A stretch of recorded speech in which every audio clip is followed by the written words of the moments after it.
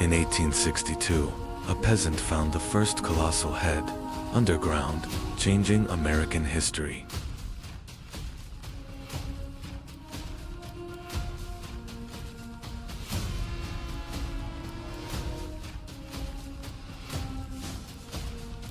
Around 1200 BC, a massive civilization suddenly rose in these jungles. Without any preparation phase, they directly reached the peak in architecture and art.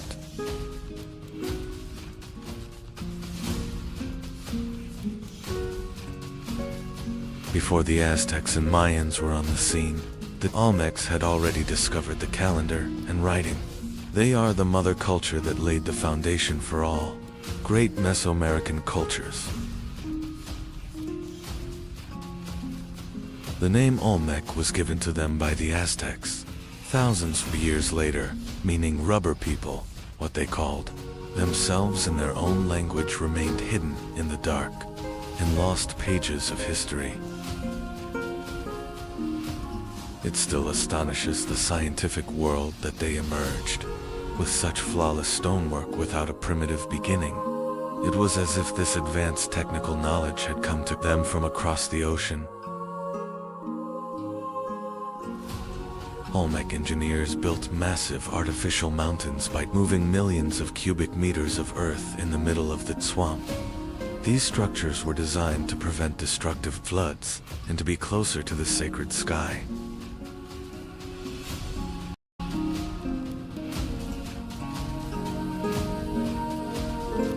Water channels carefully carved from stone are one of the most advanced hydraulic engineering examples of the ancient world.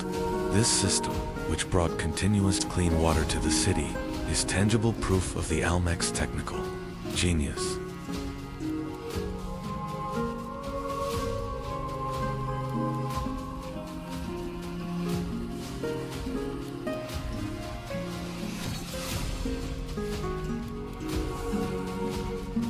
The Olmecs went down in history not only for their giant stone heads, but also for the rubber balls they developed. By processing latex obtained from rubber trees growing in forests, they managed to produce flexible and durable balls. These balls formed the basis of the sacred ball game played in Mesoamerica.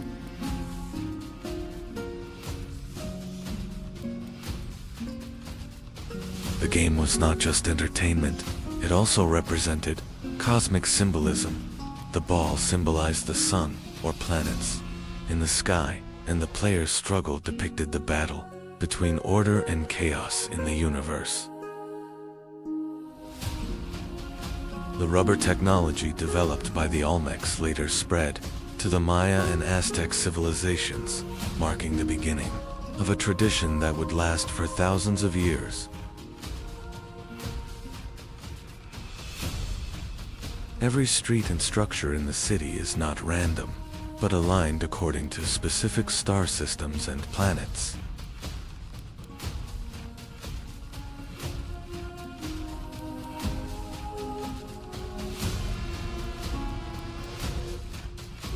They were the first astrologers to successfully translate the divine order of the sky into a city plan on Earth.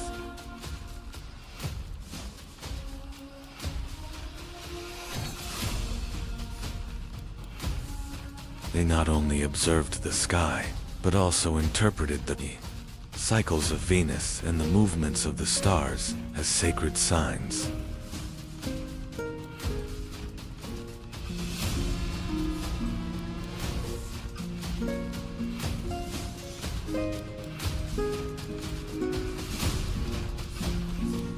This cosmic understanding would later form the basis of the advanced celestial calendars and astrological traditions of the Mayan civilization.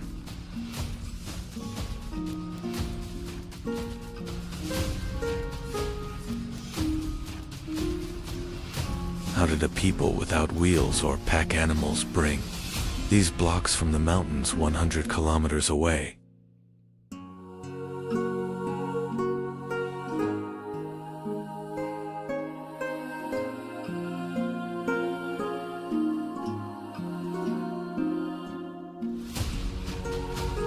journey across the turbulent waters of rivers is one of the greatest puzzles in the history of engineering.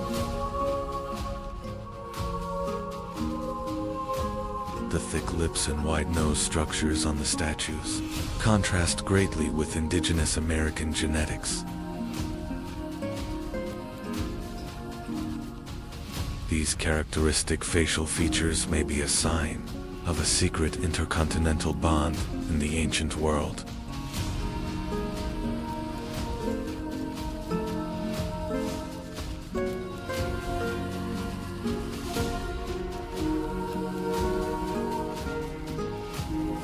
The helmets on the heads bear striking and inexplicable similarities to ancient Middle Eastern and Phoenician warrior helmets. These details show that history is much more complex and connected than what we are told.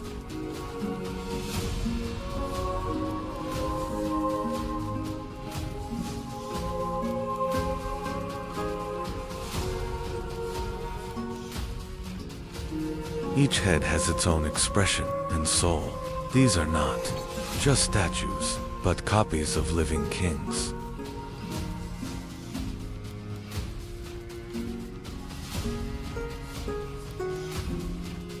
The Olmecs defied time by carving the immortality of their leaders into these massive stones.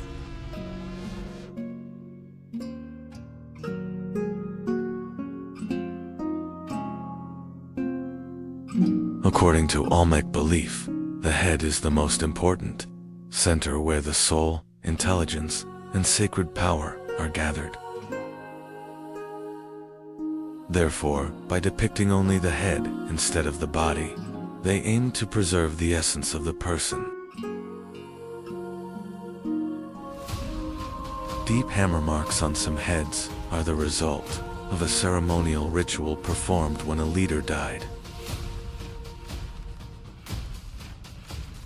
These marks were left to release the dead king's power from the stone and send his soul to eternity.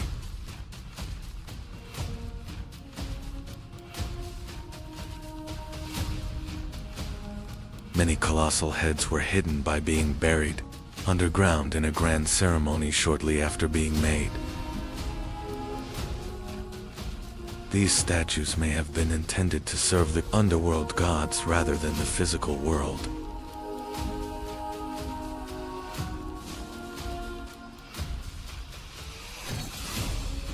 The colossal statues face the precise coordinates where the sun rises and sets during the solstices. These massive stones were also fixed observation points used by the civilization to measure time. Long-bearded strangers with different clothing, never seen among the local people, are depicted in the reliefs. These figures are the memory of mysterious guides who set foot on the American continent thousands of years ago.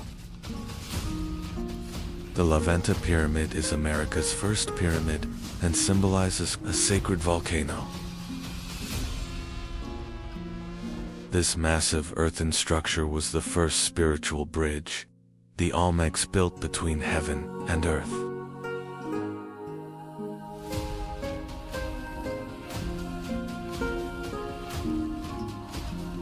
Giant mosaics buried underground are secret gifts, prepared for the gods and hidden from human eyes. Thousands of tons of precious jade were laid deep in the earth to form complex serpent motifs.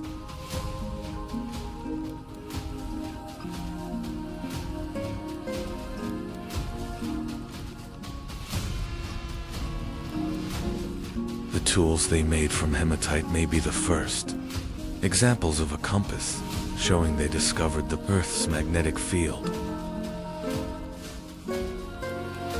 This technology proves they tracked not just the stars, but the invisible forces of the Earth.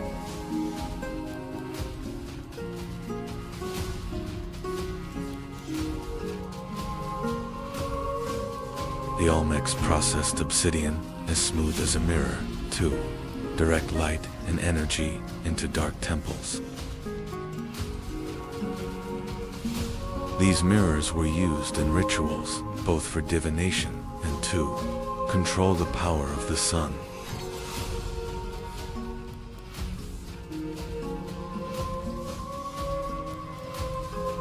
They saw jade as the sacred color of life, water, and eternity, valuing it more than gold. The most skilled artisans carved hard stones, as fine as silk, to create immortal masks. The Cascile block is the oldest and most mysterious, evidence of the first complex writing system in the Americas.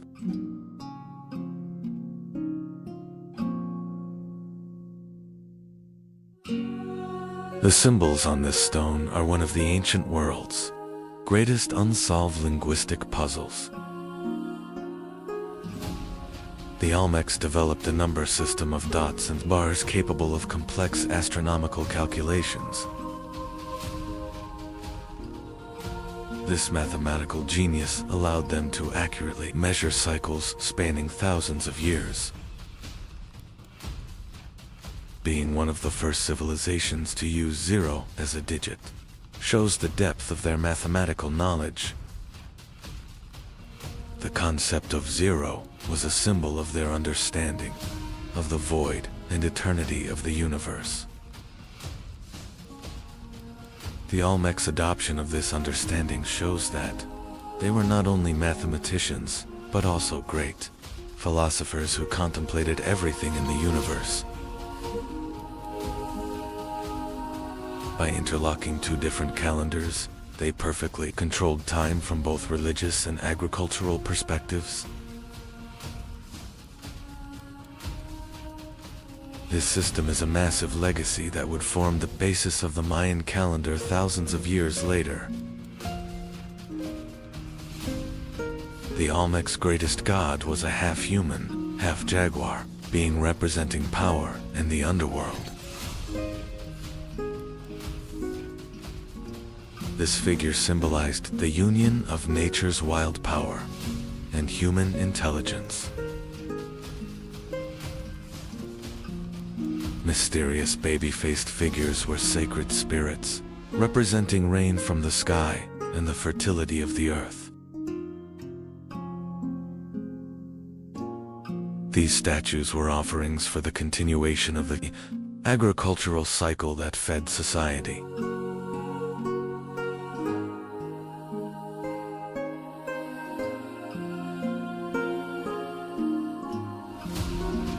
It was believed that priests transformed into jaguars during rituals and communicated with the spirit world. This shamanic transformation was the most feared and respected ritual of Olmec society.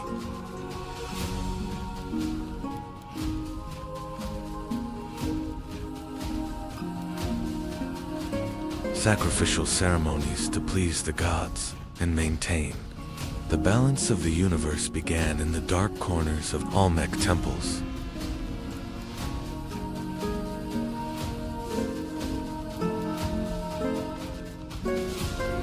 These bloody rituals were seen as a price to be paid for the continuation of life.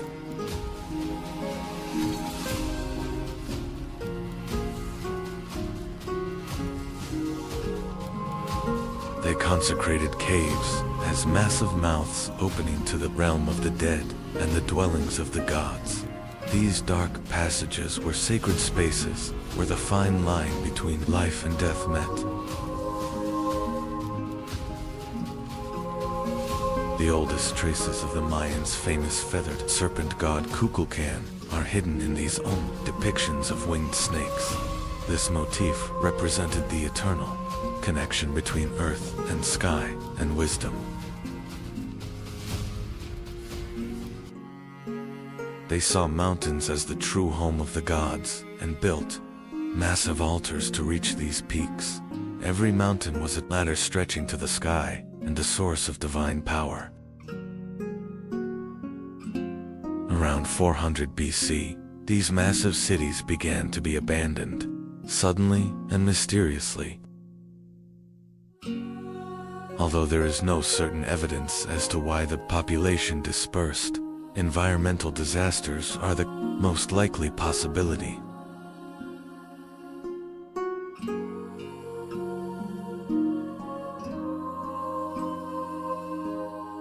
The shifting of riverbeds and volcanic eruptions may have completely collapsed their agricultural systems.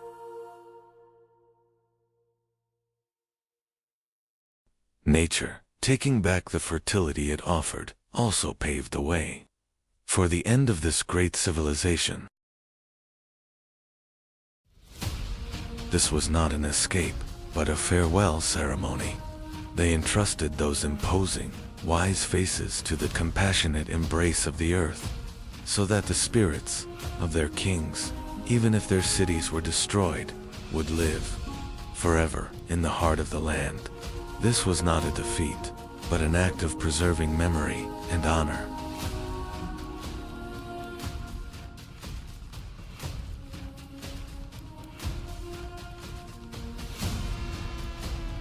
Although the Olmec civilization vanished, their language, beliefs, and calendar systems were inherited by the Mayans and Aztecs. Every great culture in Central America, from pyramid construction to the writing system, was born from this legacy they left behind. The foreign facial features on the colossal stone heads and underground cities discovered with LiDAR technology still make researchers think about mysterious connections. These statues may be proof that human history united much earlier than we thought. This is perhaps the most intriguing question. What if the Olmecs weren't silent witnesses to the history we know, but rather a missing link in a forgotten global network? What if those stony faces were the memories of visitors or ancestors from across the oceans?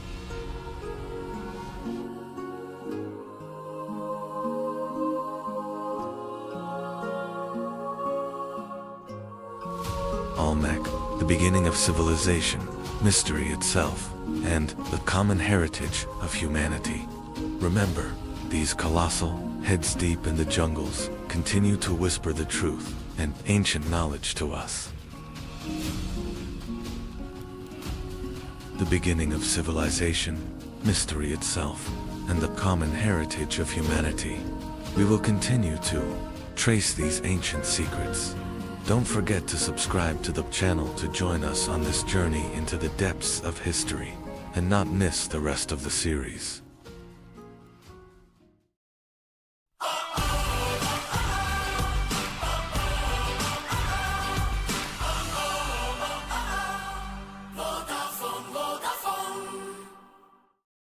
Since the dawn of time, stories have connected us. Open art brings the tools to the storytellers of today. Creating a character is simple. Whether it's from a sentence or a single image, open art brings your vision to life. But that's just the beginning. Once your character is created, you can use it in any story or setting with perfect consistency. With OpenArt's 3D pose editor, you can adjust your character's position and movements with ease.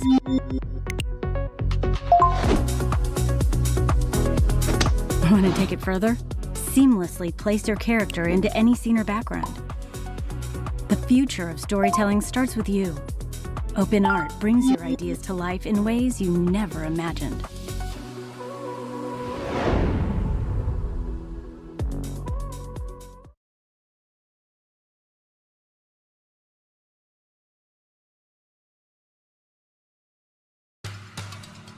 The towering cedar trees atop the mountains of Lebanon were the pens that wrote the destiny of the Phoenicians.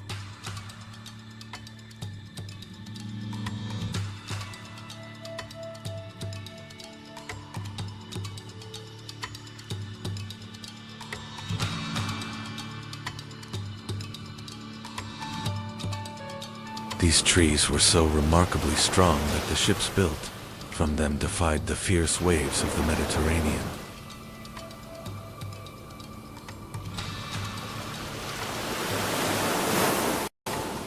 It all began with a voice lost among the dusty pages of history, beyond written history. The masters of the sea lay quietly in wait. With the launching of these vessels into the sea, history's first true seafaring people emerged. The Phoenicians were not a single empire, but a series of interconnected giant port cities.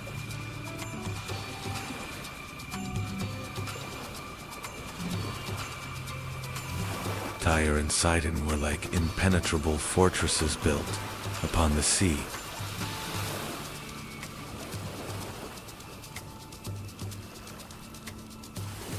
These ports became the first great metropolises where goods, languages, and cultures from across the world blended together.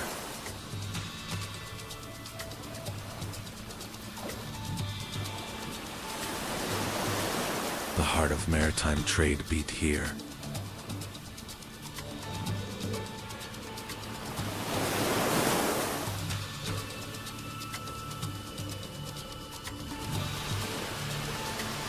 And the wealth of Phoenicia flourished within these harbors.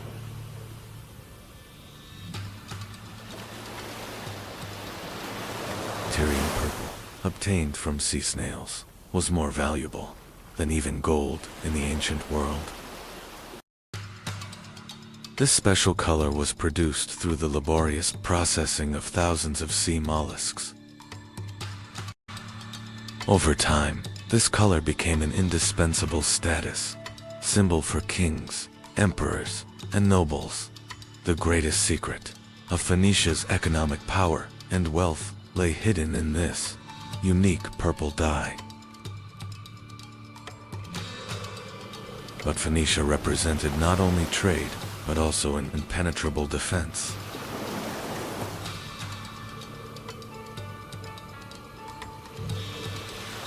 A circular waterway leading to the center, with a small island in the middle where the admiral was positioned. When the enemy entered, they would find themselves facing a massive fleet. This was strategy written in stone and water.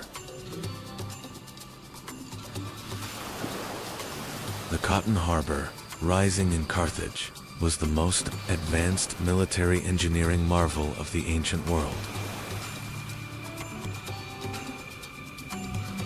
From the outside, this circular harbor appeared to be a quiet trading center, but inside, there were secret hangars housing more than 200 warships.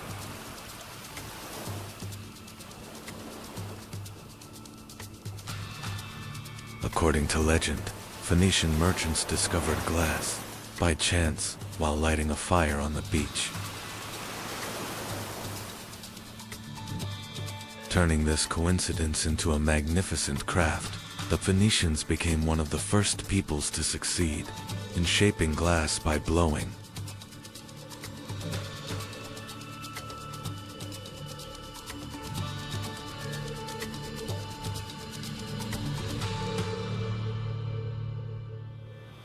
Transparent glass vessels, elegant vases, and colorful beads became the most sought-after luxury goods, everywhere from the Mediterranean to Mesopotamia. Glass craftsmanship proved their aesthetic sense and commercial intelligence to the entire world.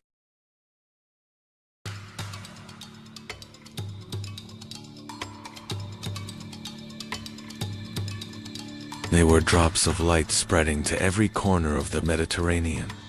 This was the greatest proof of how the Phoenicians mastered the elements of nature, fire, and sand. Now we turn our camera thousands of miles away, across the Atlantic Ocean, to the rainforests of Mexico. While the Phoenicians were shaping glass, the Olmecs, a major culture of the Americas, were rising to prominence. They were carving colossal basalt rocks to erect mysterious 20-ton statues and developing complex calendars.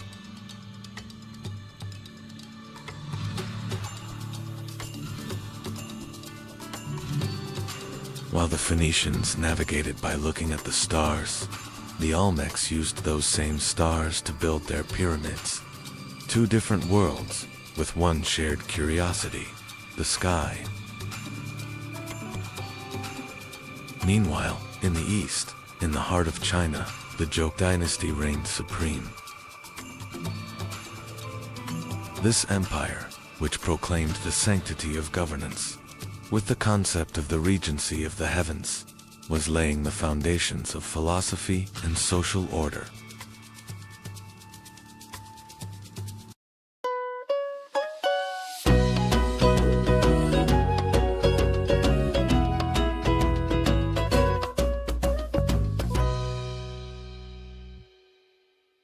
En güçlü tutuşla tanışın. Korega, maksimum tutuş ve kalkan. Korega, diş hekimlerinin 1 numaralı önerisi.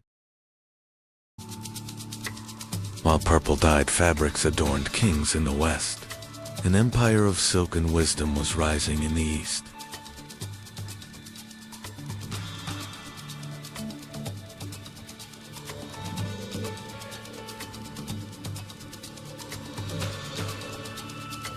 Varsalan met in history was like a gigantic machine beating, unaware of each other, but at the same pace.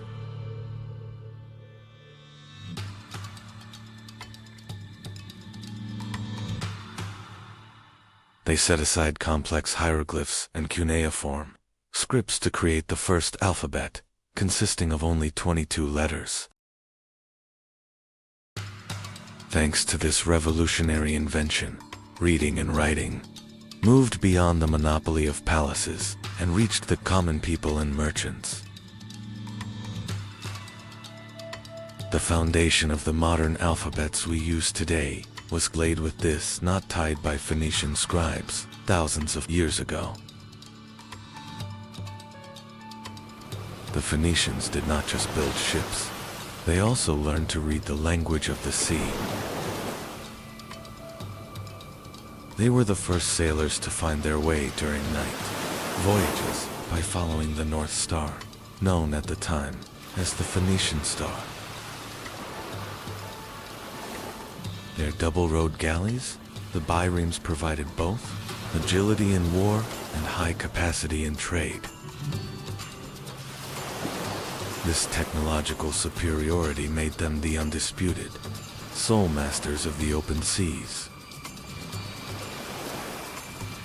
They were the only people who dared to cross the Pillars of Hercules, known today as the Strait of Gibraltar, which was considered the end of the known world.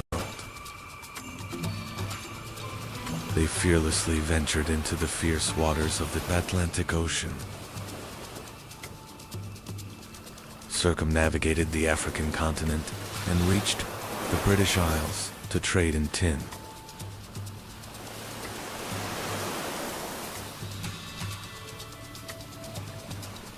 For them, the horizon was not a limit, but the beginning of a new world waiting to be discovered.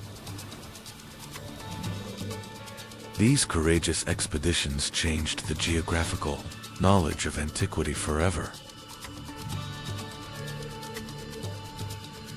Carthage, whose foundations were laid with the exile story of Princess Dido, soon reached a power that would overshadow even its mother city, Tyre. This new city rising on the North African coast became the most magnificent fortress of the Phoenician spirit and commercial genius. Carthage was not just a colony, it was the new master of the Western Mediterranean and the center of a massive empire that would rival Rome. This rise ensured the spread of Phoenician influence throughout the entire Mediterranean basin. One of the greatest strategic battles in history took place before the city of Tyre, which was considered impenetrable.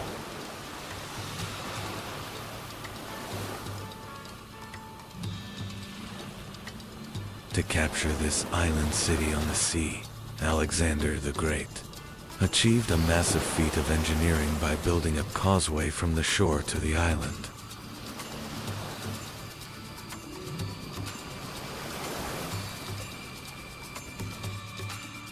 This relentless siege, lasting for months, was not just the fall of a city, but a historical turning point where the Phoenician city-states began their physical decline.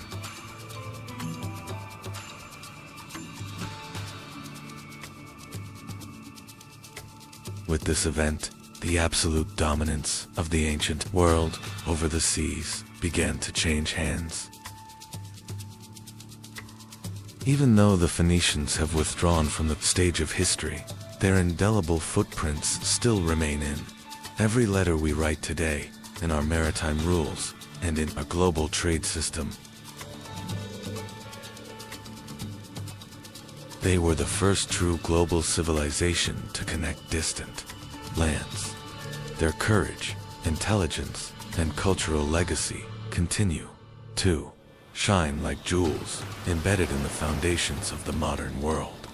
Although the masters of the sea are gone, we touch the legacy they left behind every single day.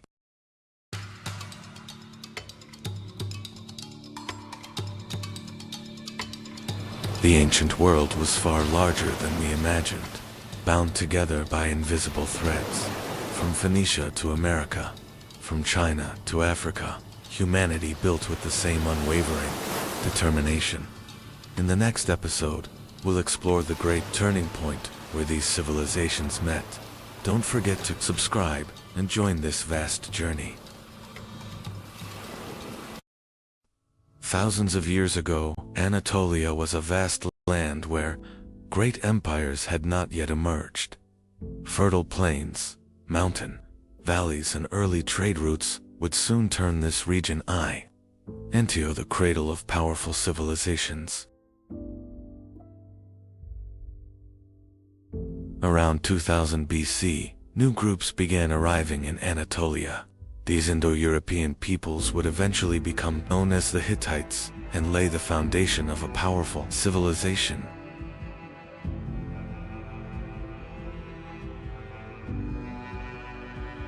Before the Hittites, Anatolia was home to peoples such as the Hessians, Hurrians, and Luwians. Interaction with these cultures created a unique and complex civilization.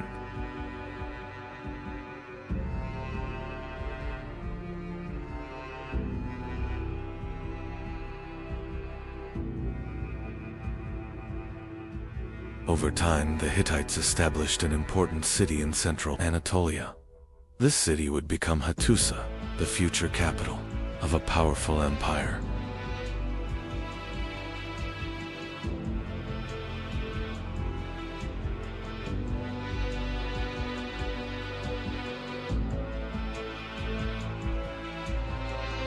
In the 17th century BC, King Hattusili I rose to power.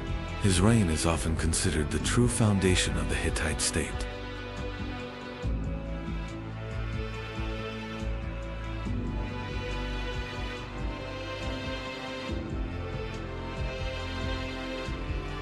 During the reign of Hattusili, the Hittite army conquered many cities across Anatolia. These victories helped transform the Hittites into a regional power.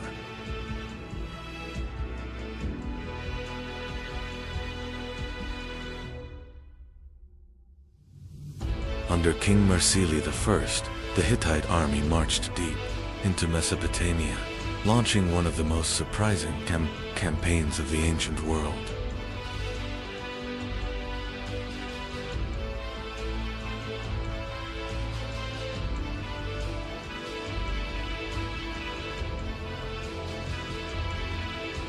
In 1595 BC, the Hittites captured Babylon.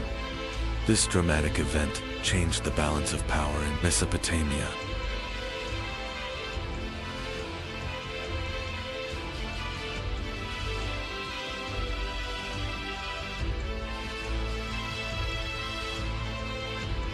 After the Babylon campaign, the Hittite kingdom entered a period of instability, marked by palace intrigues and power struggles.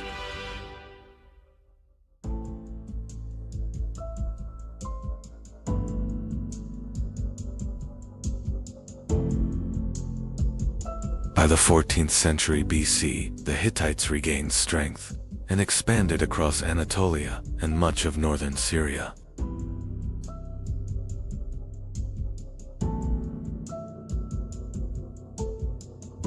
The Hittite capital Hattusa grew into a powerful city, surrounded by massive defensive walls.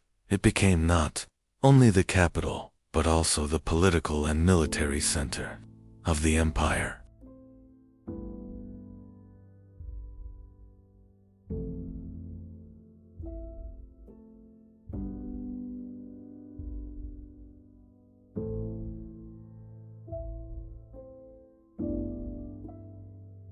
The Hittites expanded across much of Anatolia and northern Syria, becoming one of the dominant powers of the region. During the reign of Suppiluliuma I, the Hittite Empire reached a new height of power. He is considered one of the greatest rulers in Hittite history. Under the leadership of Suppiluliuma, the Hittite armies began advancing beyond Anatolia. Many cities in Syria came under Hittite control. These conquests turned the Hittite Empire into one of the most powerful states of the ancient Near East.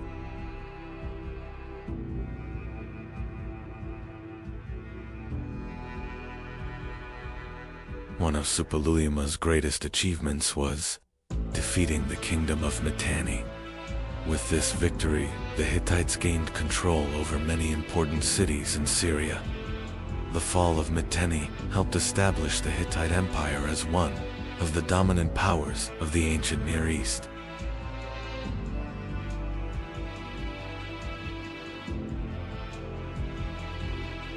One of the greatest strengths of the Hittite army was the Por chariot. These vehicles, operated by a crew of 3, provided speed and maneuverability on the battlefield. With their chariots, the Hittites became one of the most formidable military powers of the ancient world.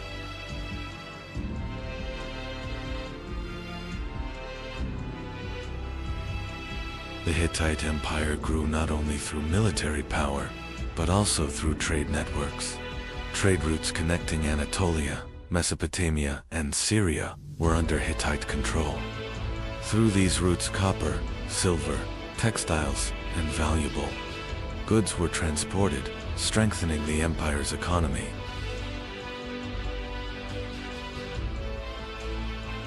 The Hittites recorded state documents on clay tablets, using cuneiform writing. Thousands of these tablets have been discovered in the capital city of Hattusa. Thanks to these records, historians have learned a great deal about Hittite laws, treaties, and daily life.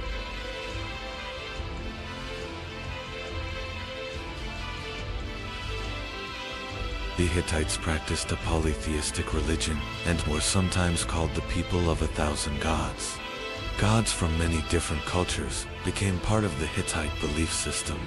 The sanctuary of Yatsalakhaya was one of the most important religious sites where these gods were carved into massive rock reliefs.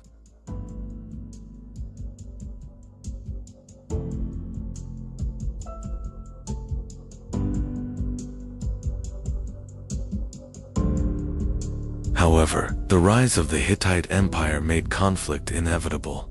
The cities of Syria held great strategic value for both the Hittites and Egypt. This rivalry would soon bring the two great empires face to face near the city of Kadesh.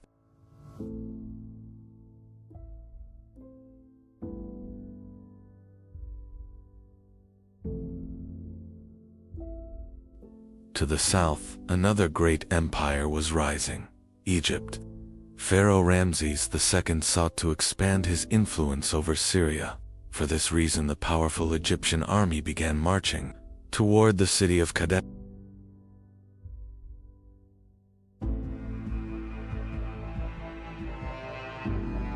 In 1274 BC, the Hittite and Egyptian armies met near the city of Kadesh.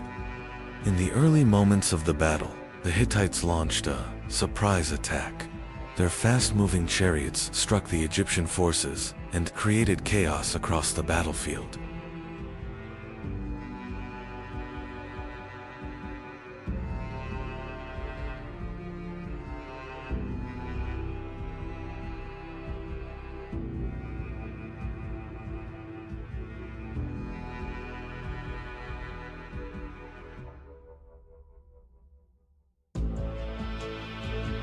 But the battle was not over. Pharaoh Ramses II rallied his forces and personally led the counterattack. The Egyptian army regrouped and managed to halt the Hittite advance.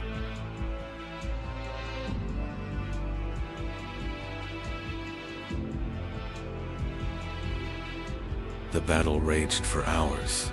Chariots, infantry, and archers fought fiercely across the desert battlefield. The Battle of Kadesh became one of the largest conflicts of the ancient world.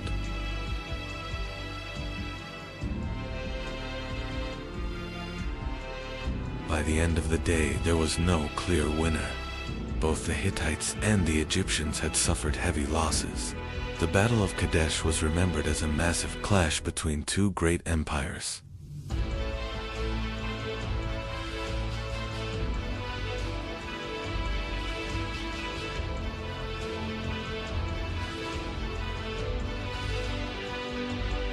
After the Battle of Kadesh, the two great empires chose diplomacy.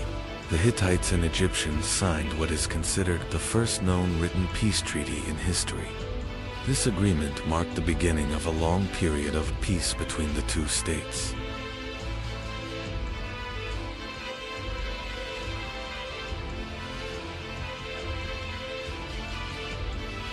After the Treaty of Kadesh, a new era began between the Hittites and Egypt. Instead of war, the two great empires chose diplomacy and trade. Envoys were exchanged between the royal courts, strengthening relations between the two states.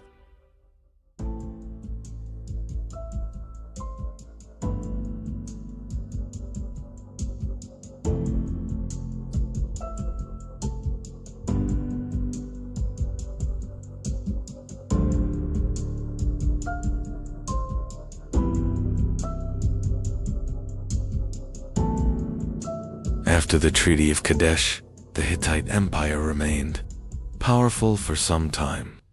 The capital city of Hattusa, with its massive walls, temples and royal palaces, stood as one of the greatest cities of Anatolia. But the fate of this powerful empire would soon begin to change.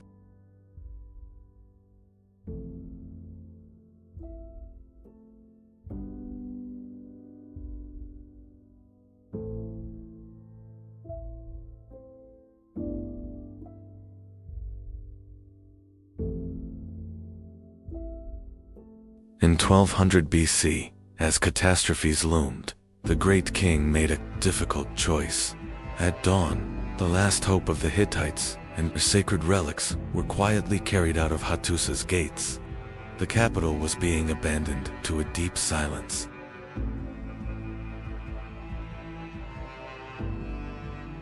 As the convoy abandoned the city, the empire's fate was already sealed.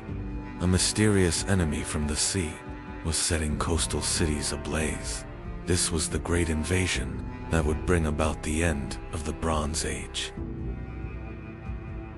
These invaders were not just looting, they were dismantling an entire civilization. The famed Hittite chariots and bronze weapons proved useless against these warriors of the Iron Age.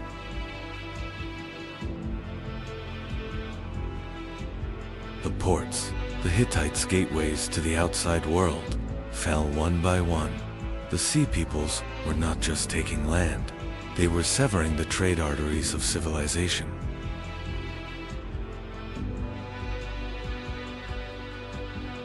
While the Hittite army fought deep in Anatolia, the coasts were left completely defenseless.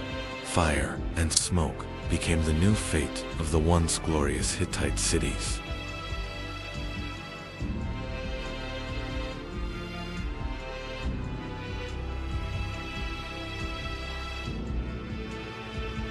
And so, a millennium-old titan fell.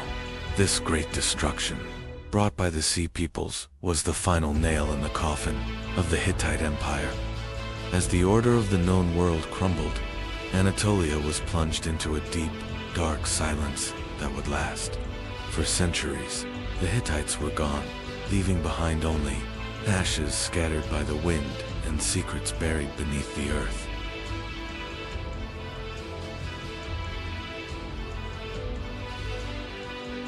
The Hittites may have disappeared from history, but their legacy remains part of the story of human civilization, and we will continue exploring history in chronological order. Follow the channel so you don't miss the next great civilization. For over 4,500 years they have stood in the desert, massive stone mountains built by the will of pharaohs. But who were the rulers powerful enough to command the construction of the pyramids? To answer that question, we must go back to the very beginning of pyramid building. Before the pyramids, pharaohs were buried in flat stone tombs. In ancient Egypt, pharaohs were not just rulers, they were believed to be the earthly representatives of the gods. During Egypt's third dynasty, this idea took a new direction. Pharaoh Djoser ordered the construction of a tomb unlike anything built before.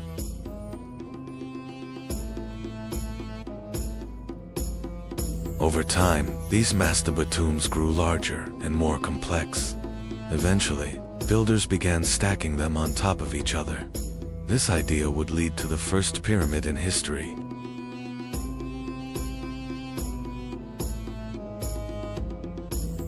Built for Pharaoh Djoser, the Step Pyramid became the first massive stone monument in history. The mind behind this monumental structure was the pharaoh's architect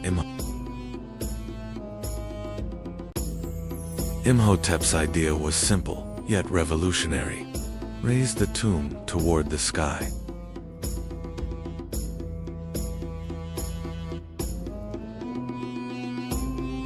The Step Pyramid was rising layer by layer.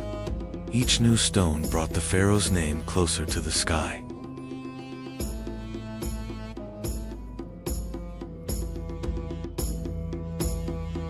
It is considered the first massive stone monument in human history.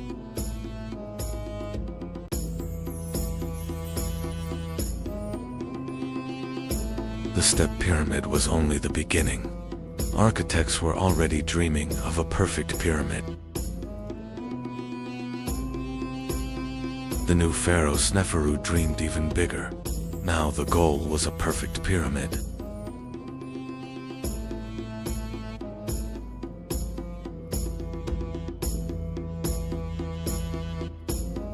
Detailed calculations were made.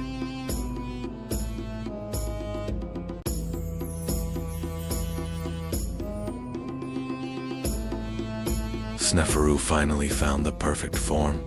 The first true pyramid rose from the desert.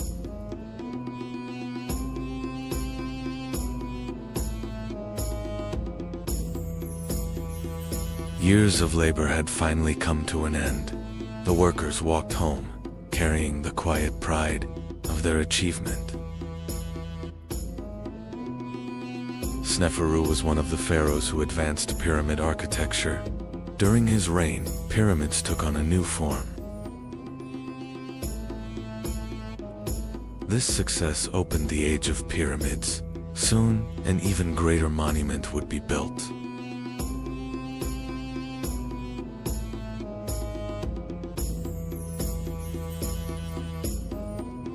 After Sneferu's success, a new pharaoh emerged.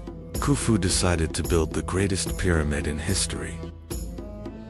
When Pharaoh Khufu came to power during the 4th dynasty, he sought to surpass the achievements of the rulers before him. His goal was to construct a monument greater than anything Egypt had ever seen. The structure rising there would become more than just a tomb. It would stand as a symbol of the pharaoh's power and Egypt's engineering mastery.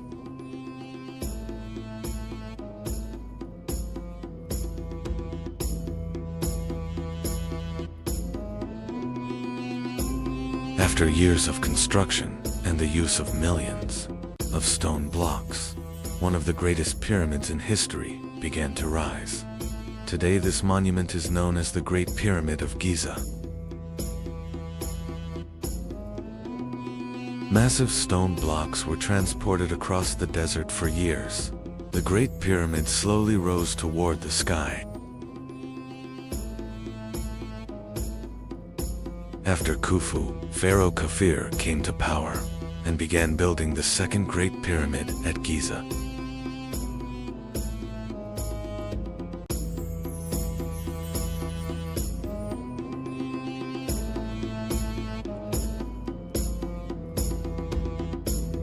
After the death of Khufu, the throne of Egypt passed to his son Khafre. The new pharaoh wanted to continue his father's legacy and demonstrate his power. For this reason, he ordered the construction of the second Great Pyramid on the Giza Plateau.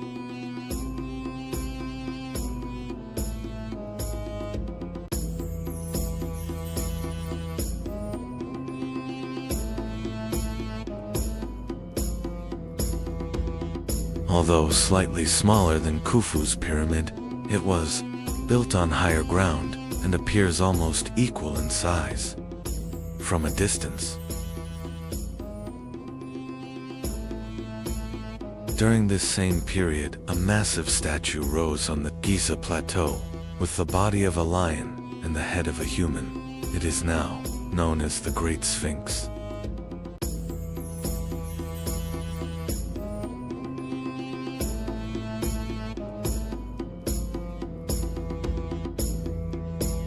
During the reign of Kafir, the Giza Plateau was more than just a field of pyramids. With temples, causeways, and ceremonial spaces, it had become a vast, monumental complex. Each of these structures represented the pharaoh's power and his connection with the gods.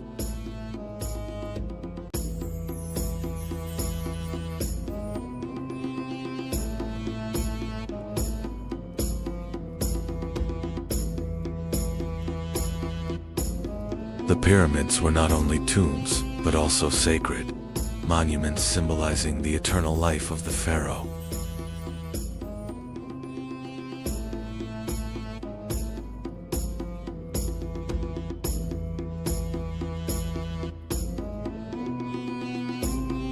After Kafir, the throne passed to Pharaoh Menkaure, who began building the third pyramid on the Giza Plateau.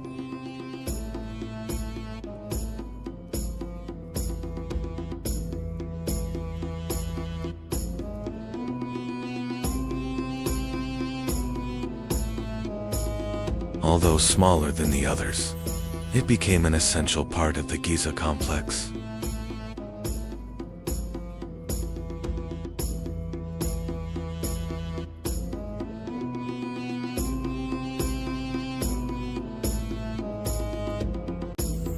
Together, the three pyramids formed one of the most magnificent, monumental landscapes in ancient Egypt.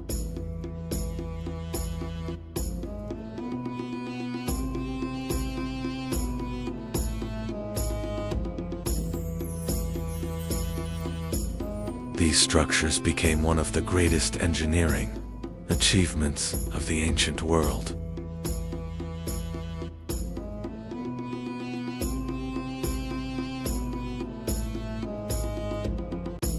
For thousands of years, they have endured wind, sand, and time.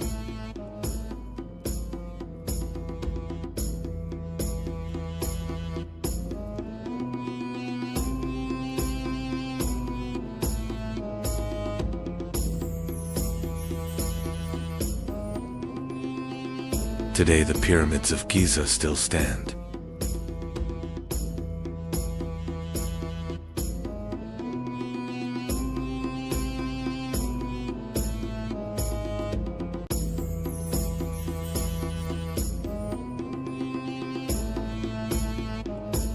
These monuments are more than structures made of stone blocks. They remain lasting symbols of the power, belief, and determination of ancient Egypt.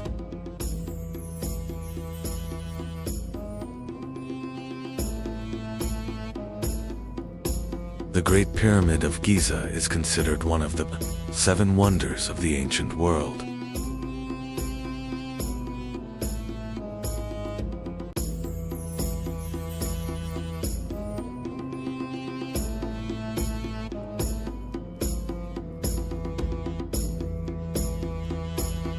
Follow the channel for the next chapter in our chronological journey through history.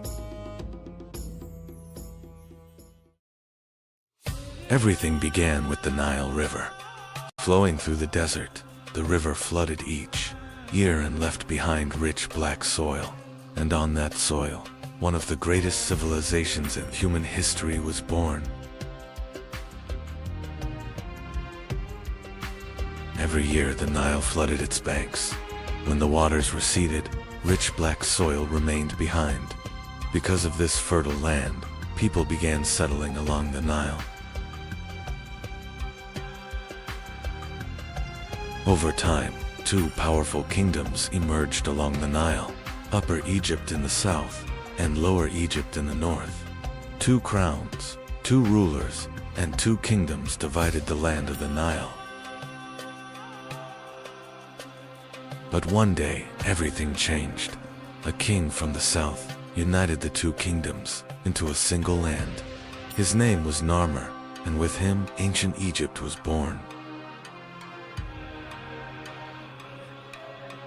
The kings who came after Narmer were more than rulers. They saw themselves as the earthly representatives of the sky god Horus, and so a new title was born in Egypt, Pharaoh. The pharaoh was the most powerful ruler of Egypt, but he needed trusted officials to govern the kingdom. The most powerful of them was the vizier. The true power of Egypt came from the Nile River. Each year its floods made the land fertile. Thanks to this, Egyptian farmers built a thriving civilization. Large cities emerged along the Nile River. Cities such as Memphis and Thebes became centers of Egyptian life. Trade, craftsmanship, and daily life flourished within them. Markets in Egyptian cities were always busy. Merchants sold fruits, fabrics, and pottery goods. Trade was an important part of everyday life. In ancient Egypt, artisans worked with great skill. Statues, jewelry, and pottery were shaped by their hands. These craftsmen reflected the art and beauty of Egyptian culture. Writing was a great power in ancient Egypt.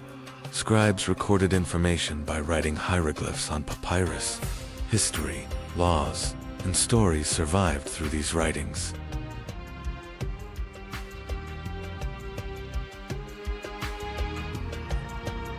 Religion was at the center of life in ancient Egypt.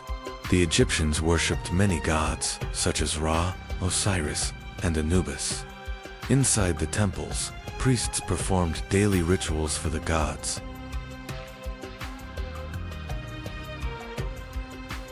The Egyptians built massive temples for their gods.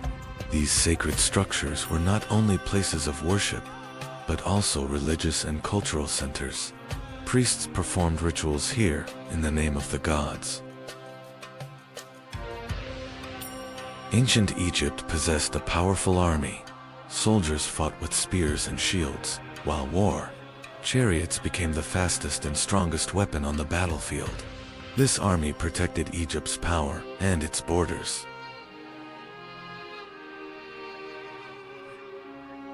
At the top of ancient Egypt stood the pharaoh. Egyptians believed the pharaoh was not just a king, but the living representative of the gods on earth. His word carried the power of law throughout the land.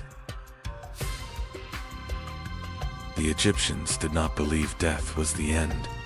They believed the spirit of the pharaoh would continue to live. But for that to happen, the body had to be preserved, and so the practice of mummification began.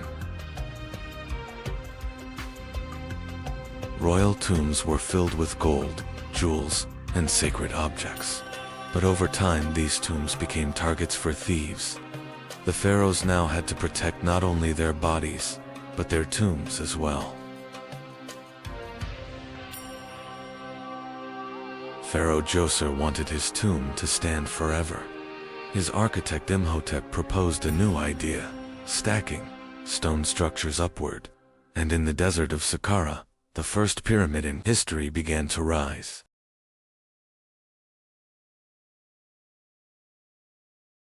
After the first pyramid, pharaohs began demanding even larger structures. Pharaoh Sneferu ordered the construction of a massive pyramid, but as it rose, the angle had to be changed, giving the structure its unusual shape. Today, it is known as the bent pyramid. Pharaoh Khufu decided to build the largest pyramid in history. On the Giza Plateau, millions of stone blocks were moved, as construction continued for years. In the end, one of the greatest stone monuments in human history rose into the sky, the Great Pyramid of Khufu. The pyramids were not alone in Giza. Watching over the desert stood a colossal statue, with the body of a lion and the face of a human. It is known today as the Sphinx. The Great Pyramid was not only massive, it was built with astonishing precision. Its four sides are almost perfectly aligned with the cardinal directions. Even today, it remains one of the greatest engineering mysteries of the ancient world. Inside the pyramids were complex passages and hidden chambers. Narrow corridors led deep into the burial chamber of the pharaoh. There, the sarcophagus and objects meant for the afterlife were placed.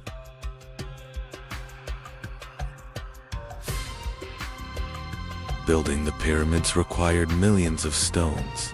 These massive blocks were cut from limestone quarries near the Nile. Workers used copper tools to break the rock and prepare stones, weighing several tons.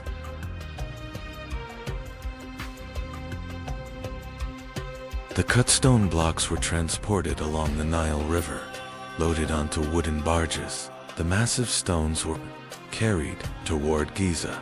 The Nile became the most important transportation route for the pyramid construction. Once the stones reached Giza, they were dragged across the desert on wooden sledges. Hundreds of workers pulled the massive blocks with thick ropes. Water was poured onto the sand to reduce friction and help the stones move more easily.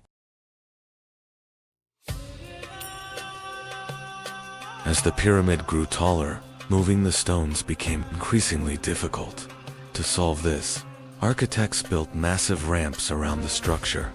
Workers pulled the blocks up these ramps to reach the higher levels of the pyramid.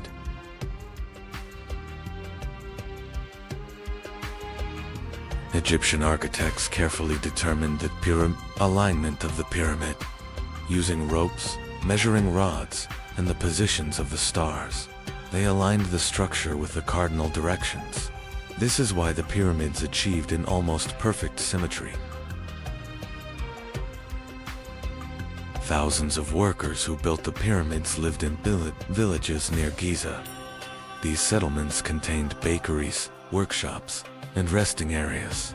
The pyramid construction had become one of the largest organized projects in ancient Egypt.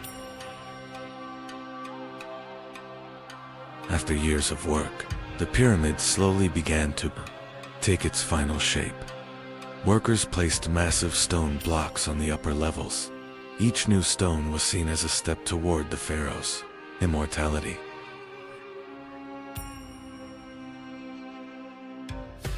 Today the pyramids appear rough and weathered, but when they were first built, their surfaces were covered with smooth, white limestone casing stones. Under the desert sun, the pyramids shone like enormous towers of light. When the pyramid was completed, a special capstone was placed at the top. Many historians believe it was covered in gold. Shining in the sunlight, it symbolized the pharaoh's ascent toward the gods.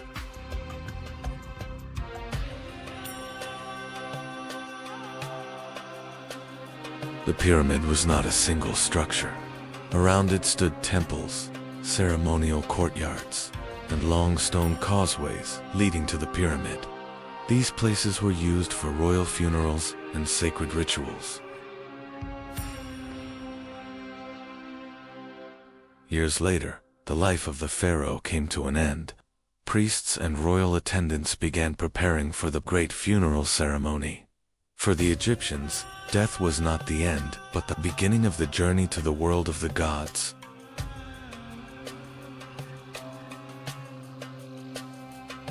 Priests prepared the body of the pharaoh for the journey to eternity. The organs were removed, the body was dried, and then wrapped in linen bandages. This sacred process ensured that the pharaoh's spirit could return to its body.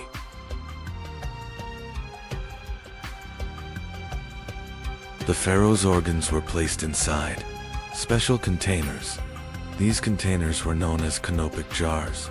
Gold objects, statues, and sacred symbols were also placed inside the royal tomb.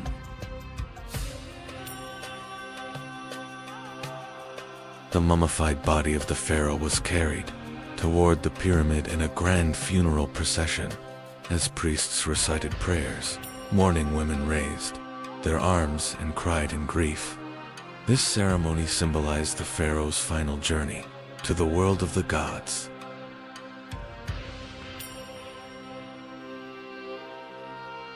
Priests prepared the burial chamber of the pharaoh.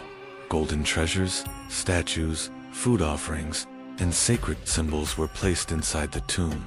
The Egyptians believed the pharaoh would continue his life in the afterlife. The pharaoh's sarcophagus was placed inside the burial chamber. Priests recited their final prayers and completed the sacred rituals. With this moment, the pharaoh's journey into eternity began.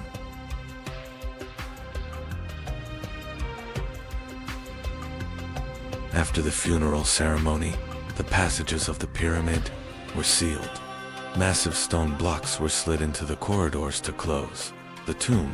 From that moment on, the pharaoh's resting place was meant to remain protected forever.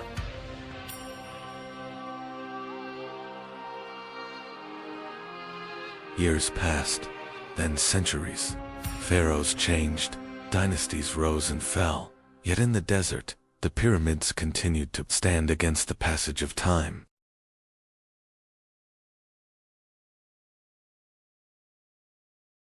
Centuries later, the pyramids had become relics of an ancient world.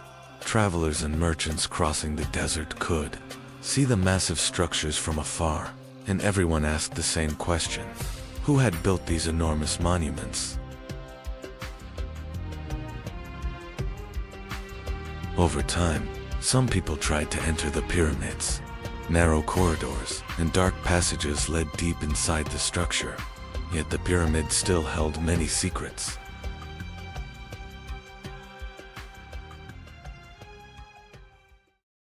Inside the pyramid there were not only corridors. Some passages were blocked by massive stone blocks.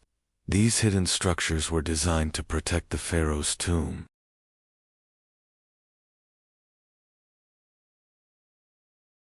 As centuries passed, most of the treasures inside the pyramids disappeared. Many tombs had been emptied or damaged. What remained were empty stone chambers and the traces of a lost civilization.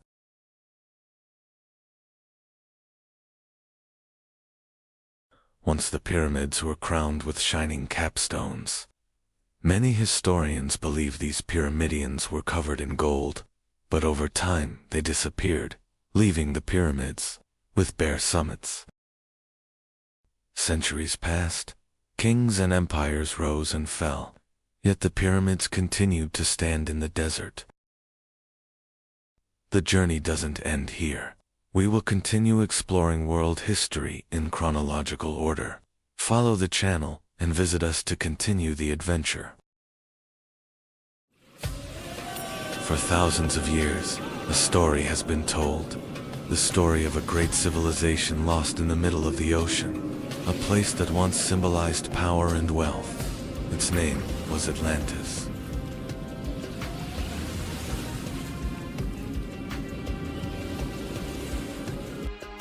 For thousands of years, a story has been told. A powerful civilization in the middle of the ocean, Atlantis. Plato wrote this story in two of his works, Timaeus and Crete.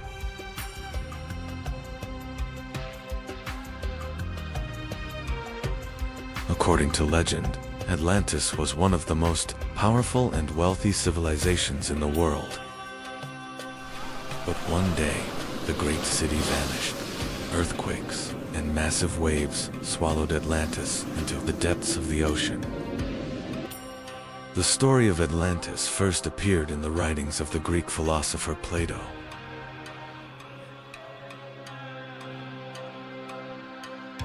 But did Atlantis truly exist, or was it only a legend? Atlantis was not just a city, but a vast empire. According to Plato, the founder of Atlantis was the sea god Poseidon. Poseidon began to rule a great island in the middle of the ocean. Poseidon had 10 sons and divided the island into 10 kingdoms. The eldest son was named Atlas, and the island was named after him. For centuries, Atlantis thrived as a powerful and wealthy civilization. But one day, dark clouds gathered on the horizon, and a massive storm rising over the Atlantic began moving toward the island. Atlantis was not only a powerful city, it was also a great center of trade. Ships moving through the inner canals carried goods from distant lands into the heart of the city.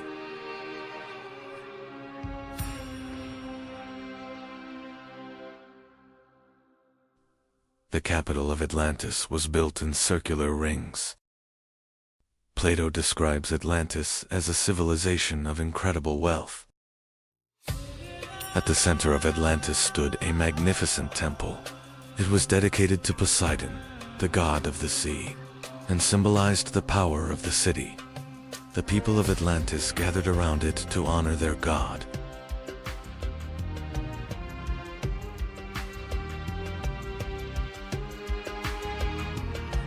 Atlantis was not only a powerful city, but also the center of a great kingdom.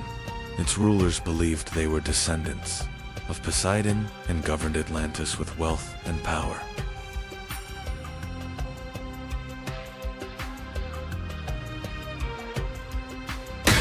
The island contained a precious metal called orichalcum.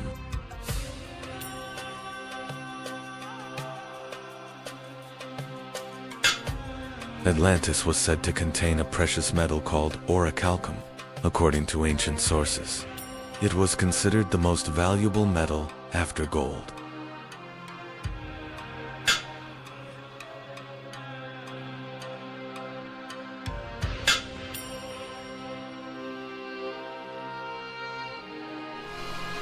But the power of Atlantis did not last forever. According to ancient accounts, great earthquakes and disasters began one day. The sea rose, and the mighty city was swallowed by the ocean.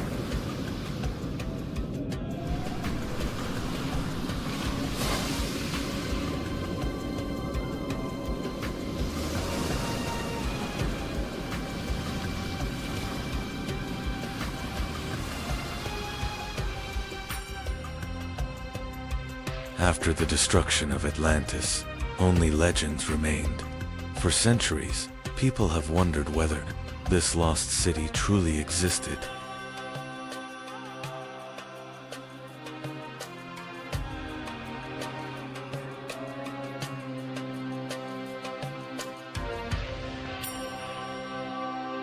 The city of Atlantis had an unusual design. It was built in a great circular plan made of rings of land and water canals. Atlantis was also a great center of trade. Ships arriving at its harbors brought gold, silver, and valuable goods from distant lands.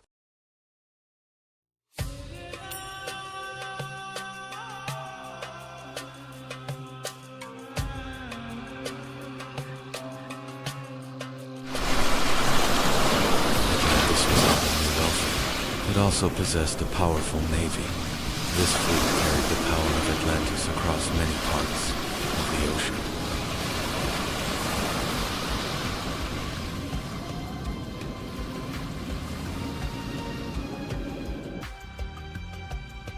Over time, Atlantis became more than just an island.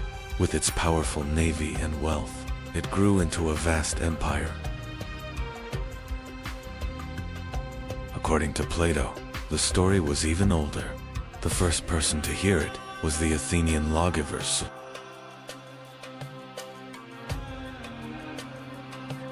During his journey to Egypt, Solon learned this story. Egyptian priests told him about a powerful civilization that existed in ancient times.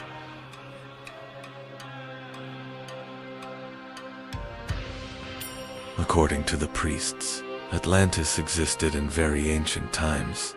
Egyptian records claimed that this powerful civilization lived nearly 9,000 years before Solon's time.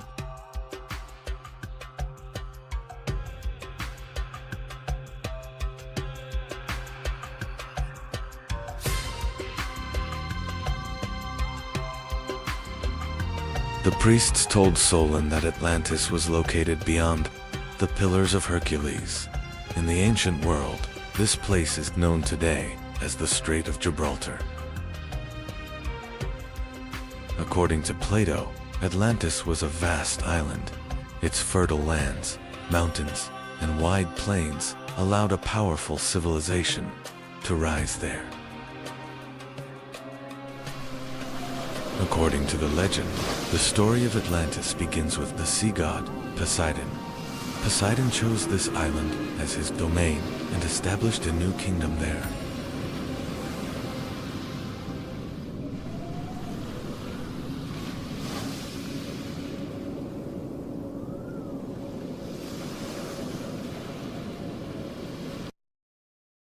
Poseidon fell in love with a mortal woman named Cleito, who lived on the island. According to the legend, the kings of Atlantis were born from this union.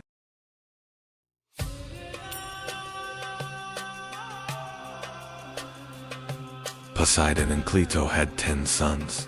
These sons became the first rulers of Atlantis and divided the island into 10 kingdoms. The eldest of these kings was Atlas. The island of Atlantis and the surrounding ocean were said to be named after him. The 10 kings of Atlantis gathered together at certain times. During these meetings, important decisions were made about the laws and governance of the empire. Atlantis was not only a powerful empire, it also possessed fertile lands. Vast plains were used for agriculture, providing great wealth for the people of the city. In Atlantis, the canals were not used only for defense. They also served as the main routes for trade and transportation throughout the city. The markets of Atlantis were filled with merchants from distant lands. Gold, silver, and valuable goods were traded throughout the city. The harbors of Atlantis held hundreds of ships. These vessels were used both for trade and for military expeditions. Atlantis was known not only for its wealth, but also for its military power. A large and disciplined army protected the city and its empire.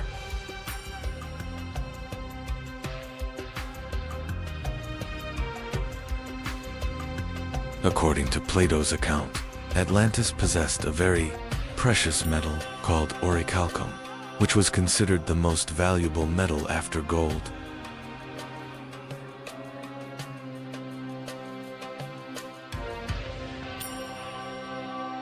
Atlantis was not wealthy only because of gold and silver.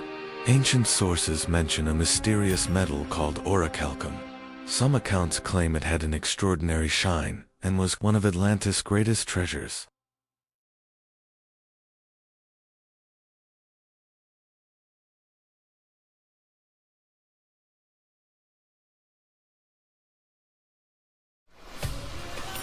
Over time, Atlantis became more than a wealthy civilization.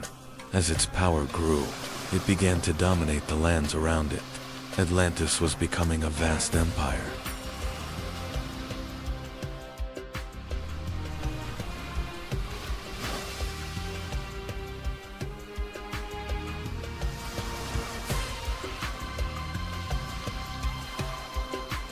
As the power of Atlantis grew, so did its influence.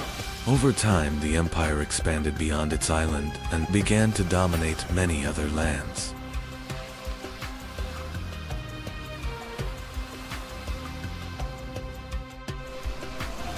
According to Plato's account, the people of Atlantis eventually began to change. They moved away from their divine origins and became increasingly greedy. In the legend, Zeus, king of the gods, noticed this and gathered the other gods for a council. However, this may only be a mythological explanation. Some researchers believe the story of Atlantis might actually be a memory of a great natural disaster.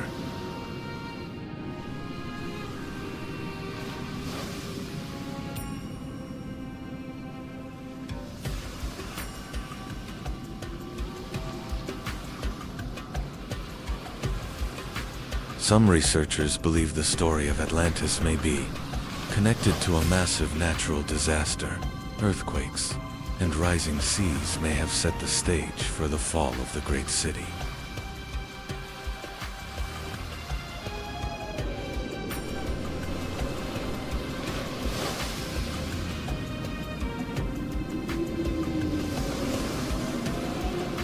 When the disaster began, the people of Atlantis did not understand what was happening. Earthquakes shook the city while the waters in the canals began to surge.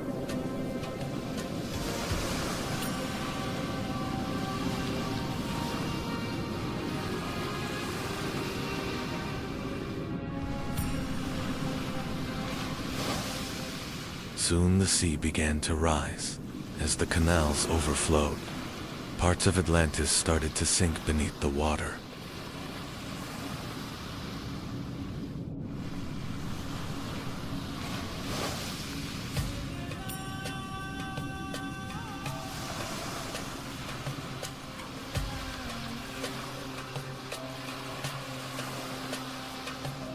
According to ancient accounts, the disaster ended quickly. In a single day and night, Atlantis sank beneath the depths of the ocean.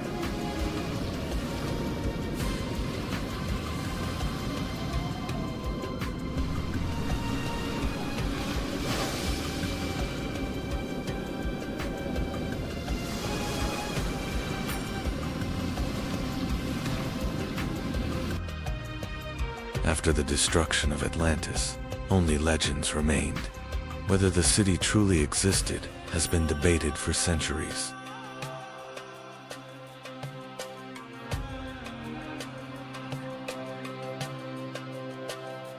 After the fall of Atlantis, its story continued to be told for centuries.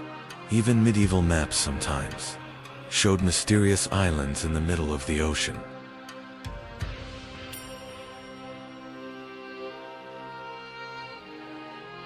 When the age of exploration began, some explorers hoped to find Atlantis.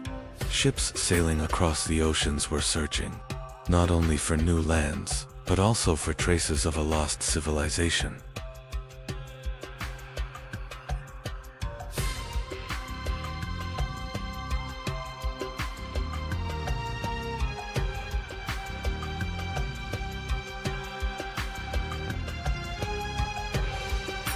Even today, the search for Atlantis has not completely ended. Scientists and researchers explore the ocean floor, hoping to find traces of a lost civilization.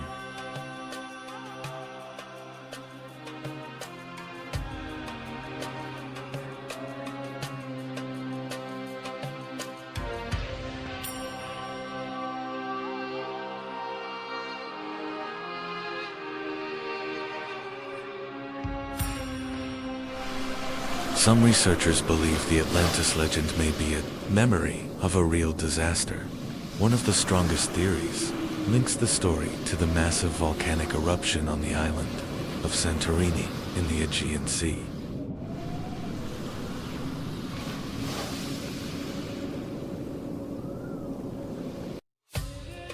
Another theory suggests that the remains of Atlantis may lie near the Azores Islands in the Atlantic Ocean. Some researchers believe this region could be the remnants of an ancient land that once existed above the sea.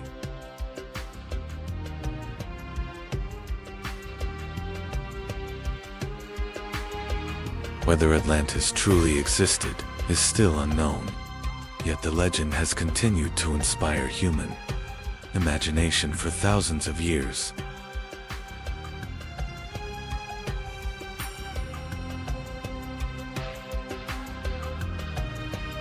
Perhaps Atlantis truly existed, or perhaps it was only a legend. But deep beneath the ocean lies a question that remains unanswered. Did Atlantis ever truly exist?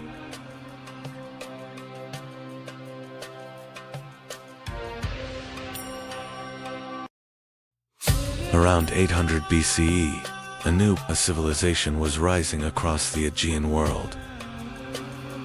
Ancient Greece was born along the shores of the Aegean Sea. This land was filled with hundreds of islands and rugged mountains.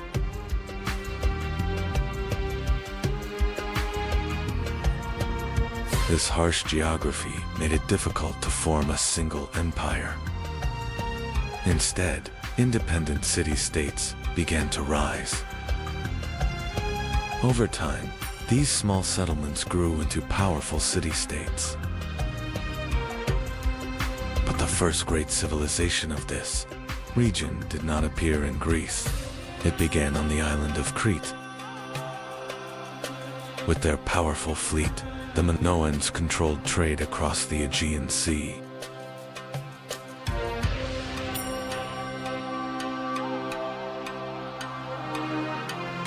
Around 1600 BCE, a massive disaster struck.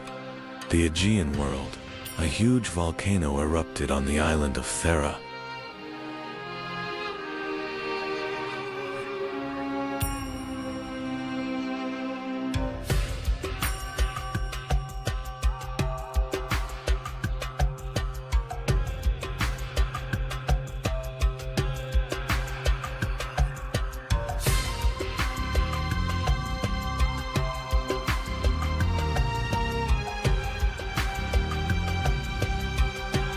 The eruption did not only destroy Thera.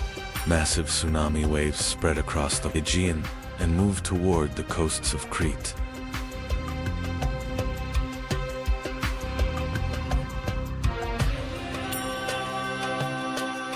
Ash and smoke darkened the sky. The sea rose, and many ports and settlements across the Aegean were heavily damaged.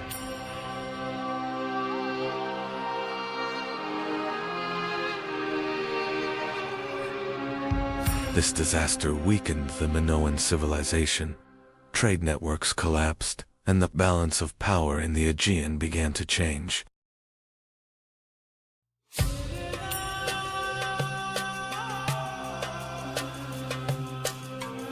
As the Minoan civilization weakened, a new power began to rise. On the Greek mainland, the Mycenaeans were stepping onto the stage of history. The Mycenaean civilization was known for its powerful and warrior culture. A new military power was rising on the Greek mainland.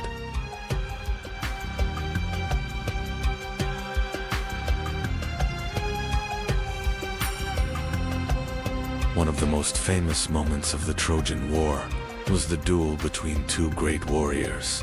Achilles, the greatest Greek fighter, faced Hector, the Prince of Troy. Achilles was one of the most famous warriors of the Greek army. His courage and unmatched fighting skills turned him into a legendary hero. Hector was the Prince of Troy and the city's greatest defender. He stood on the battlefield to protect Troy from the Greek army. At last, the two great warriors faced each other. The duel outside the walls of Troy would become one of the most legendary moments of the war.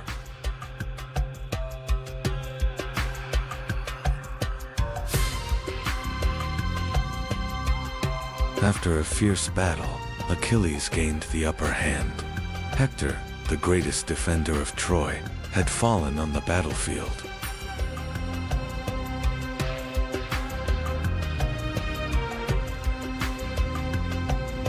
The Trojan War did not end quickly.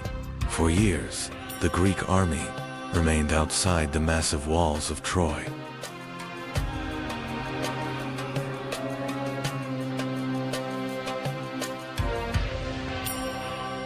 But the powerful walls of Troy could not be breached. As the war dragged on, both sides suffered heavy losses.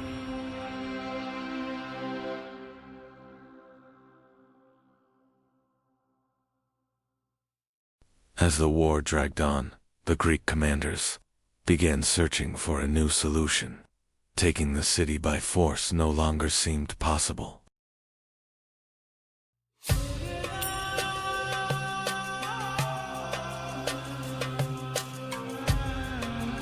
The Greeks secretly began building a massive wooden horse.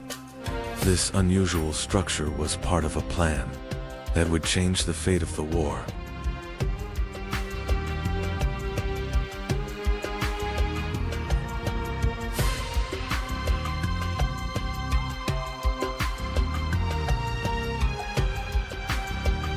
After years of war, the Greeks came up with a different plan. They built a massive wooden horse and left it outside the gates of Troy.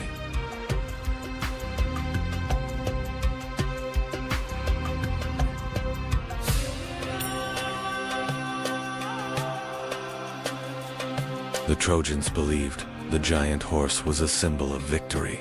They pulled it inside the city, thinking the war was finally over.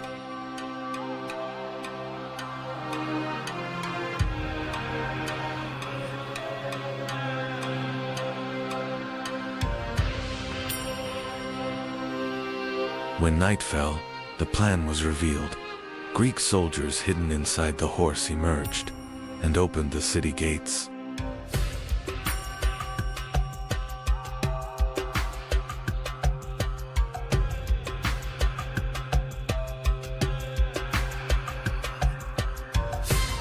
Once the gates were opened, the Greek army entered the city. The final night of Troy had begun.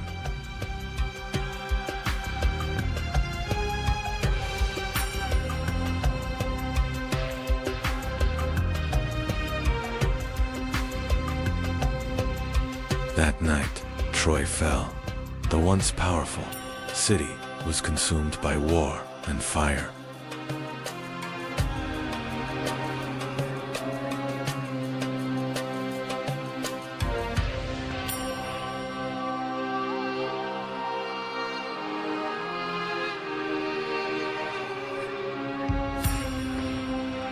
After the Trojan War, the Mycenaean world slowly began to weaken. Many cities were abandoned and the old order started to collapse.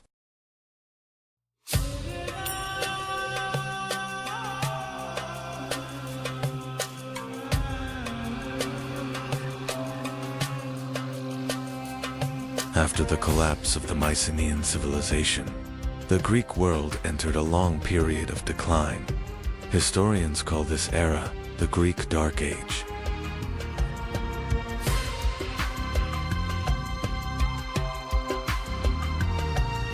After the Dark Age, the Greek world slowly began to recover.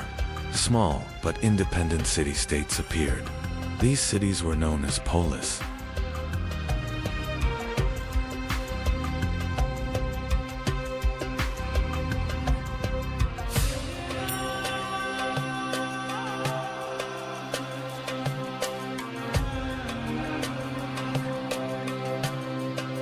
One of these city-states was Sparta. Spartan society was built entirely around warfare.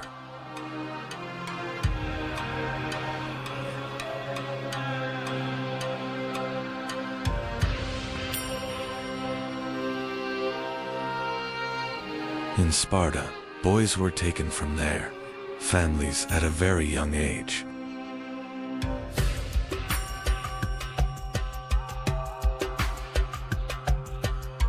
In Sparta, boys were taken from their families at a young age. They grew up in a harsh military training system, known as the AGA.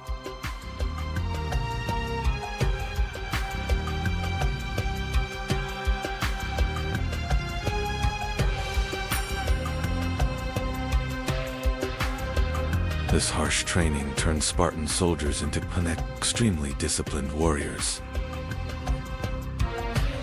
The Spartan army became one of the most feared military forces of the ancient world.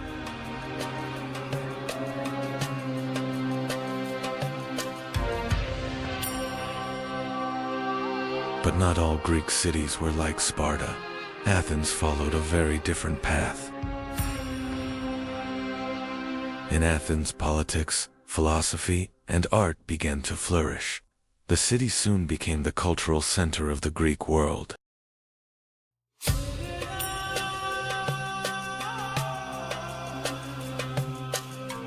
In Athens, citizens began to take part in government. Important decisions were discussed together by the people. Over time, this system became one of the earliest examples of democracy in history.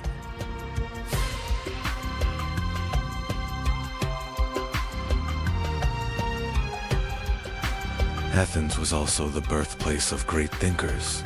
One of them was Socrates. Socrates encouraged people to think by asking questions. His ideas would later form the foundation of Western philosophy. One of Socrates' students was Plato. He founded one of the first great philosophical schools in Athens.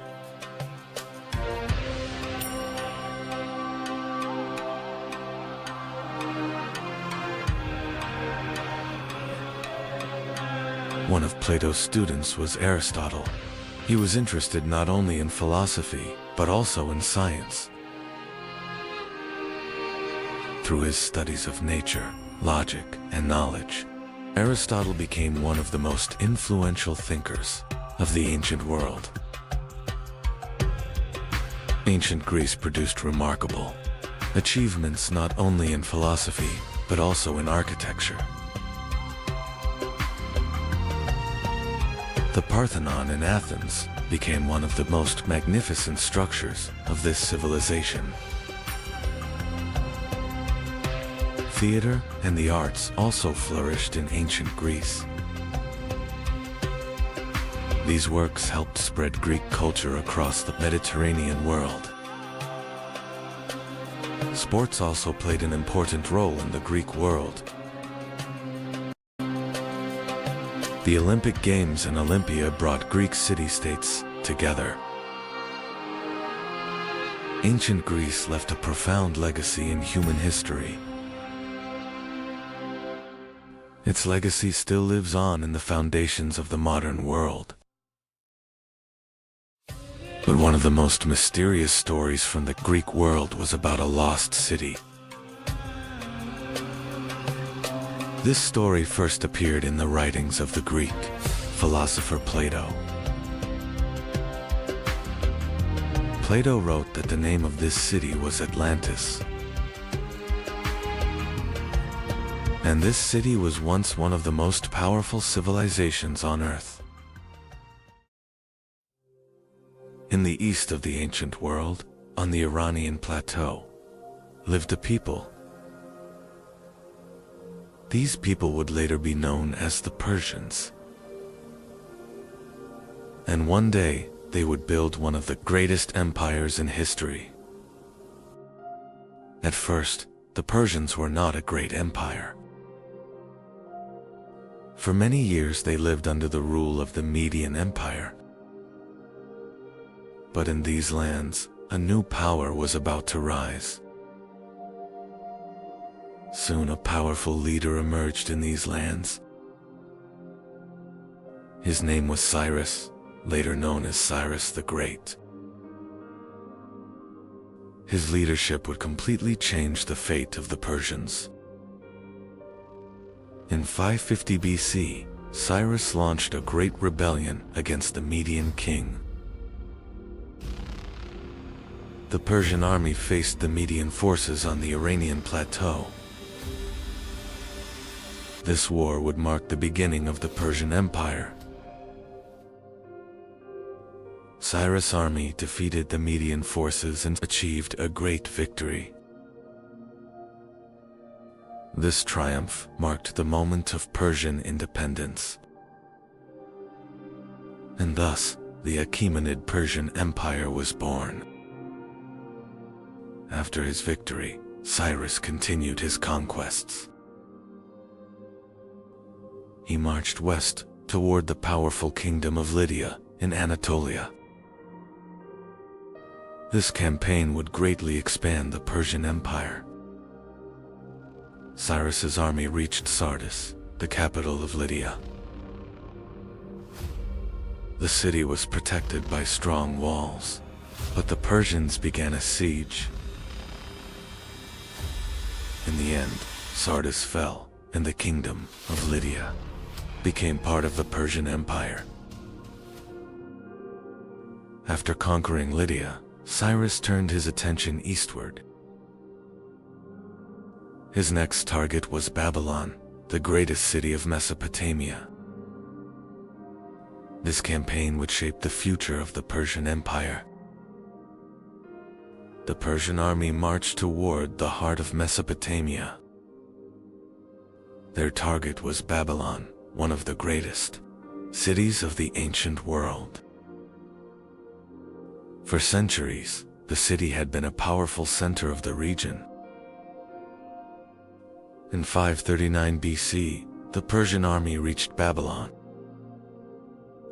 The city fell into Persian hands with little resistance.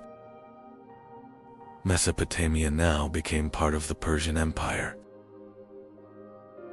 Cyrus entered Babylon not just as a conqueror, but as a new ruler. He worked to maintain order in the city. This policy would define Persian rule. The conquest of Babylon greatly strengthened the Persian Empire. From Anatolia to Mesopotamia, vast lands were now under Persian control. The Persians had rapidly built a great empire. Cyrus's rule strengthened the foundations of the Persian Empire. The conquests were not only about land. They were also about building a strong system of governance. Cyrus ruled the empire for many years. After his death, the throne passed to a new king. The Persian Empire would continue to expand. Cambyses II, who took the throne, began new conquests. His target was Egypt, one of the strongest kingdoms of Africa. The Persian army marched south. In 525 BC, the Persian army conquered Egypt. This victory expanded the empire into Africa. The Persian Empire now stretched across 3 continents. One of the most important kings of Persia was Darius. His rule made the empire even stronger. Darius introduced major reforms. Darius launched massive construction projects. The city of Persepolis was built during this period. It became a symbol of Persian power. The Persians built a vast network of roads. The royal road connected distant regions of the empire. These routes improved trade and communication. At its greatest extent, the Persian Empire had become a vast power. Its lands stretched from India to Egypt. One of the first true super-empires of the ancient world had emerged. The Persians influenced the world not only through war, but also through trade. Their roads connected distant regions. This network strengthened the economy. The Persian Empire included many different peoples. These cultures continued living under Persian rule. This system helped the empire remain stable for a long time. One of the most famous Persian military units was the Immortals. This elite force always consisted of 10,000 soldiers. They were known as the strongest army of the empire. But in the west, the Persian Empire would face a new power. Greek city-states were rising along the Aegean coast. This encounter would lead to some of history's most famous battles. In 490 BC, Persian and Greek armies met at Marathon. It was one of the first major battles of the Greco-Persian Wars.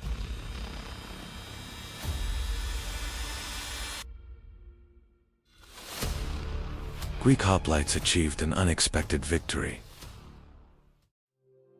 Years later, King Xerxes launched a massive campaign. A huge Persian army marched toward Greece. This would become one of the greatest military expeditions of the ancient world. King Xerxes sent messengers to the Greek cities.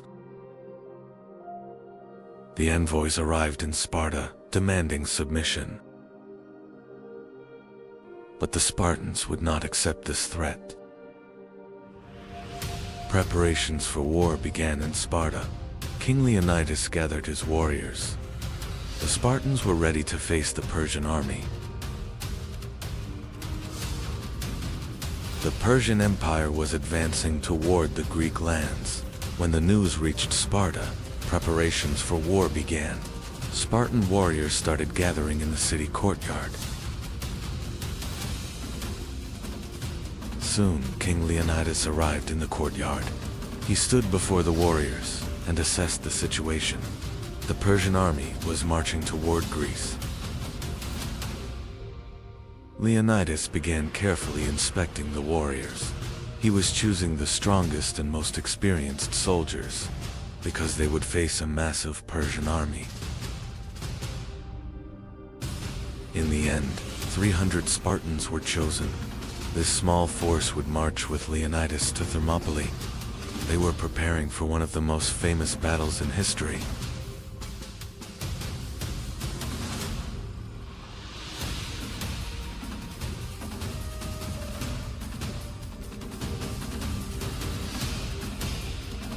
Leonidas and the 300 Spartans left Sparta.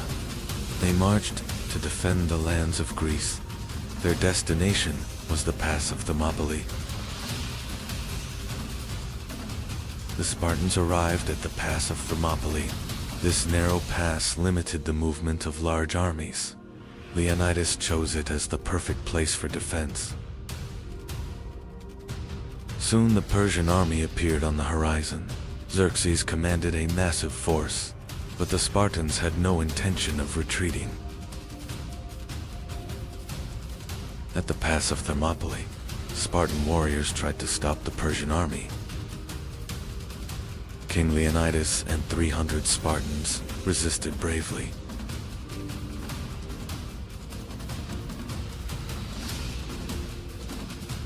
The battle began at the pass of Thermopylae. The Spartans fought in a tight phalanx formation. In the narrow pass, they managed to stop the Persian army. The Persian army attacked again and again, but the Spartans continued defending the pass. The battle lasted for days. Eventually, the Persians found a way around the pass. The Spartans were surrounded. Leonidas and his warriors chose to fight until the end. In the end, the Spartans were completely surrounded. King Leonidas and his warriors refused to retreat. They fought until the end and fell at Thermopylae. This moment became one of the most famous battle stories in history. The Persian navy met the Greek fleet at Salamis. In the narrow sea, the battle became a major defeat for Persia.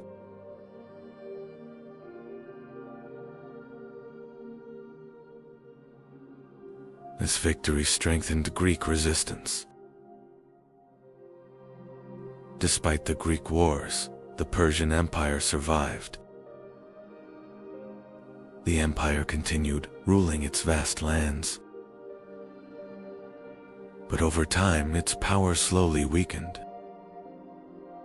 In the 4th century BC, a new power emerged in the west. Alexander the Great of Macedon marched eastward. His target was the Persian Empire. In 331 BC, the Battle of Gaugamela took place. This battle became the turning point for the Persian Empire. The Persian army was defeated and the empire began to collapse. The Battle of Gaugamela was a disaster for the Persians. Darius's army was forced to retreat.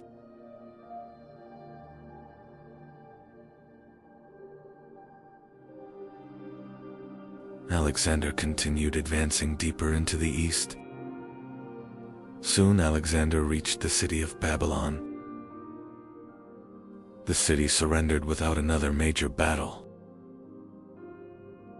One of the great cities of the Persian Empire was lost. King Darius III fled eastward. He tried to gather a new army to save the empire. But Persian power was collapsing rapidly. Alexander marched toward the heart of Persia. His army followed the royal road. The core of the Persian Empire was now in danger. One of the most magnificent cities of the Persian Empire was Persepolis. It served as the ceremonial capital of the Persian kings. The city symbolized Persian power. Alexander finally reached Persepolis. The Persian capital was now defenseless. The Macedonian army entered the city. The palaces of Persepolis were filled with immense wealth. Alexander seized the Persian treasures stored there. This victory increased his power even further. Soon the palaces of Persepolis were set on fire. Much of the city burned in flames. This moment symbolized the end of the Persian Empire. One of the greatest empires in the world had fallen. The throne of the Persian kings now stood empty. The balance of power in the ancient world had changed. Alexander now ruled a vast empire. The lands of Persia were under his control. But history would not end here. The Persian Empire would be remembered as one of history's greatest states. Its lands stretched across 3 continents. This scale made it a superpower of the ancient world. The story of history's greatest battles does not end here. Follow and subscribe to see what comes next. Mesopotamia, the land where some of humanity's earliest civilizations were born. The rivers Euphrates and Tigris gave life to these fertile lands. For thousands of years, cities rose here and powerful kings ruled. And this region became the stage for the first great empires in human history. One of these cities was Babylon, rising along the Euphrates River.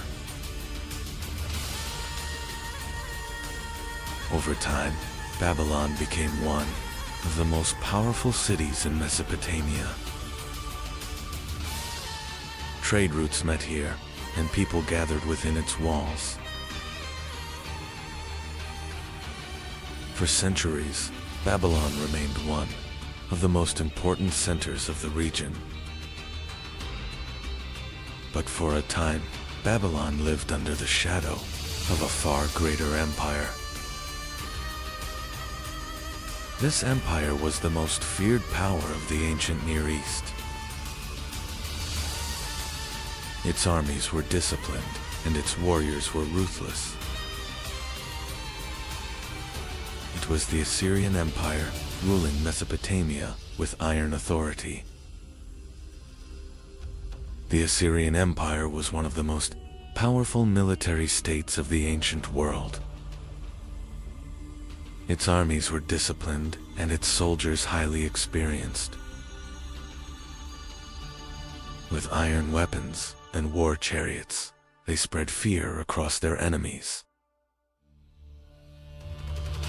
Through this power, much of Mesopotamia fell under Assyrian control.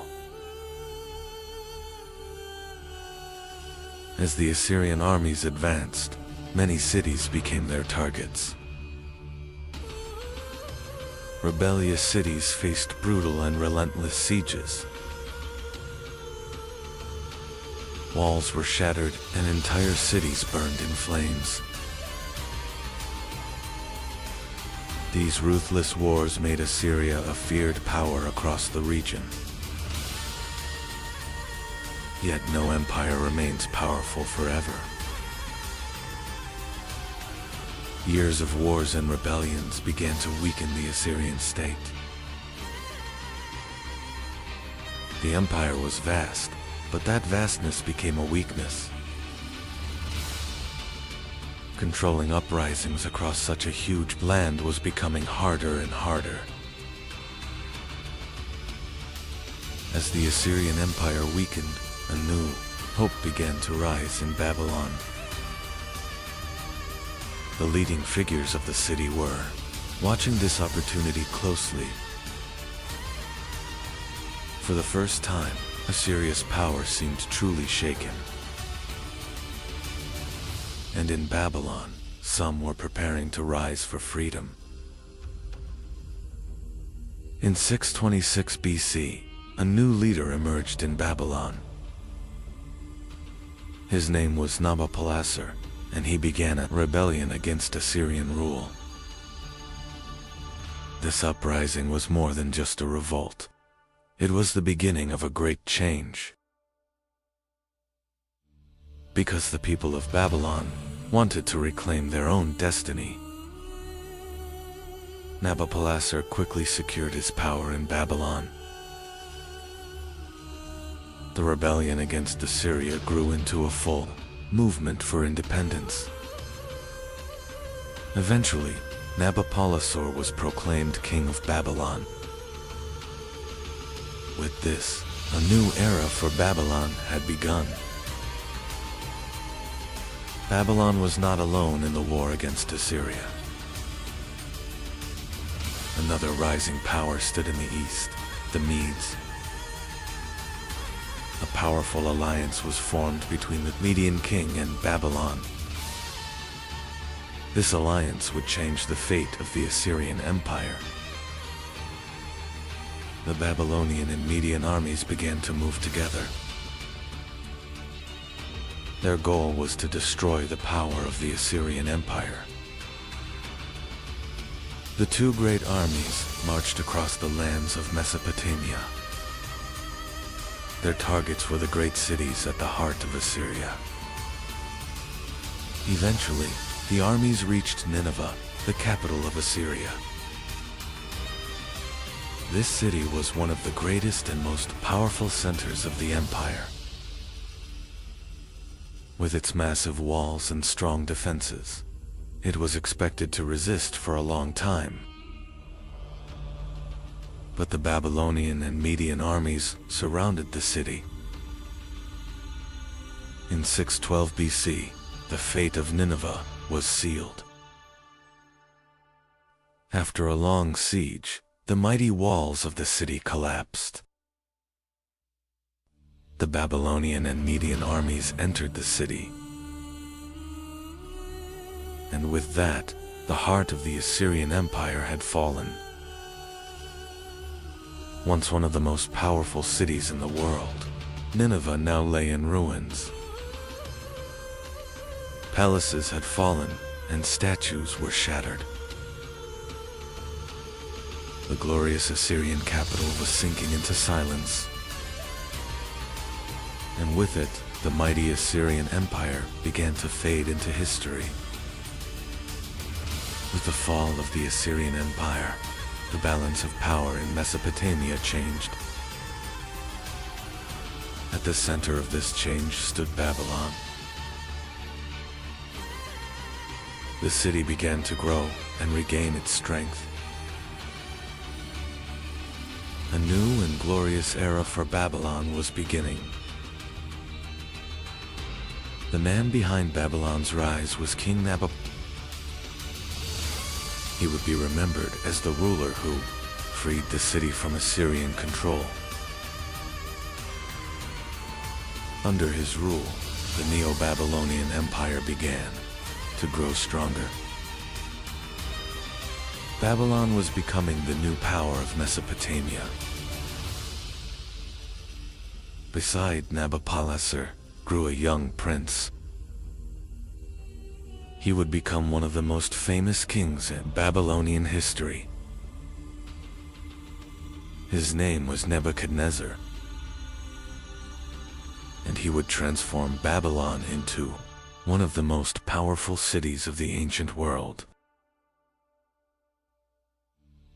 Nebuchadnezzar gained experience on the battlefield at a young age. He joined important campaigns at the head of Babylonian forces. His courage and military skill quickly drew attention. These experiences were preparing him to become a great king. In 605 BC, Nebuchadnezzar ascended the throne of Babylon. The new king quickly secured control over the empire. His rule would begin one of the most powerful periods in Babylon's history. During Nebuchadnezzar's reign, Babylon entered a massive reconstruction era. The city expanded with enormous walls, palaces, and temples. Babylon soon became one of the most magnificent cities of the ancient world. During Nebuchadnezzar's reign, Babylon grew into a powerful imperial center. The city became both a political and economic hub of the region. Babylon was now considered the heart of Mesopotamia.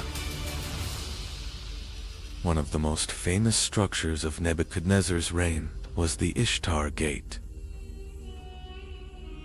It was decorated with blue glazed bricks and reliefs.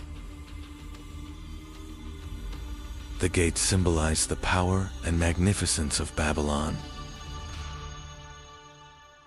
Babylon was not only a magnificent city, but also a powerful fortress. The city was surrounded by enormous defensive walls. These walls protected Babylon from external threats. One of the most famous stories about Babylon is the Hanging Gardens. Ancient sources describe them as gardens built on massive terraces. They were said to be one of the most impressive wonders of the ancient world. Babylon was not only a powerful city, but also a major center of trade. Caravans from distant lands gathered within its markets. Through trade, Babylon became a wealthy and vibrant city. Babylon was also an important center of knowledge and science. Significant work was done, especially in astronomy. Babylonian priests observed the sky and carefully recorded the stars. As the years passed, Nebuchadnezzar began to grow old. His reign had created Babylon's most powerful era. But with the death of the great king, the empire would enter a new chapter. After Nebuchadnezzar's death, stability in Babylon began to decline. Several short-lived kings took the throne, and palace conflicts increased. This gradually weakened the strength of the empire. Meanwhile, a new power was rising in the east. Cyrus the Great of Persia was building a rapidly expanding empire. Soon, Babylon became one of his main targets. In 539 BC, the Persian army reached Babylon. The city fell into Persian hands with little resistance. And with that, the Neo-Babylonian Empire came to an end. But this story does not end here. Follow and subscribe to see what comes next. This story began in Mesopotamia, in a city on the banks of the Tigris River. In northern Mesopotamia, a small settlement was rising, along the banks of the Tigris River.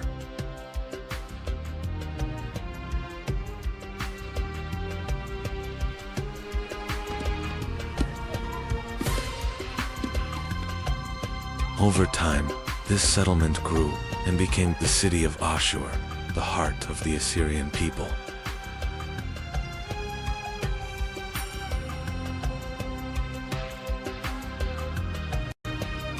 Ashur was not a war empire at the beginning. It was a city of merchants and caravans. They brought tin and textiles from Mesopotamia. They would buy silver and gold from Anatolia.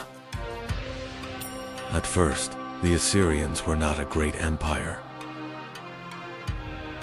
They were a people who grew powerful through trade.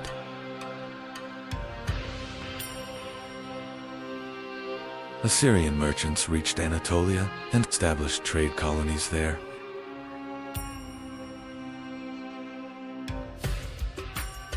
Through trade, Assyrian cities quickly became wealthy.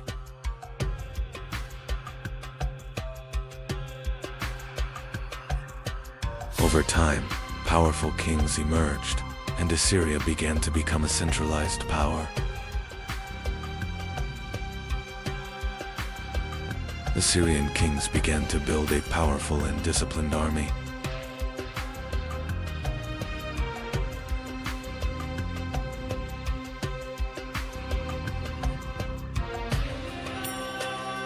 Discipline was everything. They regularly put the knowledge into practice.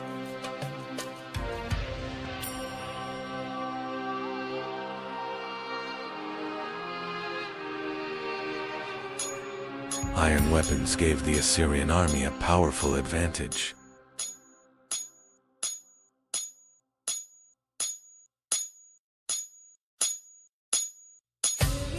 The Assyrians mastered ironworking and produced a wide variety of weapons for their army.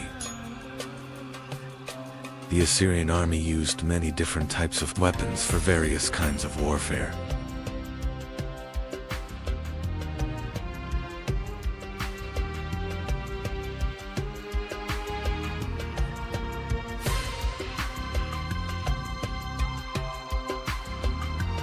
Each soldier was equipped with different weapons depending on their role on the battlefield. Special weapons for special forces.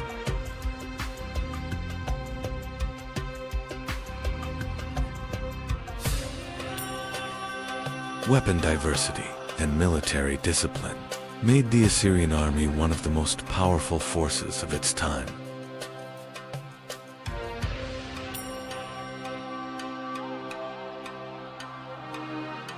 War chariots were one of the most powerful weapons of the Assyrian army.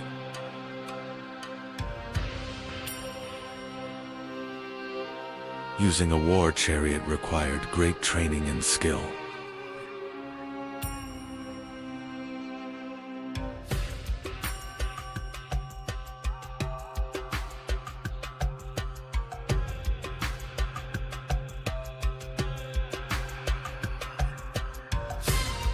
Success in a war chariot required perfect coordination between the driver and the warrior. They were working in difficult terrain.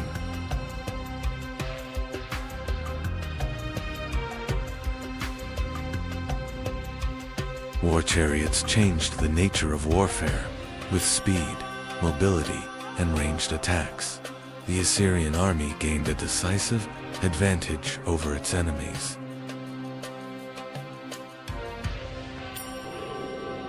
The Assyrian army was disciplined and powerful.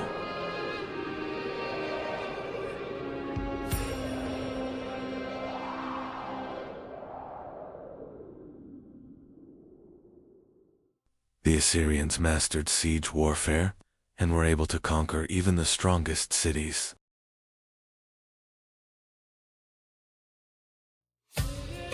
The Assyrians used massive siege machines to break through city gates.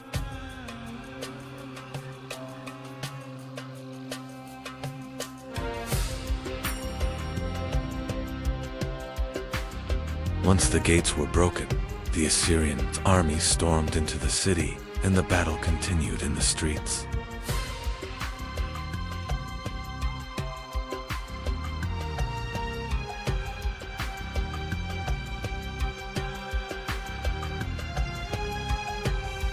The Assyrian Empire soon took control of much of Mesopotamia.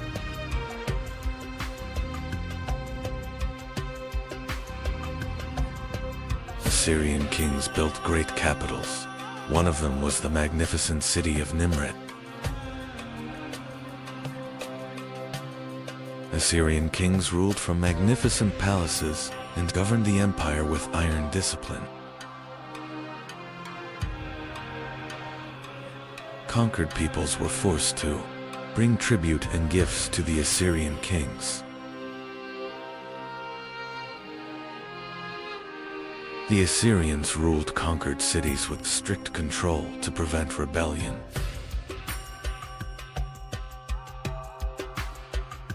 Assyrian kings recorded their victories through stone reliefs carved into palace walls. Eventually, Nineveh became the new capital of Assyria and grew into one of the largest cities in the world. Nineveh had become the largest and most magnificent city of the Assyrian Empire. Under King Ashurbanipal, the Assyrian Empire reached the height of its power. Ashurbanipal built a great library in Nineveh, where thousands of clay tablets were preserved.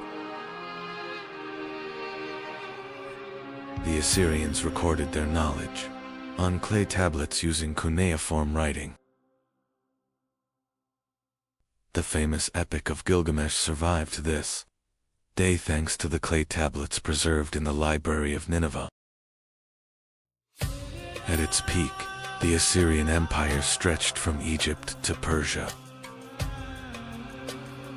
But ruling such a vast empire was difficult, and many cities began to rebel against Assyrian rule. Eventually, the Babylonians and the Medes formed a powerful alliance against the Assyrian Empire. The Babylonian and Median armies marched together toward Nineveh, the capital of Assyria. In 612 BC, Nineveh was placed under siege, and one of the greatest battles in ancient history began. The siege lasted for days, and the mighty walls of Nineveh began to weaken. At last, the mighty walls of Nineveh collapsed, and enemy armies poured into the city. When Nineveh fell, the city was devastated, and the end of the Assyrian Empire was near. With the fall of Nineveh, the Assyrian Empire disappeared into the pages of history. From one of the most powerful empires of the ancient world, only ruins remained.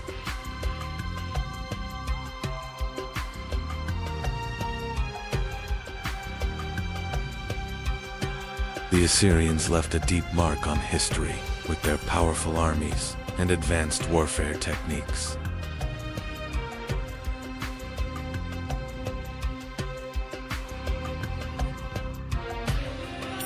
Today, many artifacts of the Assyrian Empire are displayed in major museums around the world.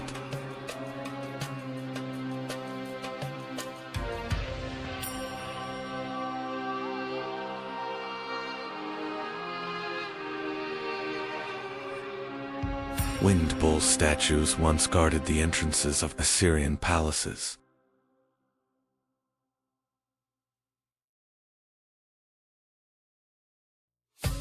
Artifacts recovered from Assyrian cities remain a vital source of knowledge for historians. We will continue exploring the mysteries of world history. Subscribe to the channel for upcoming episodes.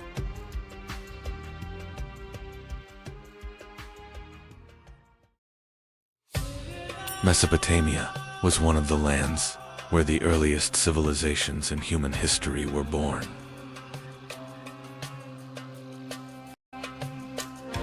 Around 2000 BCE, in the heart of Mesopotamia, a small city was rising. Its name was Babylon. Babylon stood in the very heart of Mesopotamia.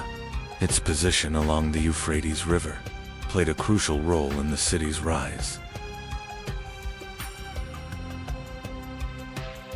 Trade routes passed through Babylon. Merchants from distant lands came to sell their goods in this city.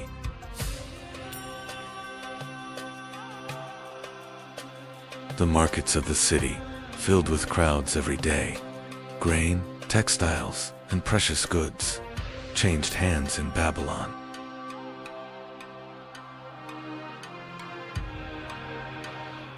The market in Babylon had a rich variety of goods.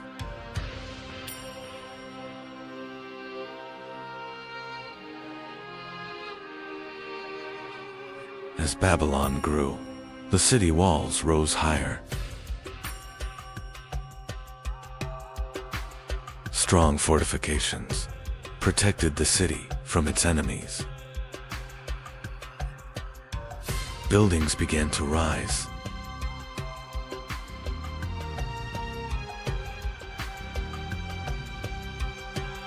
Over time, Babylon was no longer a small city. It had become one of the most powerful centers in Mesopotamia.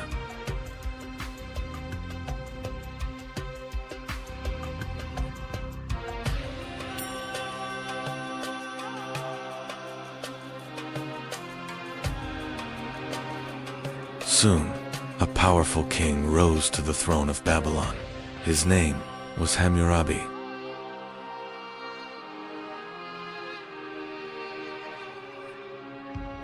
Hammurabi wanted to turn Babylon into a powerful empire. For that, he first strengthened his army. Hammurabi sent his armies across Mesopotamia.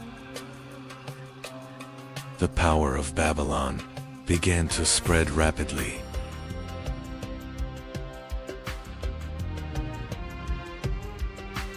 Many cities,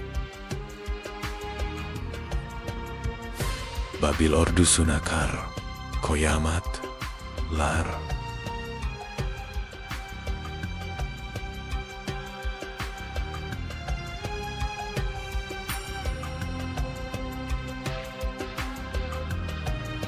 Hammurabi's conquests.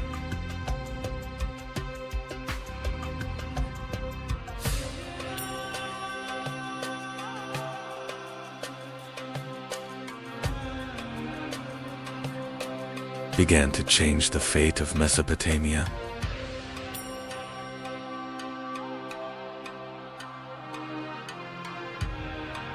Cities, one by one, fell under Babylonian rule.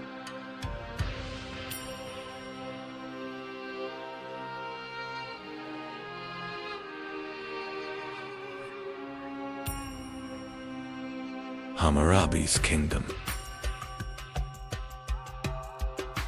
was becoming a vast empire.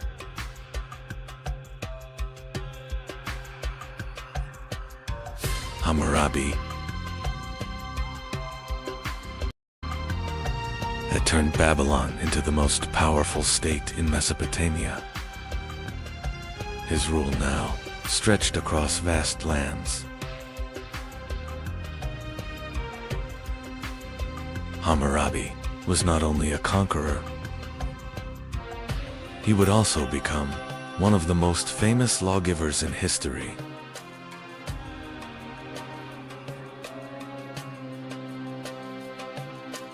Hammurabi carved his laws onto a great stone pillar.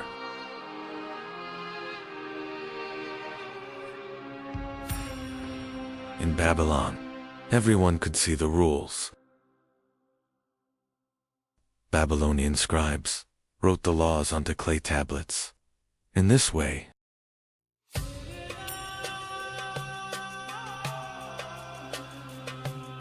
the rules could pass from generation to generation. Hammurabi's laws formed the foundation of justice in Babylon. People were now judged according to written rules.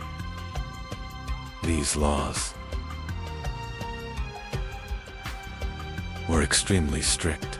The most famous rule was simple: an eye for an eye.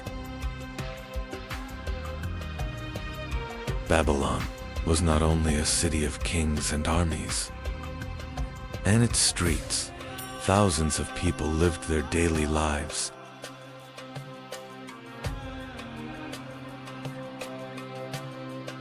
In Babylon, craftsmen worked throughout the day.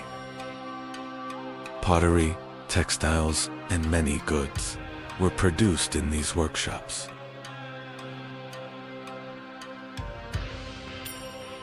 The Euphrates River was like a great trade route for Babylon. Goods and wealth traveled along its waters. For the people of Babylon, the gods were of great importance. Ceremonies in the temples stood at the center of the city's life.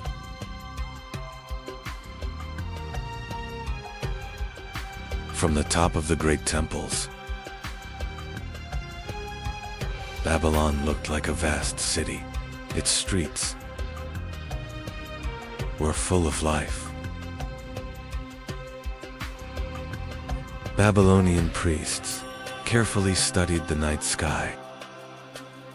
The movement of the stars held great meaning for them. Babylonian scholars also made great progress in mathematics. Numbers and calculations were recorded on clay tablets.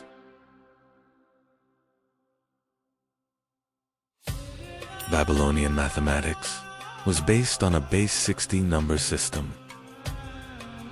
Even today, we still use it to measure time. One of the most famous stories about Babylon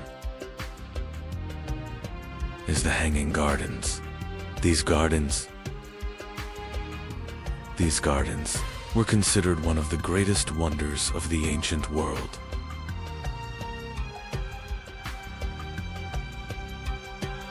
Keeping these gardens alive was not easy.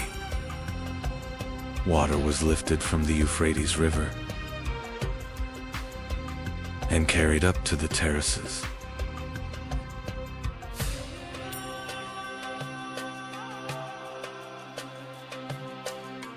The hanging gardens symbolize the grandeur of Babylon. Green terraces rose like a miracle in the middle of the desert.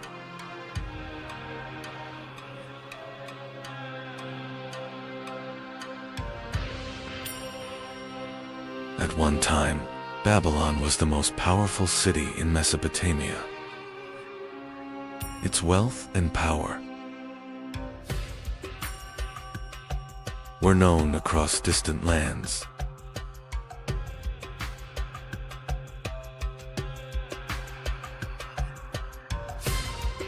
Ruling Babylon was a great responsibility.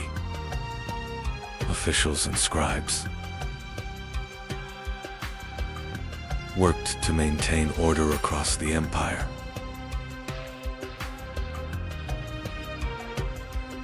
Envoys from distant kingdoms arrived at the palace of Babylon with gifts.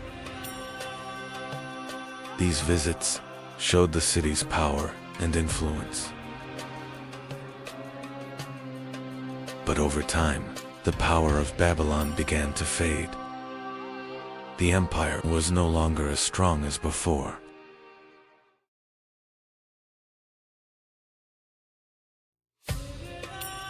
The Persians first faced the Babylonian army outside the city.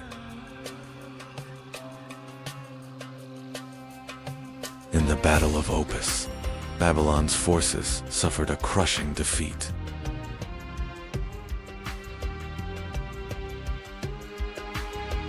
From the east, a new and powerful empire was rising. The Persians were moving toward Mesopotamia.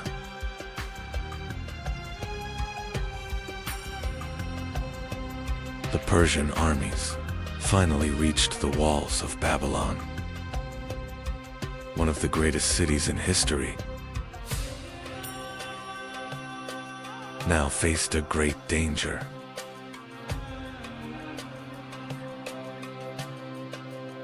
In 539 BCE, the Persians entered Babylon.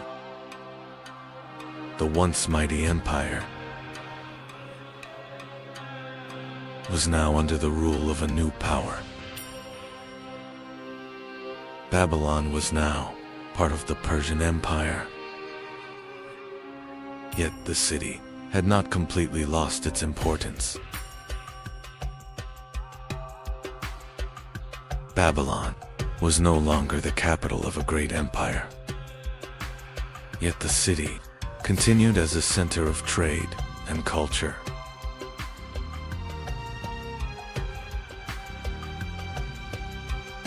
Babylon was no longer an empire. Yet the city continued to live as a center of trade and knowledge. As the centuries passed, Babylon slowly lost its former power. The once great city was beginning to fall silent. In time, people began to leave Babylon. The great city was slowly sinking into silence. As the centuries passed, Babylon slowly fell into silence. The once magnificent city remained only as ruins. Today, little remains of the once magnificent city of Babylon, yet its story continues as one of the greatest civilizations in human history. Follow the channel to explore more great civilizations of world history. Legend says a gardener found a baby in a basket. This child would change history. The river chose him, not the palace. Before empire, there were only cities. Before empires, there was chaos between the rivers, and among them, a servant.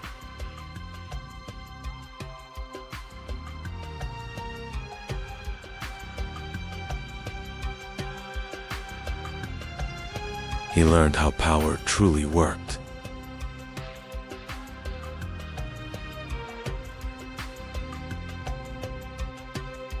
He watched power from the shadows.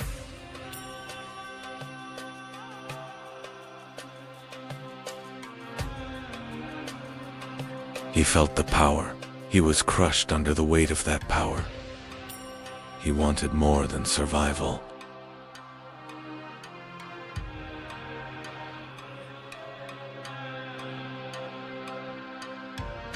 Into the unknown.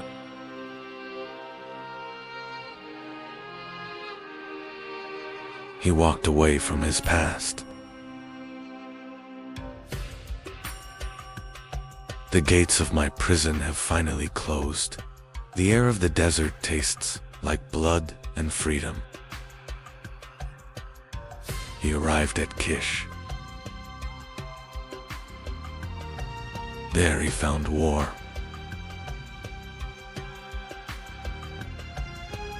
War was discipline.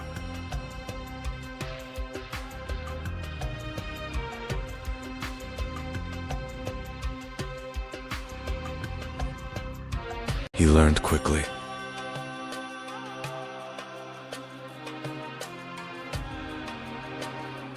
Men began to follow him.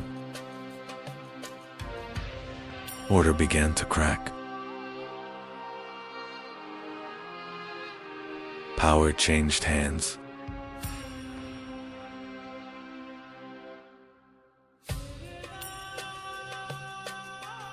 Sargon became king. But one city was not enough. He marched beyond borders. Cities fell.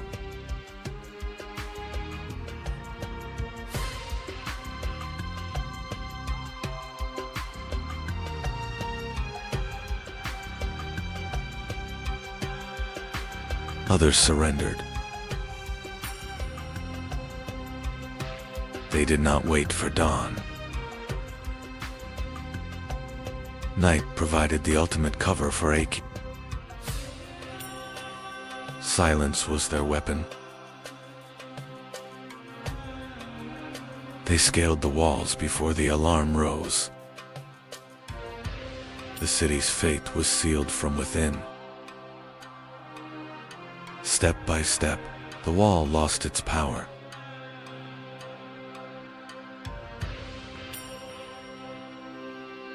A name lost to the sands of time, AKD, the world's first empire. Before them, there was only chaos, independent cities, locked in eternal conflict. The gates were breached. The city was no longer its own.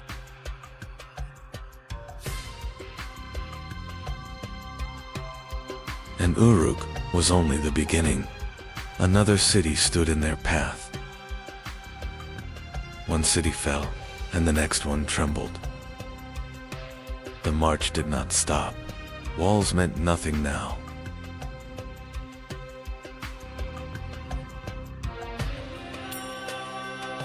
Another gate, another city broken. This was not chaos. It was command. Sargon stood above them all. The age of kings had changed. Sargon reached the sea with the bronze sun of Shamash leading his way. The era of city-states ended. The era of the World King began.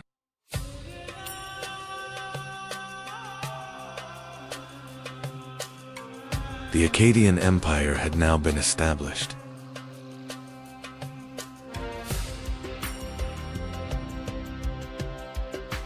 Sargon's conquests had united the city-states. Independent cities were now under a single power.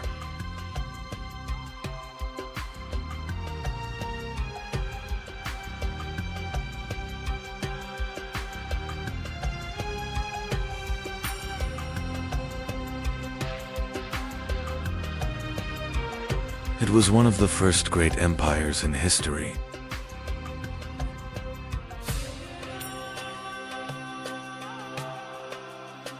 Vast lands were united under a single rule.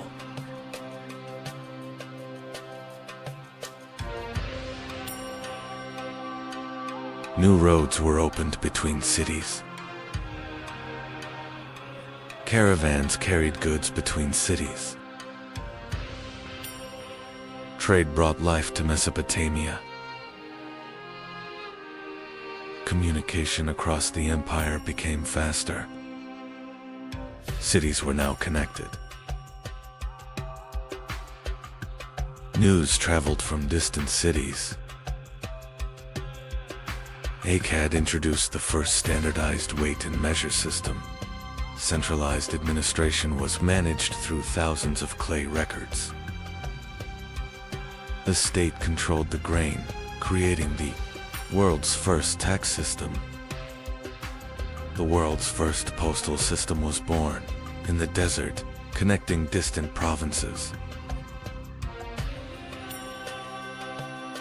Clay envelopes ensured the confidentiality of imperial orders.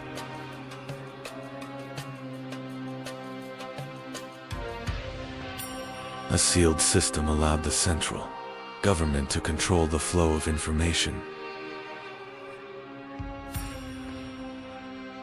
Akkadian became the world's first diplomatic language.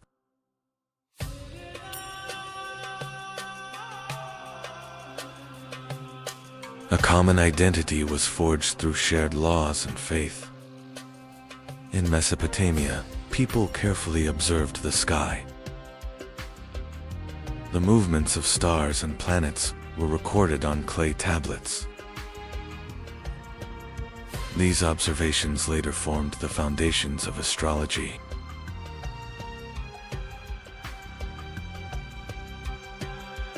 Akkadian trade routes reached the distant lands of Magan and Malup.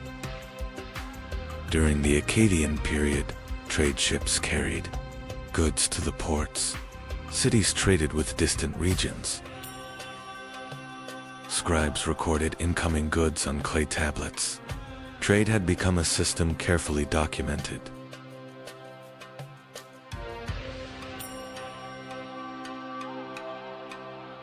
Trade routes connected Mesopotamia.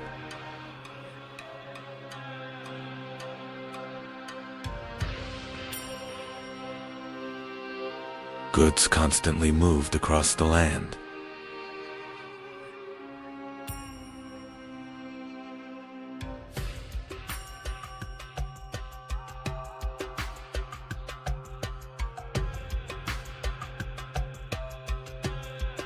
Copper and stone were valuable trade goods. Precious goods were sold in markets. Trade brought wealth. Governors were appointed in cities. A new administration was established. Taxes were collected. The state controlled the economy. Trade was recorded. Scribes kept official records. Clay tablets stored information. State organization became stronger. Cities began to prosper. Trade brought life to the cities. The economy was strong. But the empire would not stay strong forever. Problems slowly appeared.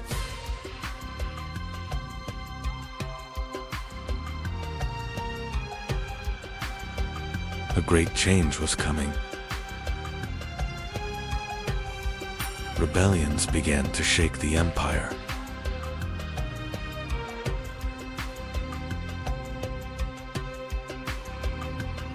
Unrest grew inside the cities.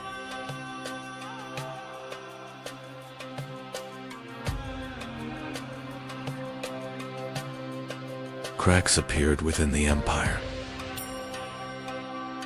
Distant cities became harder to control. The empire had grown too large.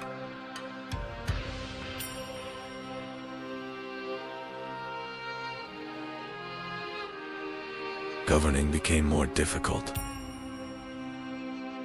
The Gutian tribes came from the north. A new threat appeared.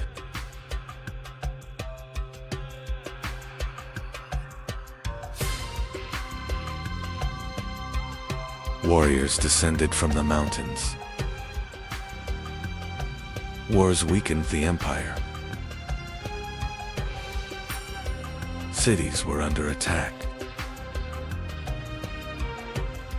Defense became harder.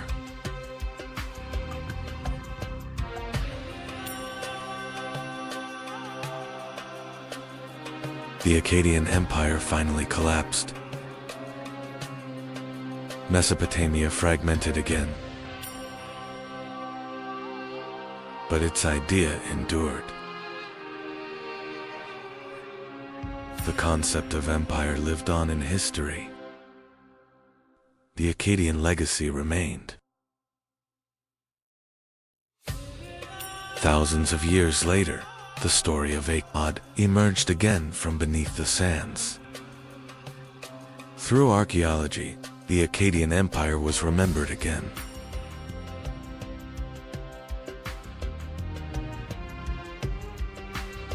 Follow for the next chapter.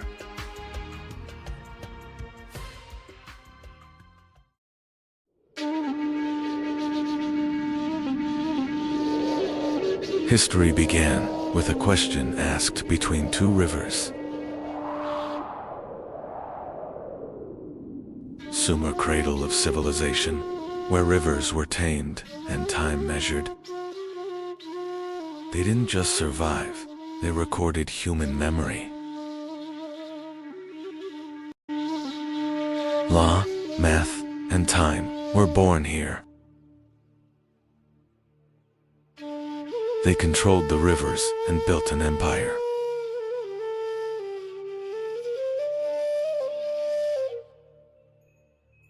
Logistics was born here. The wheel-powered trade.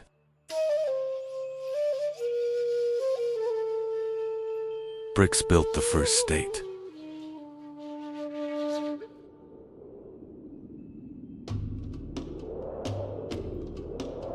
Wealth became numbers. Power became records. They divided time itself. The hour was born.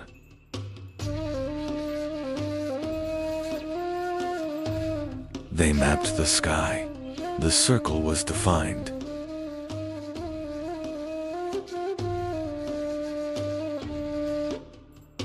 Writing began to tell stories and laws.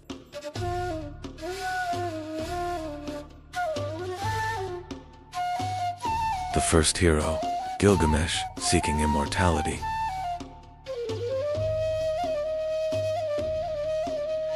Enlil roared, the great flood came.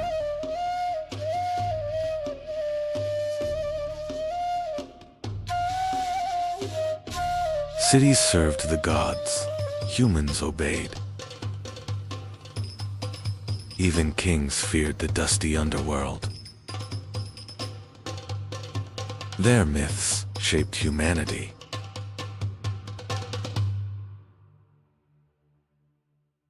They fought for water, not unity. Internal wars ended their golden age. Drought turned nature into their enemy.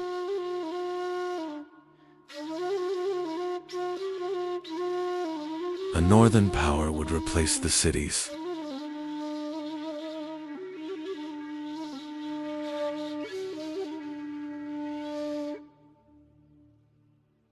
Every civilization is a continuation of a memory.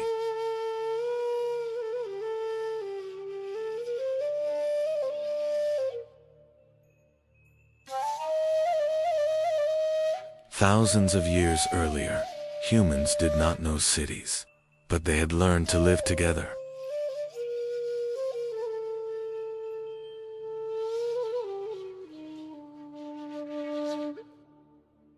This was not a world of walls.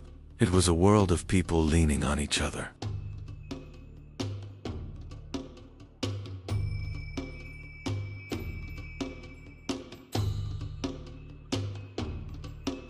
No streets, no doors, only life on the rooftops.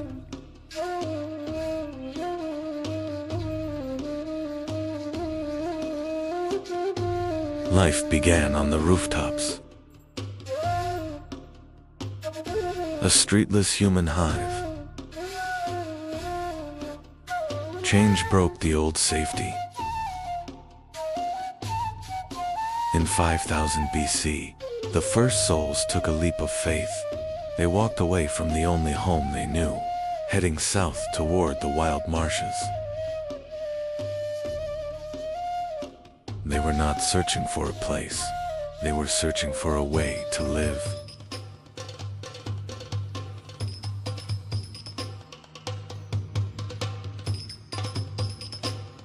And they found water.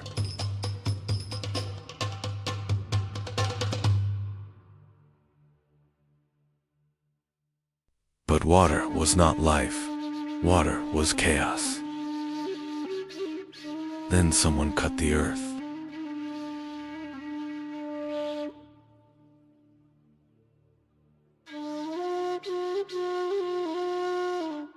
They mastered water with engineering.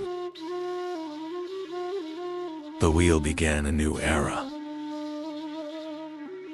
The first Sumerian city, Uruk, began the Bronze Age. Before civilization, only rivers existed here. Humans had not yet built cities. This land was older than the Sumerians.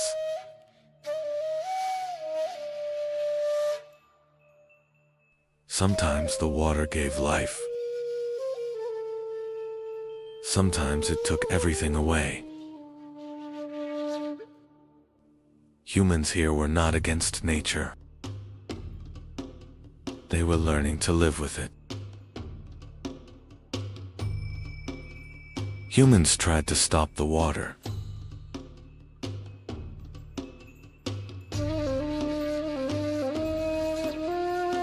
Alone, it was impossible.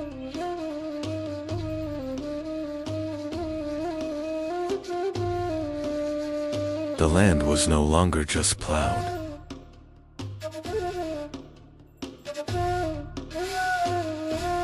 A path was given to the water. Nature was changing direction for the first time.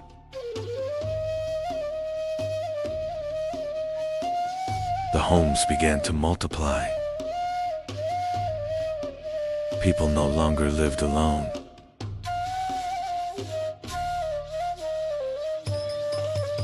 Neighborhoods appeared. Shared spaces formed.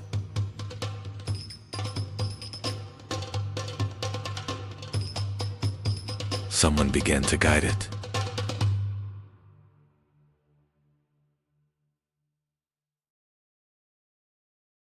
They built the first skyscrapers.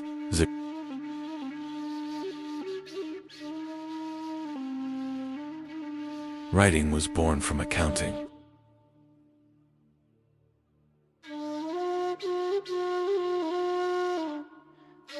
They turned stars into numbers.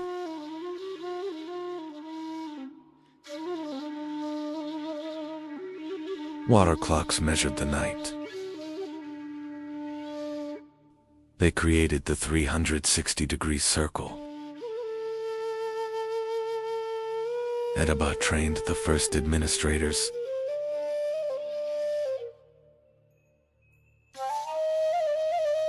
Information became power through records.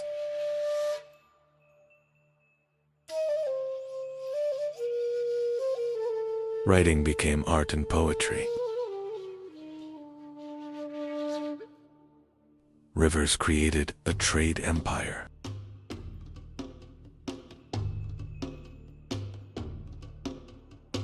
They created the state treasury system.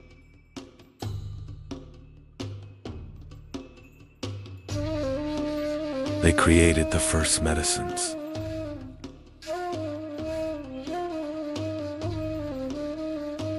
The cedar plow fed the first cities.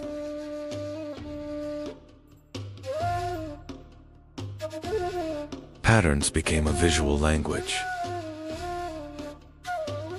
The first global market was born.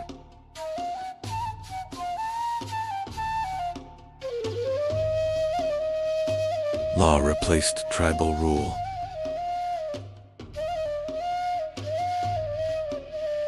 Grain became the first wealth.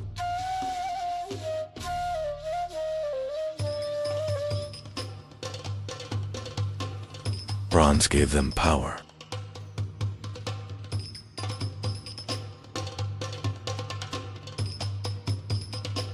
Taxes became a sacred duty.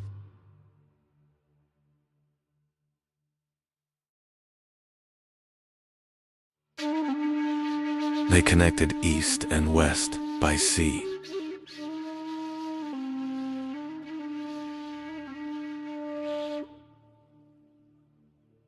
Sumerian cities were the Venices of the ancient world.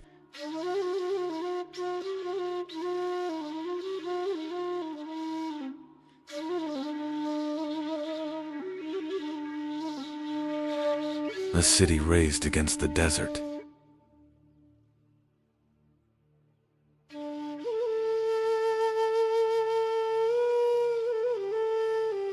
War became an organized force.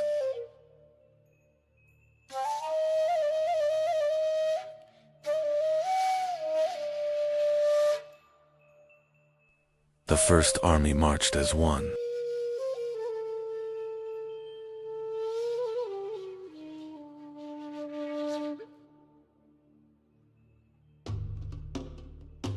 Survival was decided in bronze.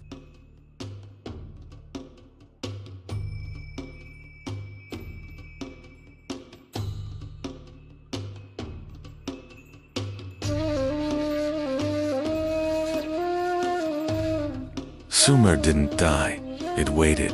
Under the silent dunes of Mesopotamia, their words were preserved in clay. While empires of stone crumbled into dust, these humble tablets kept the secrets of the first stars, the first laws, and the first stories of mankind. They are the ghosts in our clocks, the logic in our laws, and the ink in our history. Sumerians may have vanished into the desert, but as long as we write, calculate, and look at the stars, they live within us. Sumer's chapter ends here, but the storm of history is just beginning. In our next episode, the world's first empire rises from these very sands. The Akkadian Empire witnessed the dawn of King Sargon and the birth of a new era. For the complete story of our world, don't miss our playlist, a chronological journey from Earth's creation to today. You will love exploring how every piece of the puzzle fits together. Stay tuned for the full chronology.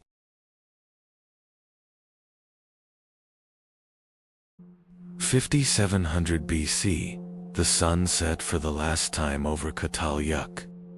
In the heart of Anatolia, one of history's greatest secrets lay hidden. Thousands of years ago, this fertile plain became humanity's first great home. This place, where water and earth met, gave life to tens of thousands. On the banks of the Karsamba River, the first steps of civilization were taken. Why did tens of thousands of people suddenly abandon that giant home they lived in for millennia? While thousands poured into streets in Mesopotamia, Europe was still in the deep silence of endless forests and solitary wooden houses. The grandeur of stone had not yet begun on the Nile. Life consisted only of the river's mud and reeds. In the Far East, life flowed with the rhythm of the earth and collective serenity, far from the greed of property. Across the ocean, the door had not yet been invented.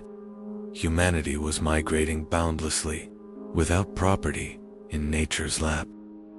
What was it that the great crowd on the roofs of Çatalhöyük couldn't fit, that they turned their backs on one another? Was that first gap between the walls a sign of a breakup or a new freedom? What did that transition period, that gave birth to today's cities take from us. And what did it give? The 1,000-year experiment ended. The great city fell silent. Now begins the great void and the 1,000-year march. The earth turned bitter, the fertile marshes dried up. Granaries emptied, hunger seeped through the walls. Hearths went cold, the 1,000-year fire no longer warmed. It was time to leave. Nature was casting them out. Smoke trapped in cramped houses turned the air into poison. An invisible enemy, plagues, seeped through the walls. The price of living side by side was heavy, bodies grew weak.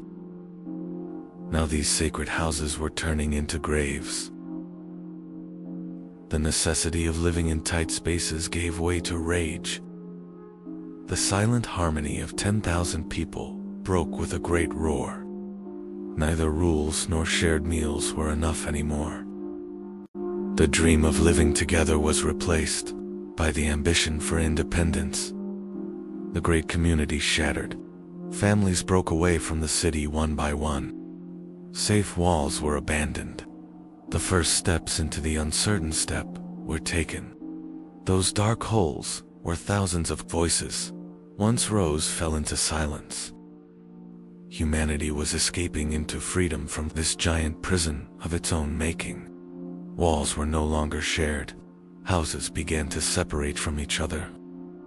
That narrow gap between the houses was the first street in history. Humanity began to breathe and see sunlight at ground level. Now everyone had their own boundaries. Privacy was quietly being born. Walls were pierced from below. For the first time, entrances moved from roof to ground. There were no longer ladders, but thresholds. The first hello was said at the door. There were no longer ladders, but thresholds. The first hello was said at the door. The door was not just an entrance, but the first shield protecting man's fortress. When the door closed, the noise and gazes of the outside world remained behind. For the first time, humanity tasted the peace of breathing without others watching. Now we had secrets, private moments shared. Behind walls were born. When the door closed, the community ended, and the individual and family began. The colorful stones in the earth's bosom were heralds of a new power. Fire brought the hard rock to its knees. Copper melted in the glowing embers. Molten metal took the shape of a new world in stone molds. Now, not only stone, but also metal bowed to the will of man. Ketalyuk fell silent, but the dream it built was sealed beneath the earth. Though thousands of years passed, the desire to live together never died. Smoke rising from mud roofs has turned into towers, reaching for the sky today. We are the heirs today of the great story that began in those cramped rooms. The street was not just a road, it was the first boundary between yours and mine. Humanity took its first step from a common roof to a personal land here. The door and the threshold were born. Now the front of the house was as private as the inside. The giant mound of the past was giving way to an organized order, the first neighborhood. Streets were not just paths, they were the world's first free markets. Economy moved from the privacy of roofs to the transparency of the street. Barter came to life on doorsteps. The street was a bond connecting people. Every story shared made the city grow a little more. Loads were no longer carried on backs but on wheels that the streets now allowed. Ownership brought fear with it. Now it was necessary to protect not just the house, but the street as well. Those first stones surrounding the houses drew the insurmountable boundary between us and them. The door was now being locked not just for guests, but to keep the enemy out. Streets turned into the defense lines of civilization. Every corner became a new fortress. The street was no longer just a passage. It was a giant machine holding thousands of people together.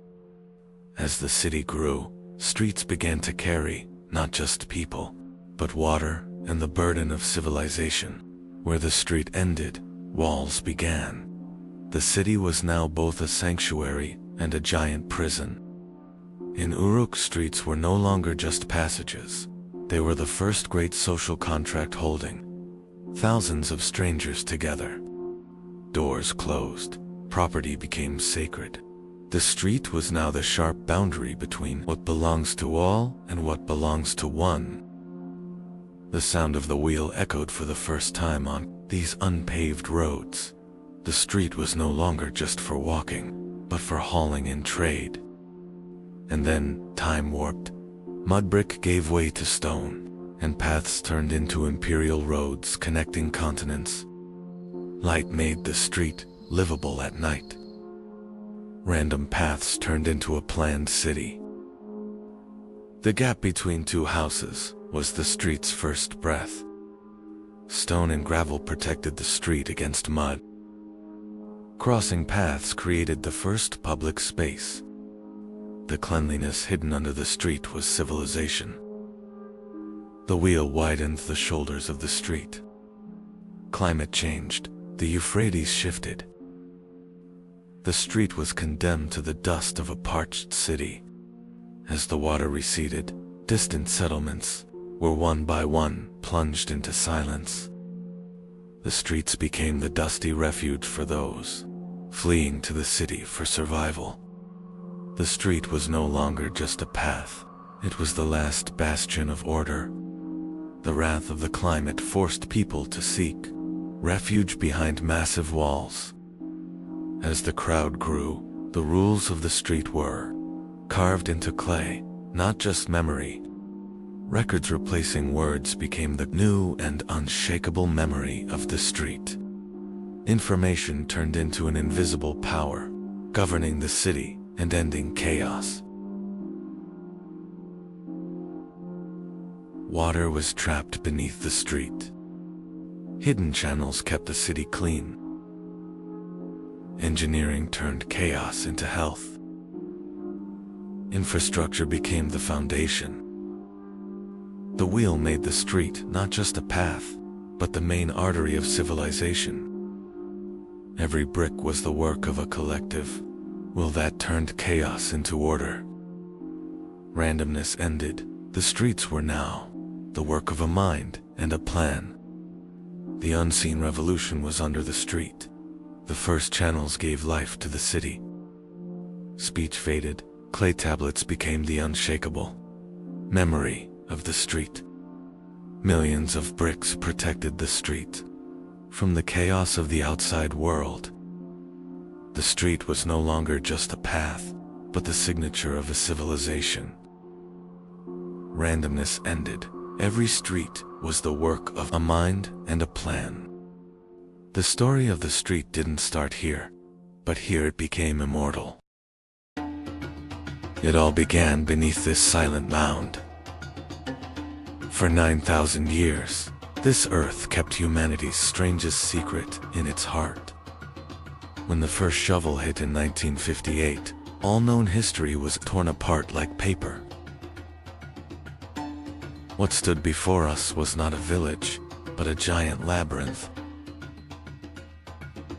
As archaeologists gazed into that dark void, into the depths of a grave, a 9,000-year silence was shattered by a terrifying ritual.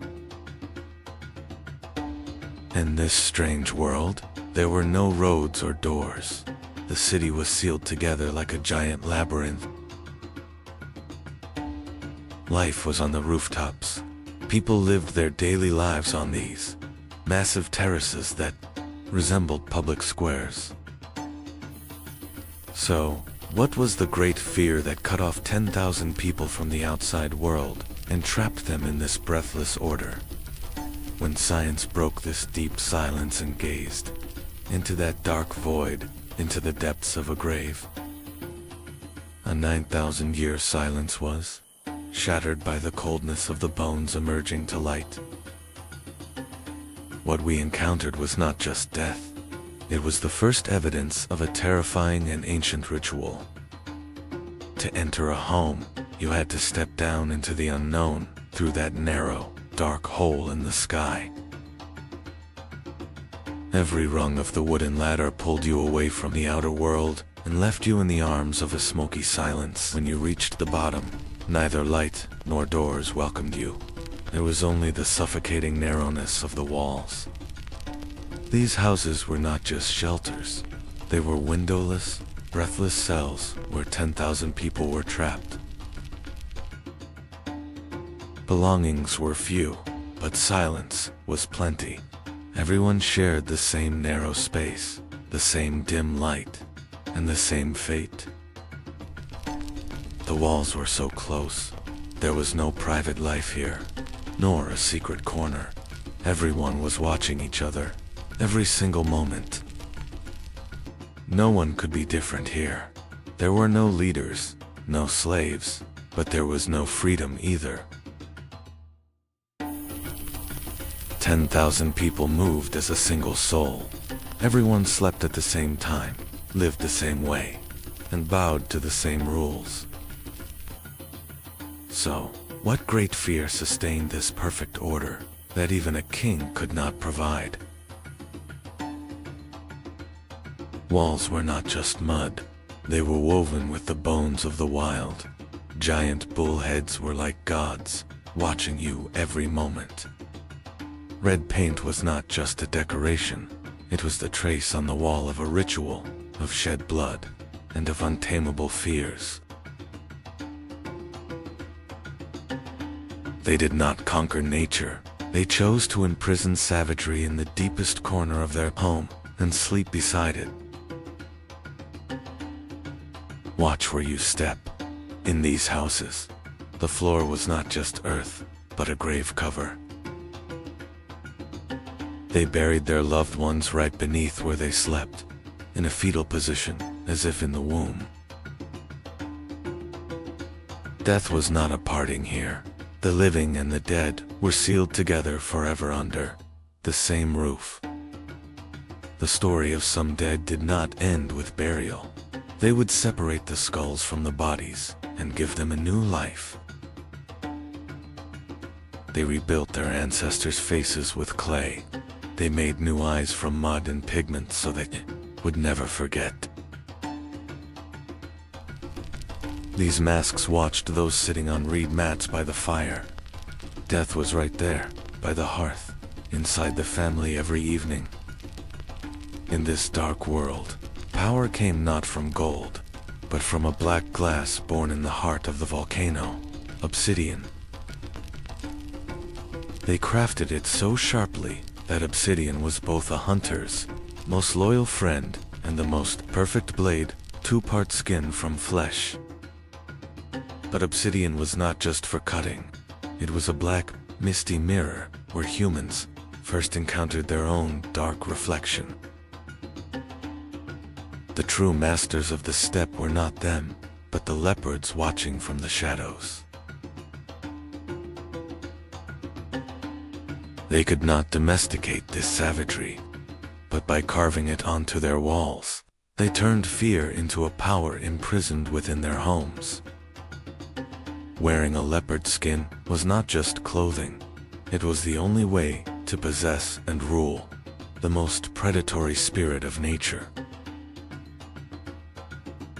It all began with these symbols: power, belief, and fear. These walls you touch are silent witnesses of 9,000 years. This is Cataloic, the first metropolis with no streets and doors closed to the world. You had only one way in, this dark opening on the roof. Outside was a wild world. Inside, a life of claustrophobia. Why were they hiding?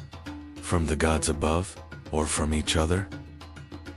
Sunlight could only seep through this hole, just like life, narrow and limited. Their weapons were made of volcanic glass, as sharp and dark as obsidian.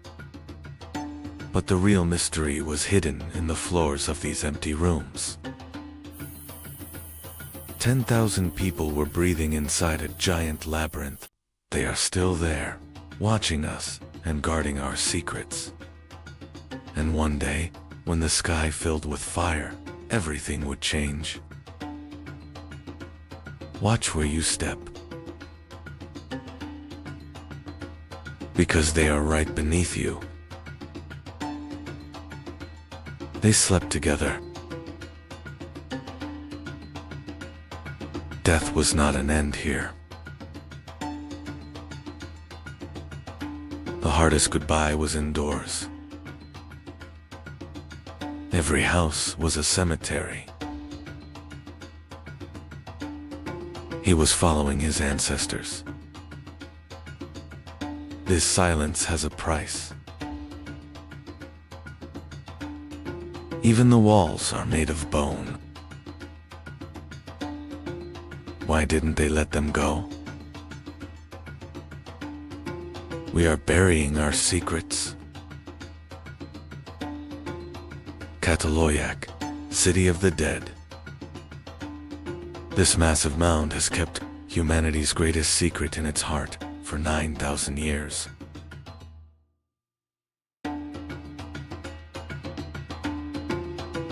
Today, science dives into the heart of this silent giant to map the digital past. With every brushstroke, we return to a unique world, without property or hierarchy. There were no masters in these houses. Everyone was equal under the same sky. Art was coming back to life with the blood of the earth, through natural pigments. Yet life lived in the shadow of Mount Hazen, always ready to vent its fury. These lines on a wall were the first known landscape painting in history. Cleanliness was an obsession. They sealed their walls with fresh white plaster every year. They were devoted to their ancestors, burying them right under the rooms where they slept. As the first seeds of farming were sown here, humanity learned to domesticate nature. 10,000 people wrote history on the roofs of this streetless giant labyrinth. 10,000 people wrote history on the roofs of this streetless giant labyrinth. And now technology is finally beginning to break this deep, millennial silence. But then, the climate changed and rivers ran dry. The protective fire of the city slowly began to fade. The massive population of 10,000 succumbed to nature. All that remained were the soot marks on the walls. People abandoned the city with fear and uncertainty. After 2,000 years, Cataloyak sank into silence. They even left their sacred figurines in the dust. No one knows exactly where they went. The roofs were sealed, never to be opened again.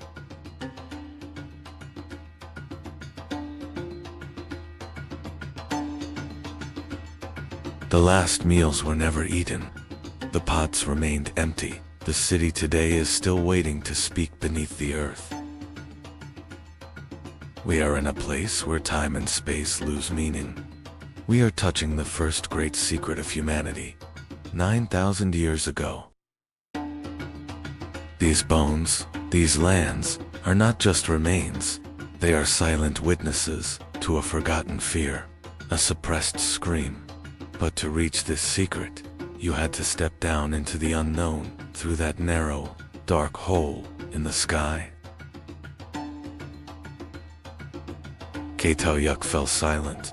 That great roar that lasted for thousands of years gave way to the dust carried by the wind.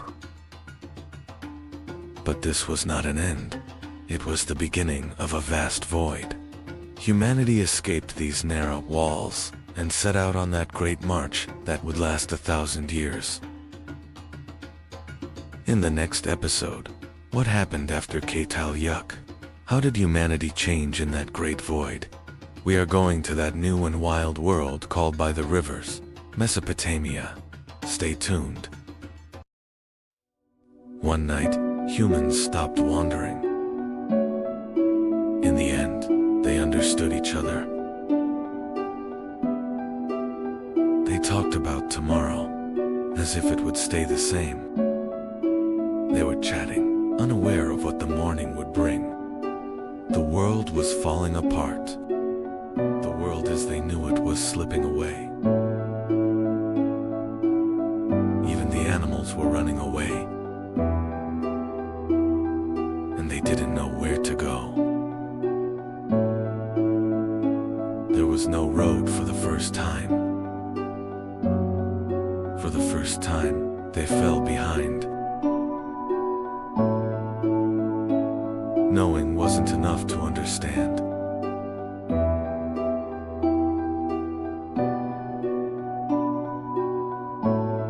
They were helpless in the face of nature's power. The trace disappeared. The lands where they hunted were gone. There was no ground left to stand on. They called, but there was no response. Hunger now had a face. Hope was fading.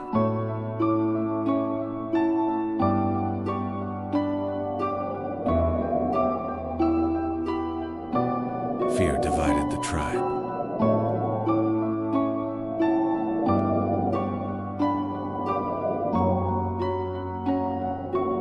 Life was silently leaving her.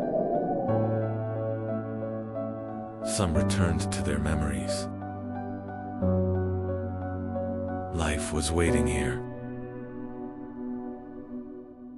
From the ashes, life has returned.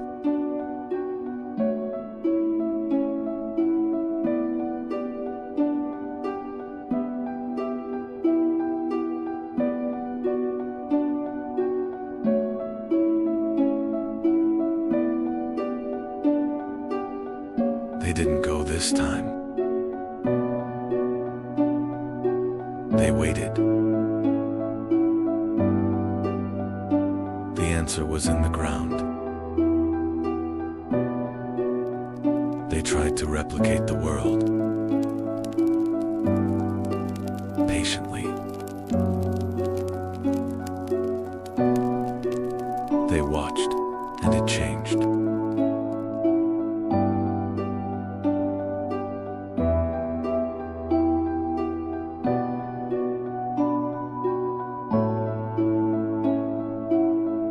They did it again.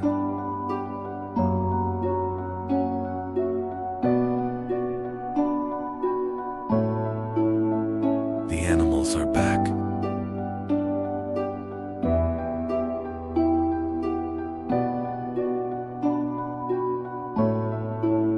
But nothing was the same. They no longer had to follow them. For the first time, they could stay. And again.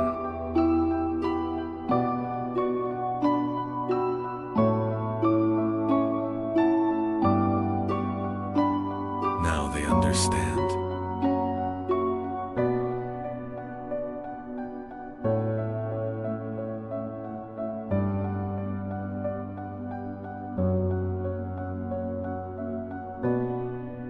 They could do tomorrow.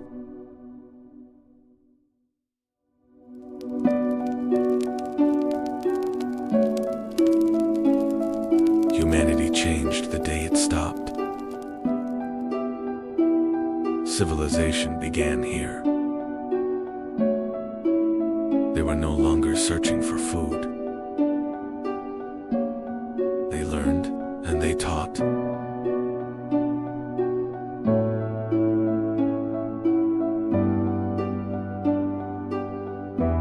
For the first time, they watched life grow. Days passed.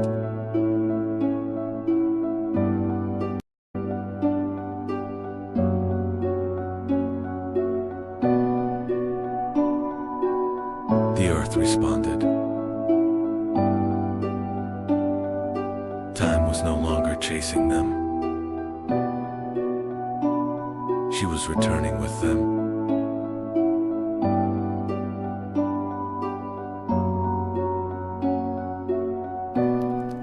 They had entered the rhythm of the world. More fires were lit.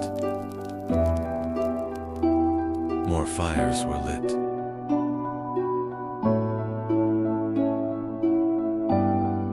People don't travel very far anymore.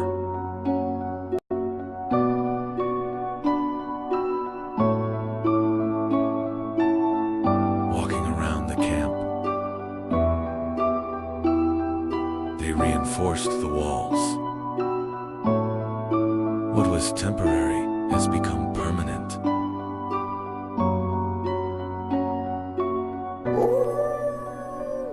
The wind no longer made the decision. They had some difficult visitors. He walked into the wilderness. They did not come as enemies. They allowed them to stay. They fed them. A new alliance was emerging. The person was no longer alone. They had a future ahead of them. They stayed nearby.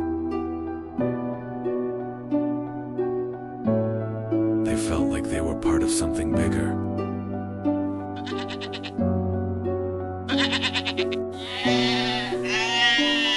Farm life has begun.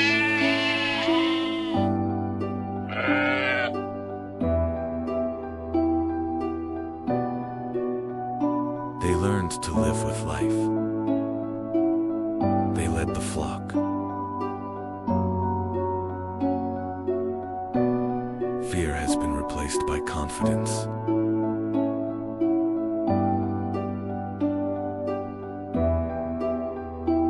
Humans stopped adapting to nature. They started editing nature. Humans stopped adapting to nature. They started editing nature. The earth responded. My hands were full. The hunger has receded. First time enough. The earth finally spoke. Their waiting weighed heavily on them. They hid the harvest. Not for today. For later. Food now had value. The value had to be protected. It was hidden in protected areas. Ownership is born. Some were protecting even more. This was no longer a partnership. They fought for tomorrow. Food became difficult.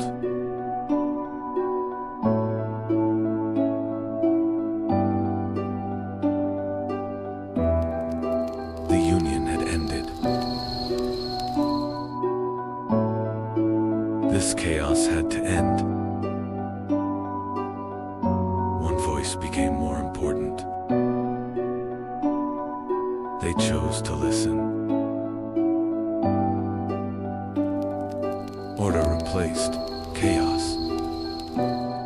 That night, security emerged, and the next morning, society was born.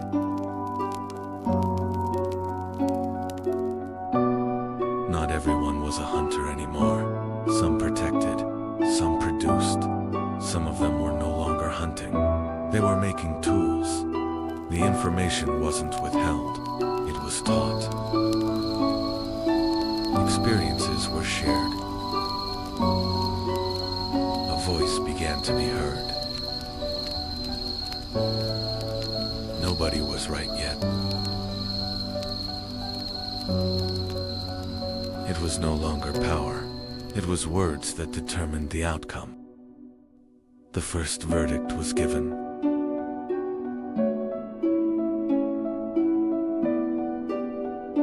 The Neolithic Age has begun. Next chapter, the Chalcolithic Age. You can continue this journey with us. 12,000 years ago, in the heart of Anatolia. At these exact coordinates, people kept returning. Humanity built the impossible.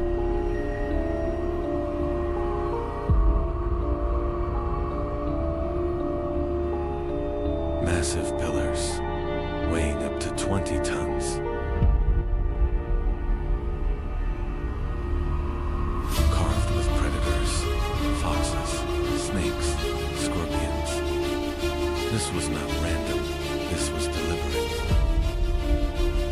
But how did hunter-gatherers build this?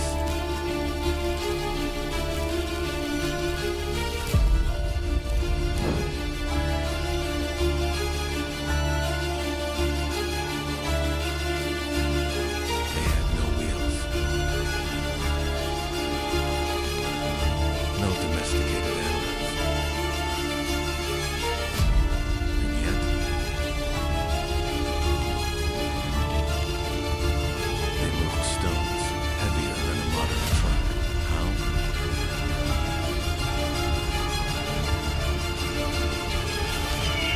Every strike meant something.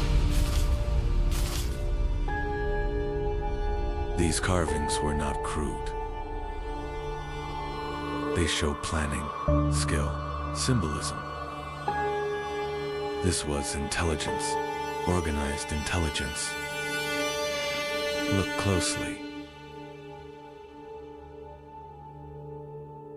These carvings are not accidental. Every line has intention. Every animal has placement. This was precision, not chaos. They built something extraordinary. This was not an ordinary place. There was meaning carved into the stones.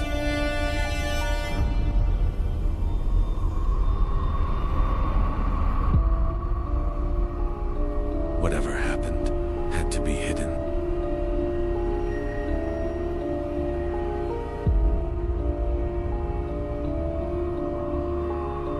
But the Earth cannot hide everything forever. In 1994, an archaeologist looked at that hill, and he did not see an ordinary mound. In 1995, excavations began. As the soil opened, history changed. This was only the beginning. The work was being carried out with great meticulousness. Less than 10% of the site had been excavated. The remaining 90% still lies beneath the soil. Some pillars weighed up to 20 tons. And the people who built them were not even farmers yet. Maybe it wasn't fear. Maybe it was a calling. Perhaps temples were first built in the mines. The night ended, but the question within them did not. They began to walk. Separate groups, but in the same direction. This region had been a passage for thousands of years. They opened.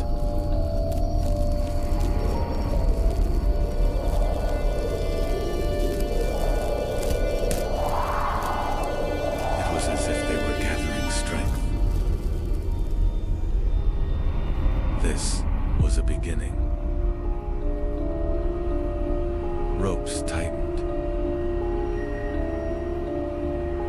Tons of weight. But heavier than the stone was the decision within them.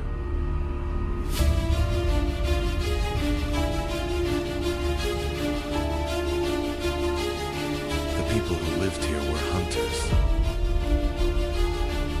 When the stones were erected, it wasn't just architecture. It revealed a ceremonial space where communities came together. Excavations point to Göbekli Tepe, not as a village, but as a ritual center.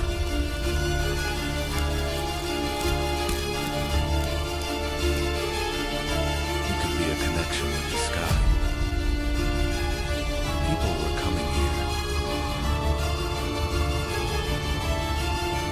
On the massive T-shaped stones, there were animals. Snakes, scorpions, vultures. But that same night, there were shapes in the sky as well. The stars, almost mirroring the carvings on the stone. Distant groups returned. To the same place. Around the same stones. The circle was complete. But the crowd was growing. This was not an ordinary meal. It was a celebration. Archaeologists were continuing their research at full speed. Feasting remains were found. It remained hidden for over 11,000 years. Why did they hide it?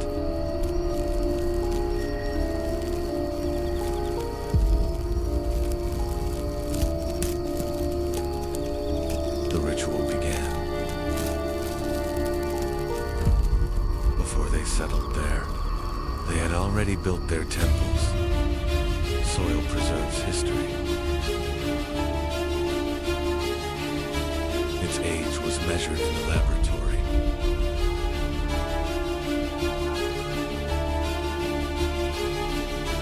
The result was thousands of years older than expected. These stones were erected before it is believed that people settled down. History had to be rewritten.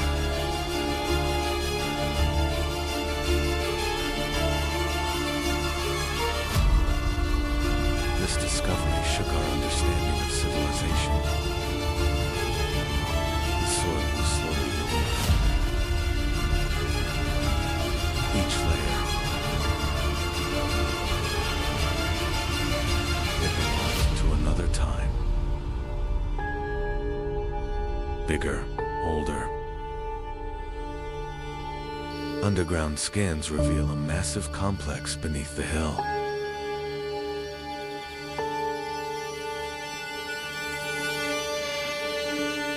There was a past hidden beneath the earth. Why?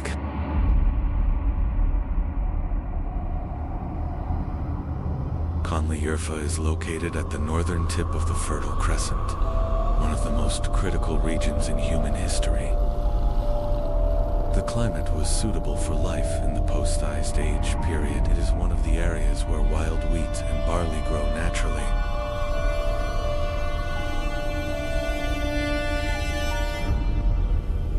The region had limestone deposits from which large T-shaped columns could be carved. And one day, they decided not to return. Hunters were becoming settlers.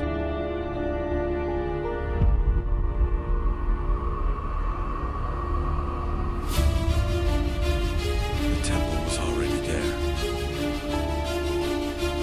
Now, life was there too.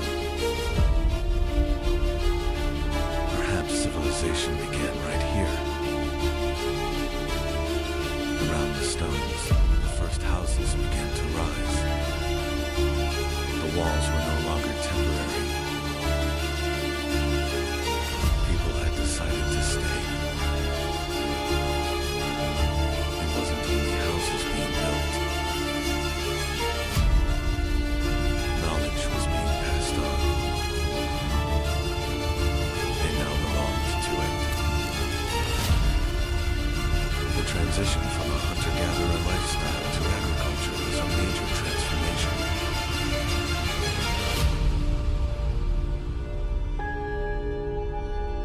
They settled.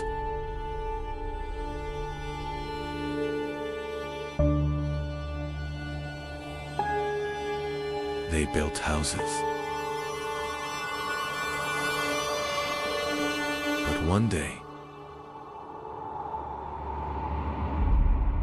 they began to bury their temple. They did not destroy it. They did not abandon it. They hid it beneath the earth.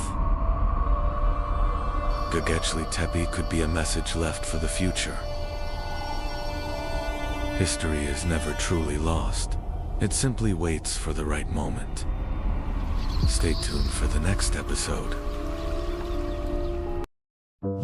When humans learn how to survive. Before we understand these ages, we have to travel back. Not hundreds, not thousands, but millions of years into the past. This is our world.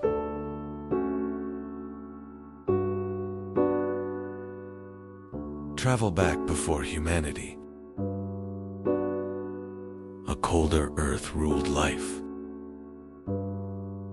Much of the planet was covered in ice. Yet one region refused to freeze. The cold could not reach here. Animals gathered where life remained. Water meant survival. The first humans appeared here in Africa. Daylight was their safety. The open land meant life. But the night changed everything.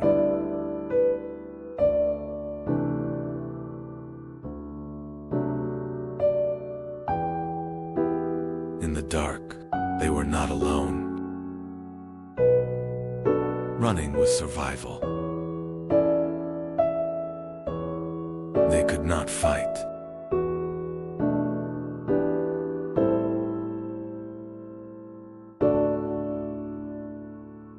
Only escape. Not every enemy had teeth. The wind could be stopped.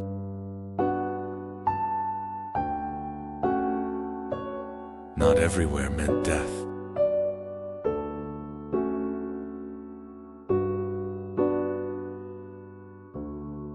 For the first time, someone slept.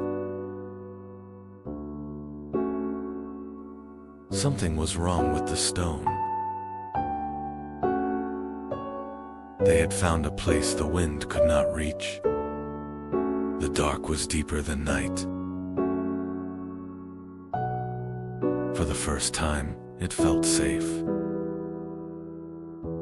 For the first time, they did not fear the darkness. They fed on wild plants and fruits they found in nature. The animal carcasses they found were their only source of protein. This was insufficient for existence. They had to organize and become stronger.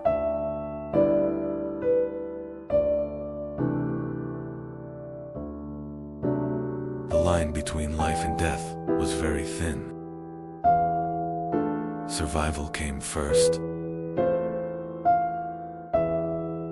The stone broke.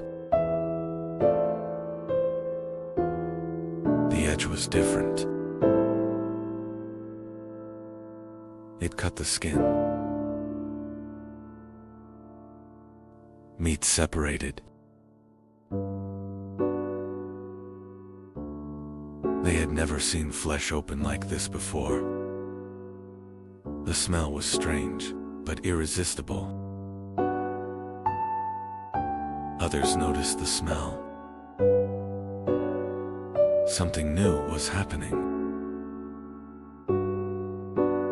For the first time, food brought them together. The life reflex is about always being. Inventions are shaped by need.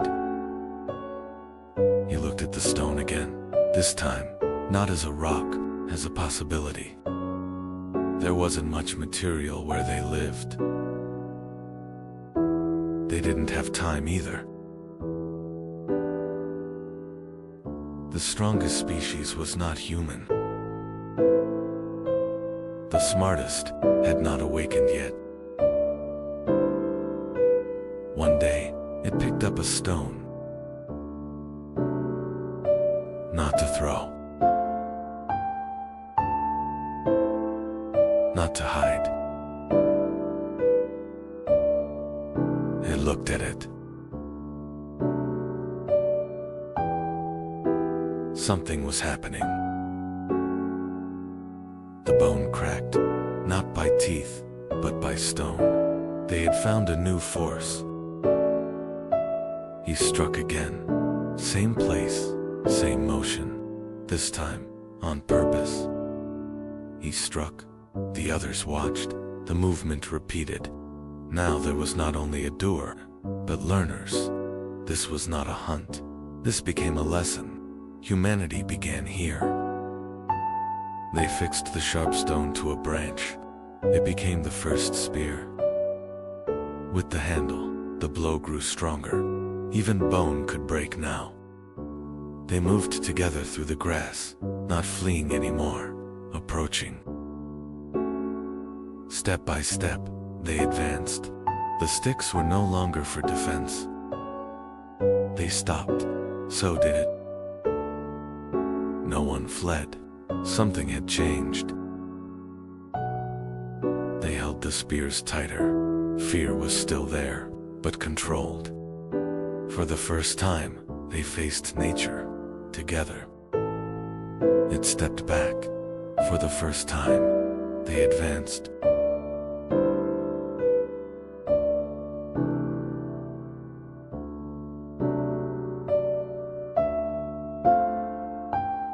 It ran. Now the hunters followed.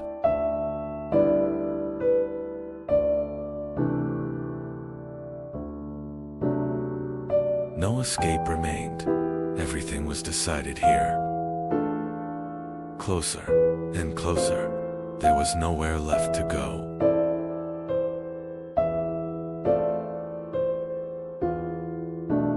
The hunt ended. Nothing would be the same again. They were no longer prey. They had become hunters. Stone met flesh.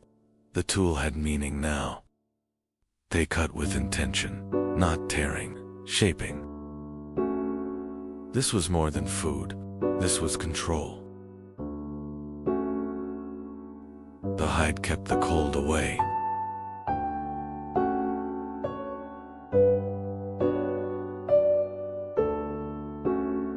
Stone-shaped bone, tools could now create tools. A tiny hole appeared. Nothing would fall apart again. They no longer searched for shelter. They built it. Bone, wood, and hide became walls. Nature was reshaped. For the first time, they had a place to return to. From stone came tools. From tools came life.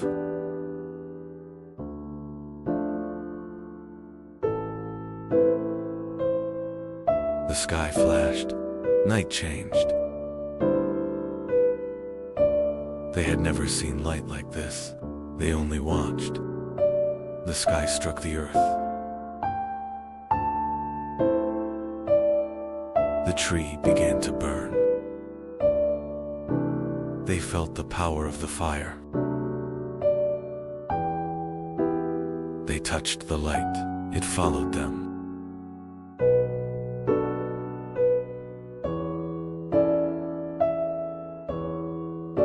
Now the night stayed away. The night was no longer theirs to fear. They had made their own sun. From the sky came fire. They carried it, and the darkness ended.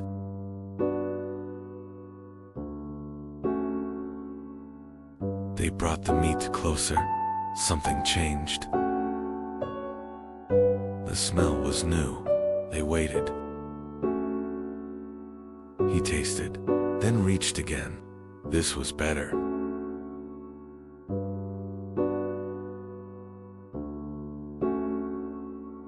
They all held the meat over the fire. The lesson spread without words.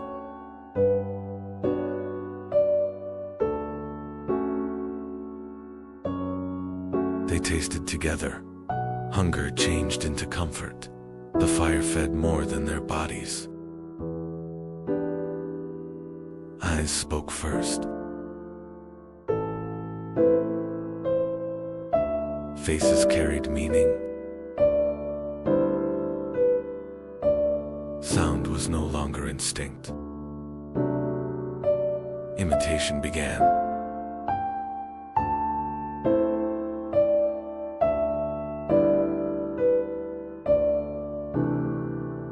Sounds gained meaning. The first agreement was born.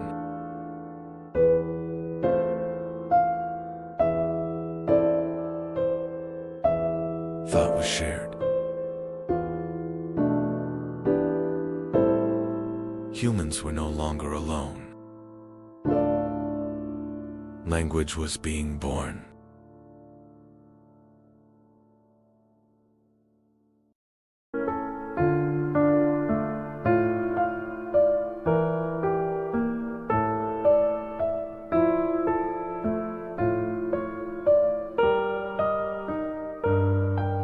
Open lands prevailed.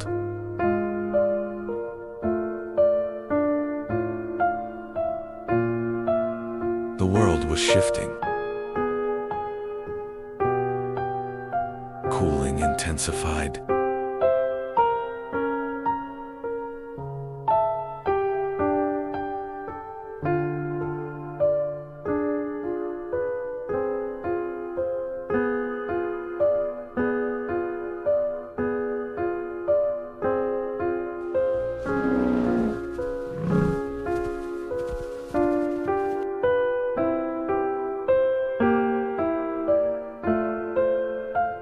The adaptable endured.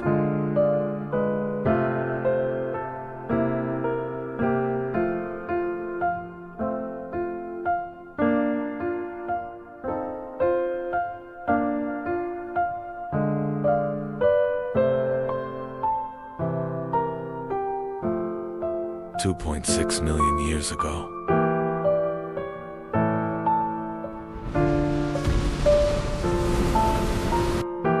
The Ice Age began.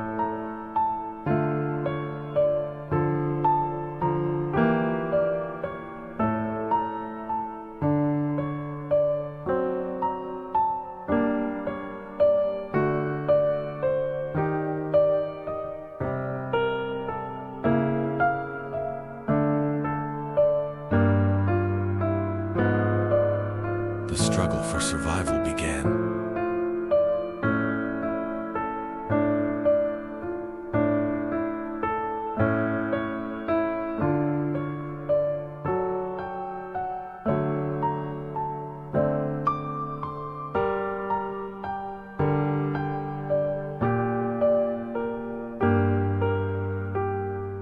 Cold and warm periods alternated repeatedly.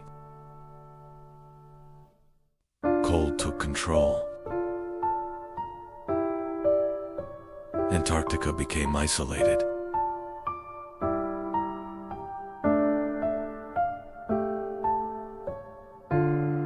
The ice sheets expanded further each year. The hot springs could no longer reach the shores. Life had to adapt to the increasing cold.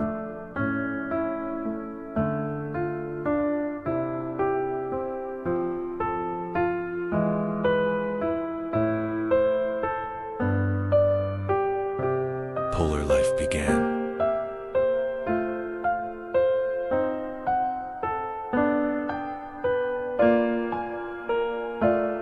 Forests have begun to be replaced by open spaces.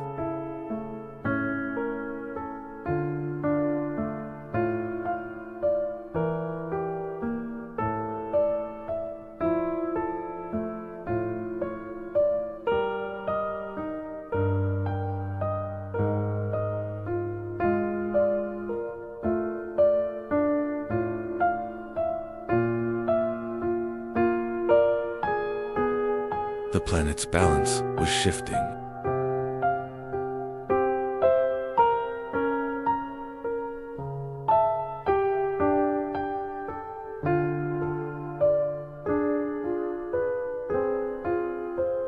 Marine life adapted.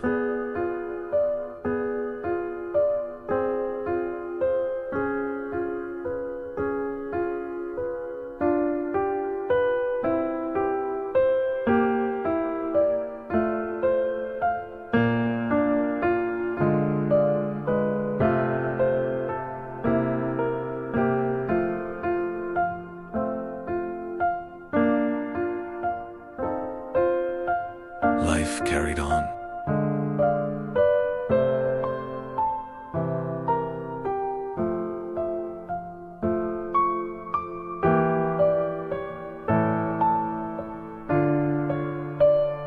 It was as if the world was preparing for something.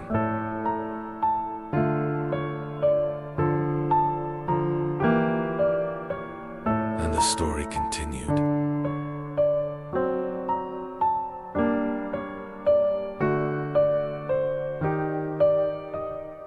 Life accelerated.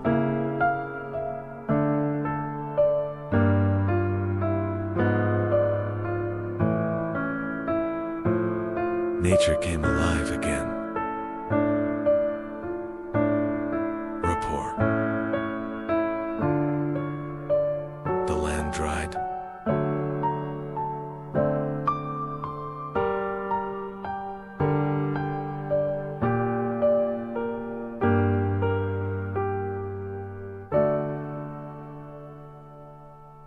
Drought spread.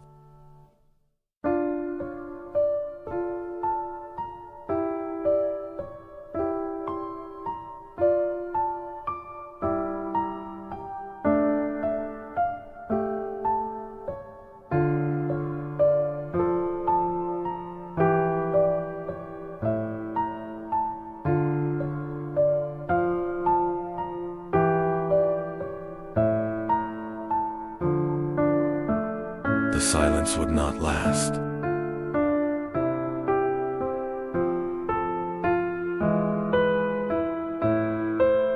The change was very sharp.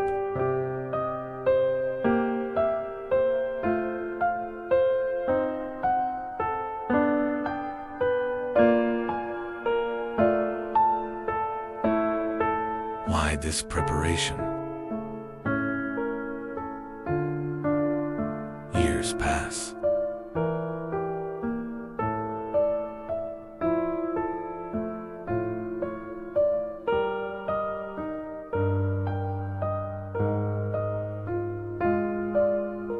It's as if a guest is coming.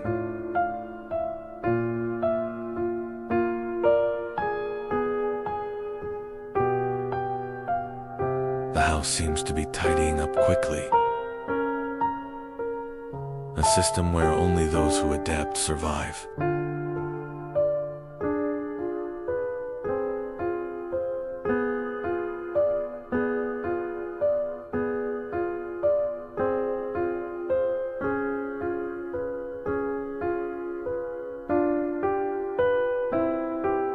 Glacial cycles began.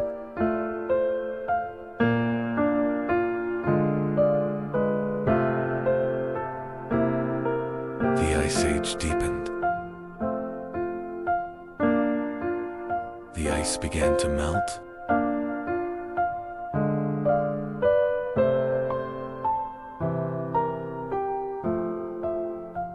The Ice Age lasted long. But the climate did not remain constant. sunlight reached the land again.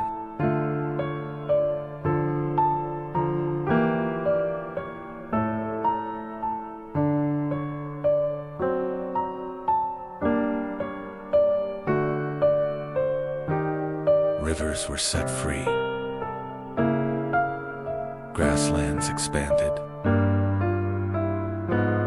Animals moved into open plains.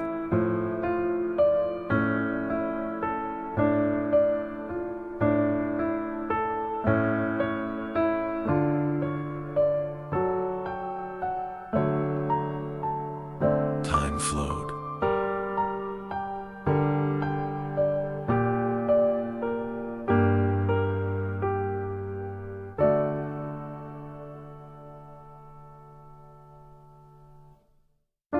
And one day, millions of years later, humanity appeared. And humanity entered the stage. The real story begins now.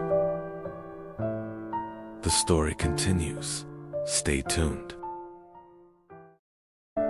Kader yazıldı. İlahi teslimiyet.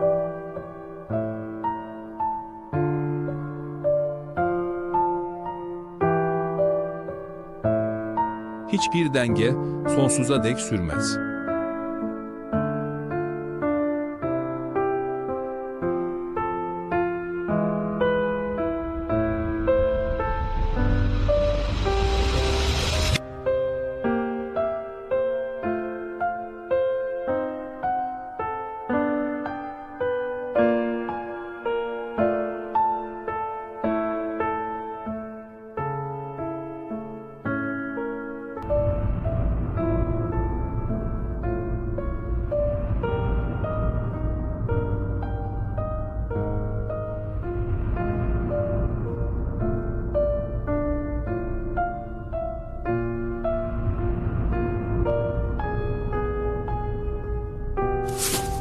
Canlı türünün %75 yok oldu.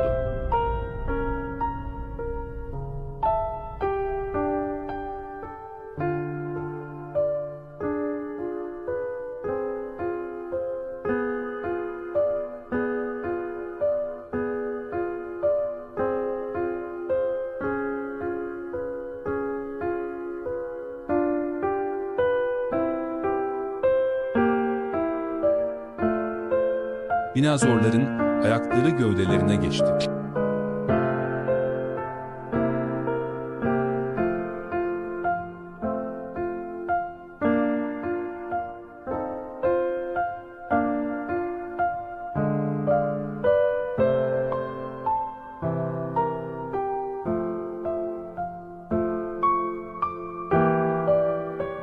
Uzak diyarlara ulaşmıştı bile.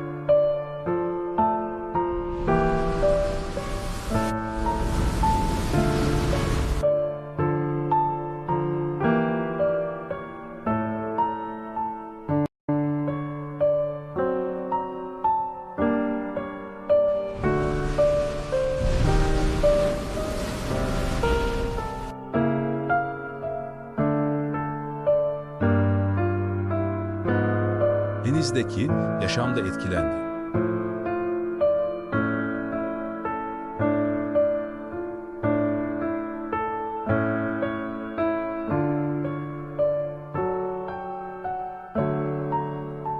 Gökyüzü yıllarca kapalıydı. Asit yağmurları yağdı.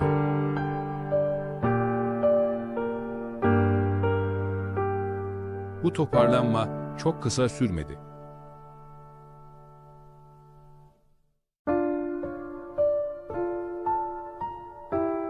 Toprak donmuştu. İlk toparlanma.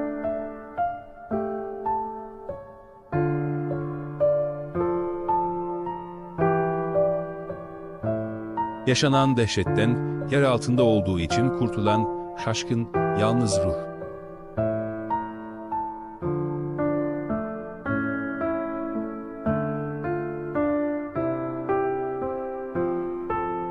Denizde yaşam can buluyor.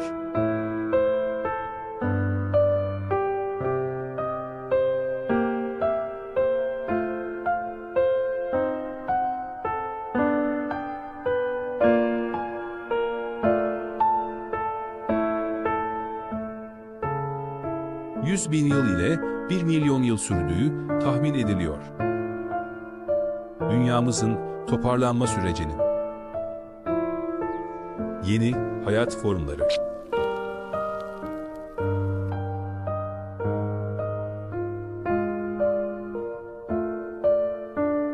Her zaman bir yolunu bulur.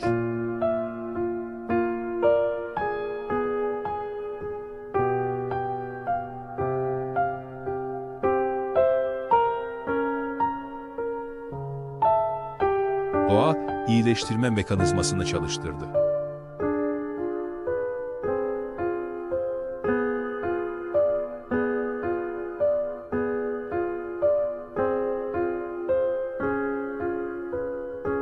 Böcekler, yaşama ayak uydurmaya çalışıyor.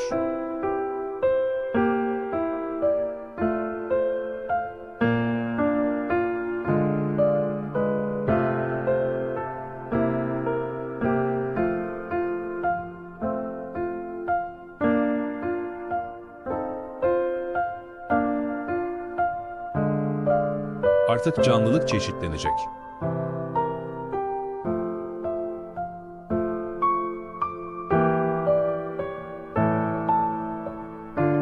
Bitkiler de çoğalıp çeşitleniyor. Fotosentez hız kazanıyor.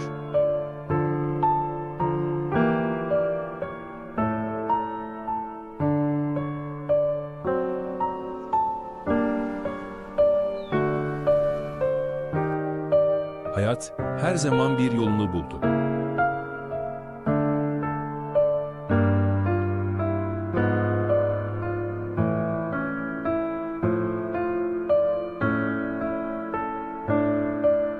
Su akar, yolunu bulur.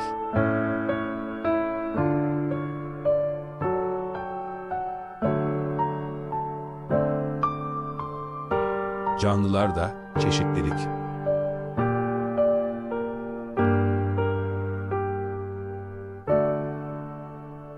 Yaşamın asaleti.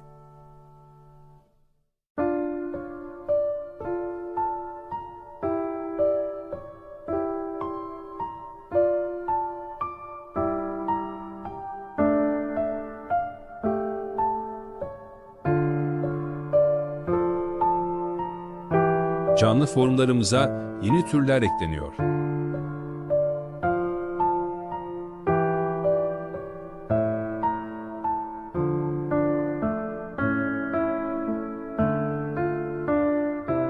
Derin sessizliğin arkasından gelenler.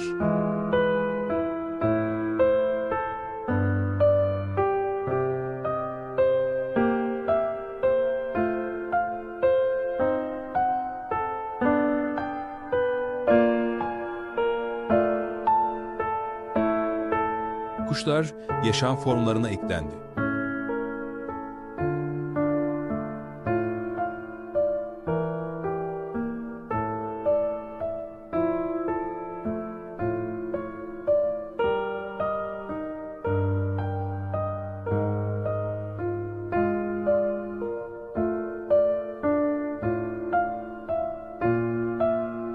Duygular doğalarına yükleniyor.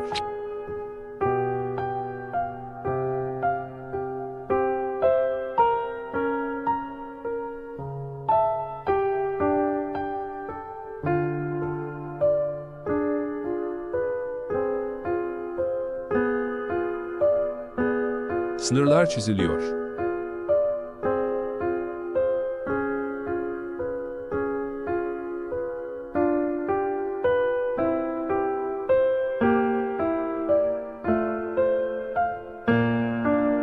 Şükran her canlının duruşunda var.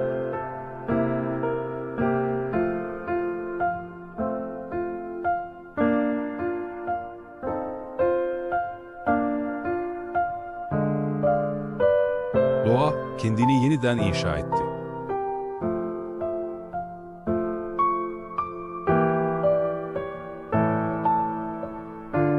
Bu bir mucize değildi.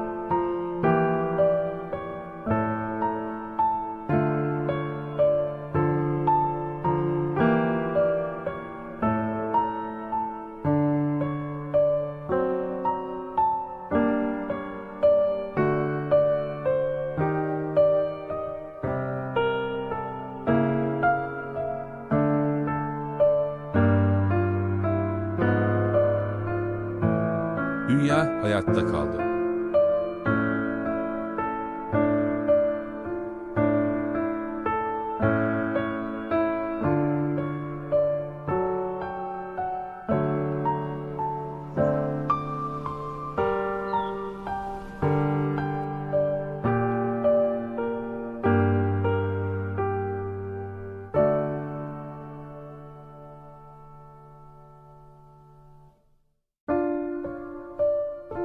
Ve yoluna devam etti.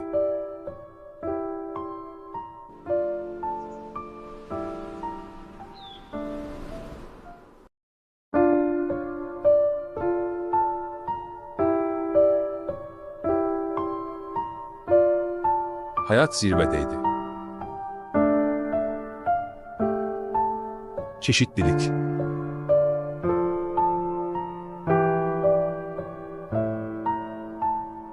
Güç değil, uyum.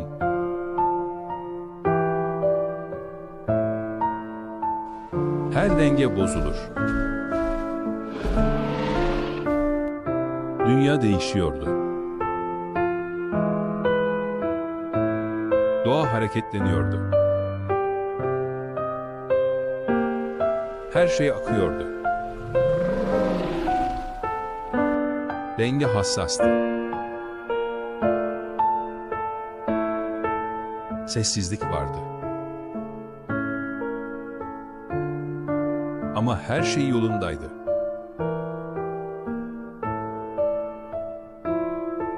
Hayat çoğalıyordu. Doğa karmaşıktı. Bu bir zirveydi. Hakimiyet sürüyordu.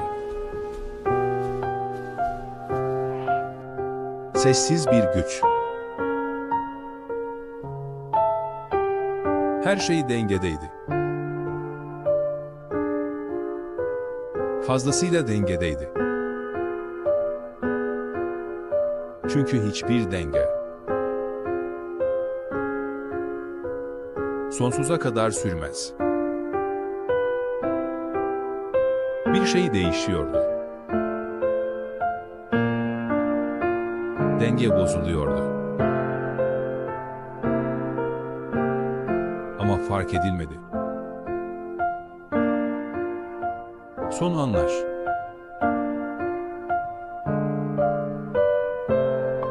Dünya nefes aldı.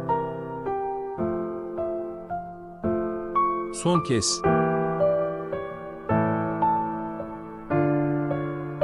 Her şey yerli yerindeydi. Ama uzun sürmedi. Bir şey yaklaşıyordu.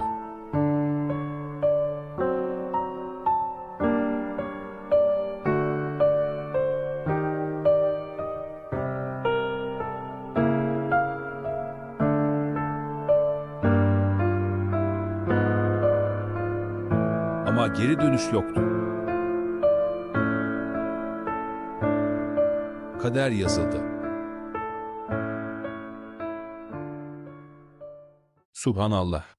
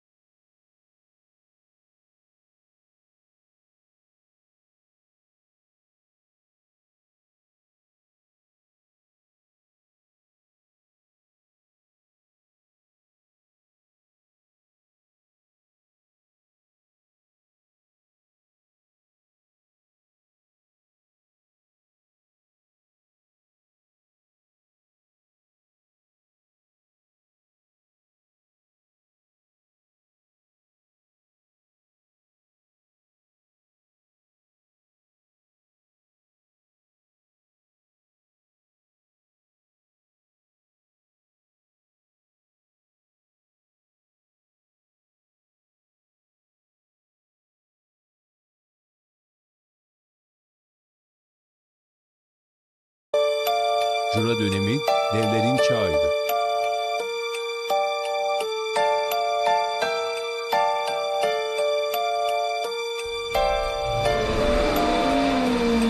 Jura'da güç, hayatta kalmanın anahtarıydı. değişmesi denizlerde de sürüyordu.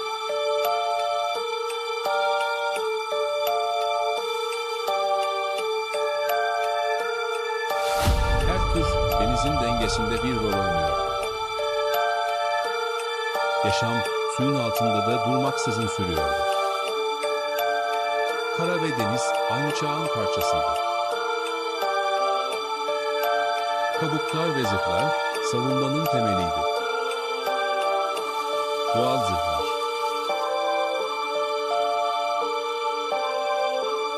Milyonlarca yıl değişmedi.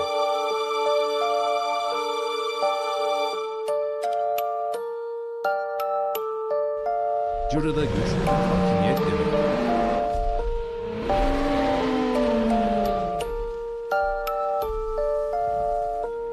Bu büyük etçil dinozor alanı belirleyip alınıyor. Sürüler halinde hareket ederek avlanır ve kendilerini korur. Fırtına ve çevresel koşullar davranışlarını şekillendirir.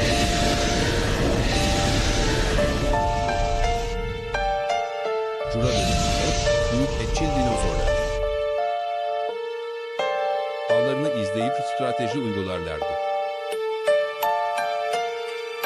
Avlanma, enerji kazanımı ve hayatta kalmanın temel yoluydu. Bu dinozorlar. Jura döneminde yaşadı. Yaklaşık 150 milyon yıl önce.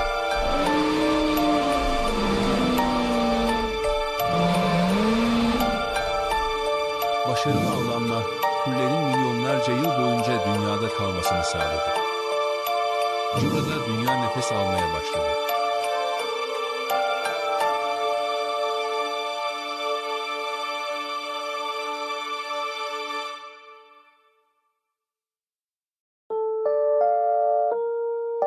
Yağmurlar arttı. Ormanlar yayıldı. Bu dönem yaşam için bir fırsattı. Bitkiler çoğaldı, besin zinciri güçlendi. Jura denge çağıydı. Av varsa avcı da vardı. Doğa her şeyi dengeliyordu.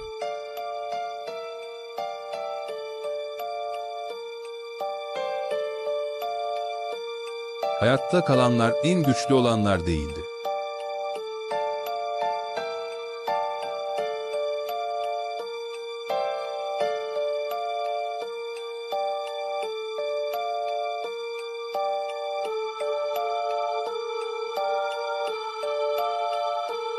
Uyum sağlayanlar kaldı.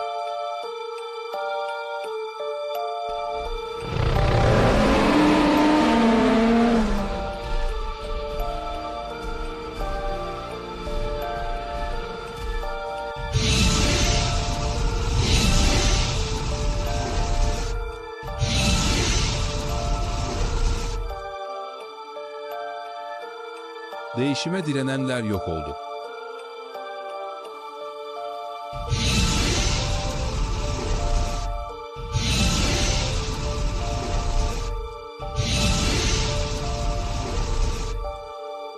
Bu çağda sadece devler yoktu.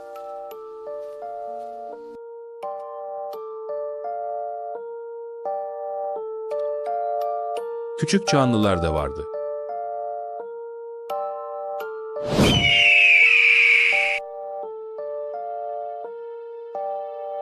Gizlenerek hayatta kaldılar.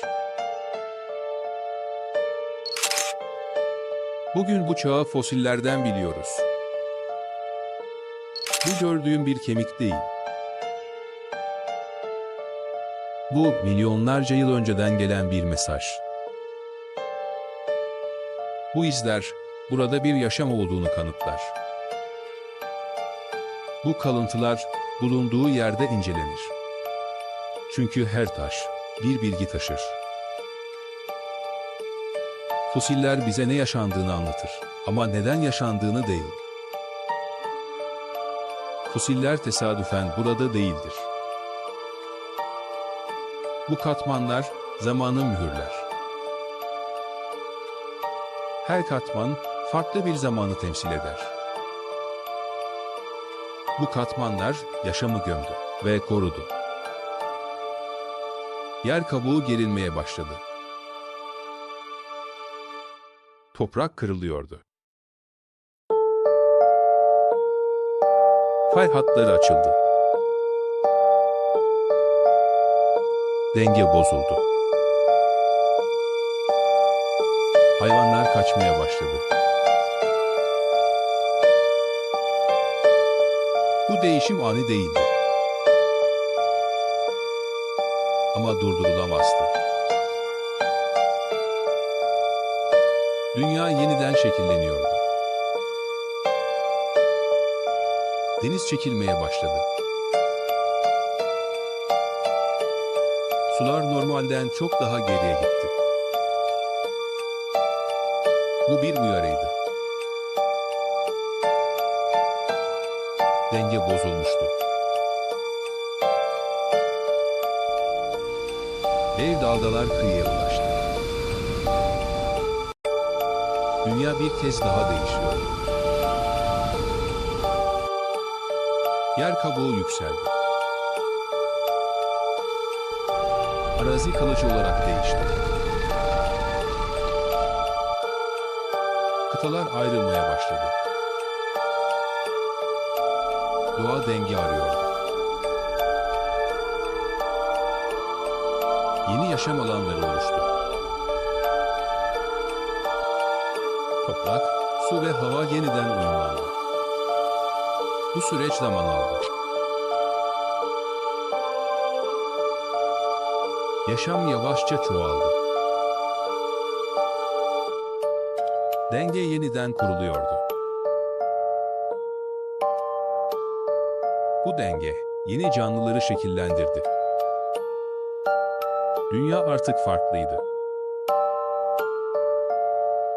Eski düzen sona ermişti. Yeni koşullar ortaya çıktı. Her canlı bu değişime dayanamadı.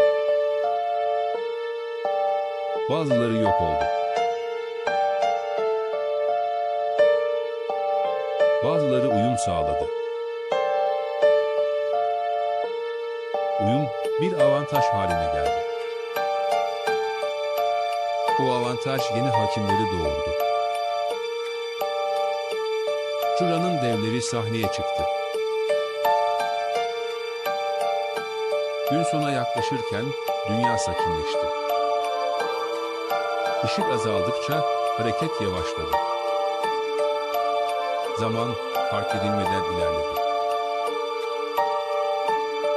Bu çağ geride kalıyordu. Her düzenin bir sonu vardır.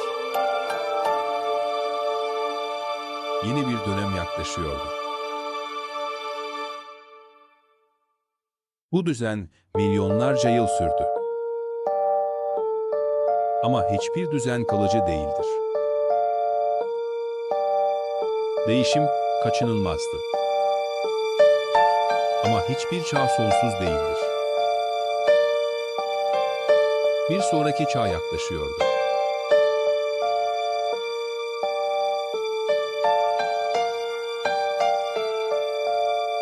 Kretase devri.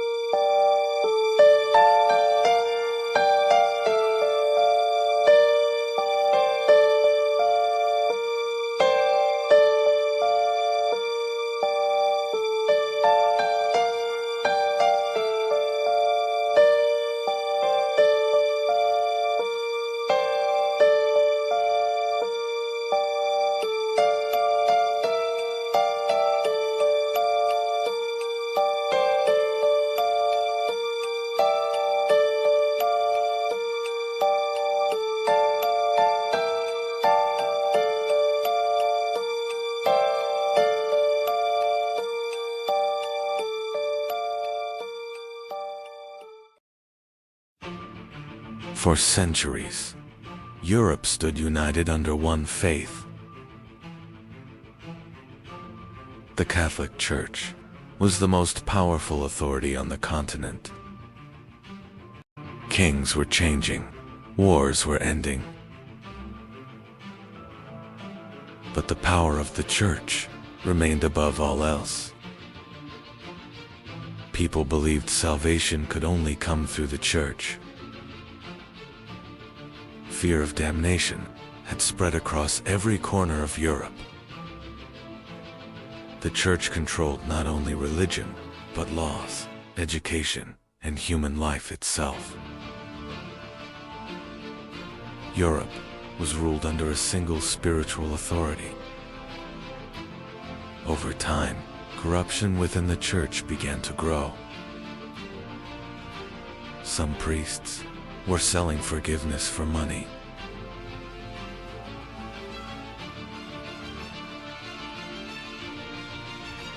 People were told that money could bring them closer to heaven. Fear had merged with faith. While the Church gathered immense wealth, the people of Europe lived in poverty. Anger was silently growing. A dangerous question was now rising across Europe. What if the Church had lost its way? At that moment, an invention appeared that would change the course of history. The printing press. Knowledge was now spreading faster than ever before. For the first time, people could freely read new ideas. Under the influence of the Renaissance, Europe was beginning to change. People were now learning to question authority. And in Germany, a monk would change this order forever.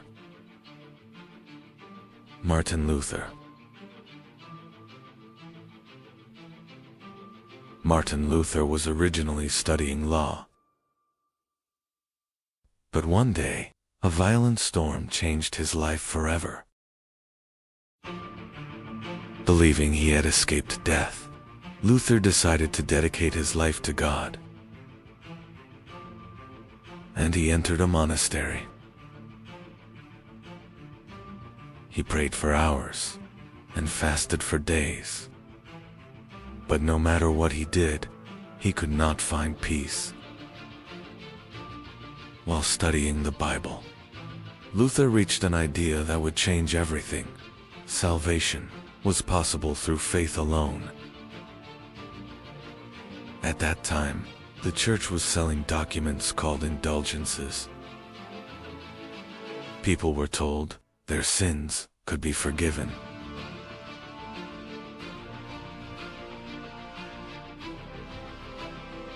Some preachers claimed that paying money could bring people closer to heaven.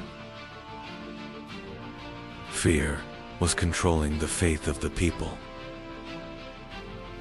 Pope Leo X was gathering enormous wealth for St. Peter's Basilica in Rome. And the sale of indulgences was spreading rapidly across Europe. Martin Luther grew furious as he witnessed these events, because to him, faith was not something to be sold. In 1517, Martin Luther wrote one of the most important documents in history, the 95 Theses. Luther nailed his theses to the door of Wittenberg Church, and the silence of Europe was broken. Thanks to the printing press, Luther's ideas spread across Europe within weeks. People were now openly questioning the Church. Rome was consumed with anger. For the first time, the authority of the Church was being seriously challenged. In 1521, Martin Luther was summoned to the Diet of Worms. The emperor and church officials demanded that he take back his words. But Luther refused to step back. "Unless proven otherwise, I cannot take back my words." The Pope excommunicated Luther, and the Holy Roman Empire declared him an outlaw. Now anyone could kill Martin Luther without punishment. But several German princes secretly began protecting him. Martin Luther continued working while hidden inside Wartburg Castle, and he began translating the Bible into German. This moment was a revolution in European history. For the first time, ordinary people could read the Bible in their own language. The Church's absolute control over knowledge was beginning to break. New ideas were spreading rapidly across Europe. The Reform movement was no longer limited to Germany. Europe was entering a new era. Luther's ideas began spreading across different regions of Europe. In Switzerland, Ulrich Zwingli was challenging Catholic traditions. Then, John Calvin emerged, and the Reformation movement became even more radical. According to Calvin, God had already determined the fate of mankind. This belief spread rapidly across Europe. Europe was no longer a single Christian world. Catholics and Protestants had begun seeing each other as enemies. As the Reformation grew, tension across Europe intensified. In Germany, the peasants began to revolt. For years, the people had lived under crushing taxes, and now they demanded freedom. Reformation ideas were turning into rebellion. But Martin Luther did not support the peasant uprising. He feared Europe would descend into total chaos. The rebellion was crushed with brutal force. Tens of thousands of people lost their lives across Europe. Meanwhile, in England, a new crisis was emerging. King Henry VIII desired a male heir. But the Pope refused to annul Henry's marriage. And England found itself in conflict with Rome. In 1534, the king was declared head of the Church of England. And thus, the Anglican Church was born. Monasteries were closed, and church lands were seized. England was now entering a completely different path. The Catholic Church realized it was facing a massive crisis, and the Counter-Reformation began. The Council of Trent was assembled. The Church was trying to stop corruption within itself. During this period, the Jesuits emerged. They became one of the strongest defenders of Catholicism. The Jesuits built schools, educated people, and spread Christianity across the world. But the conflicts in Europe were far from over. The religious division in Europe soon turned into massive wars. Catholics and Protestants took up arms against one another. In 1572, Paris witnessed a horrific massacre. Thousands of Protestants were killed during the St. Bartholomew's Day massacre.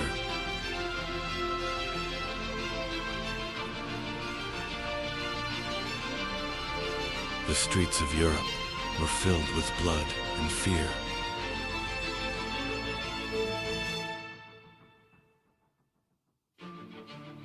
The religious wars were tearing the continent apart. In Spain, the Inquisition brutally punished religious dissent.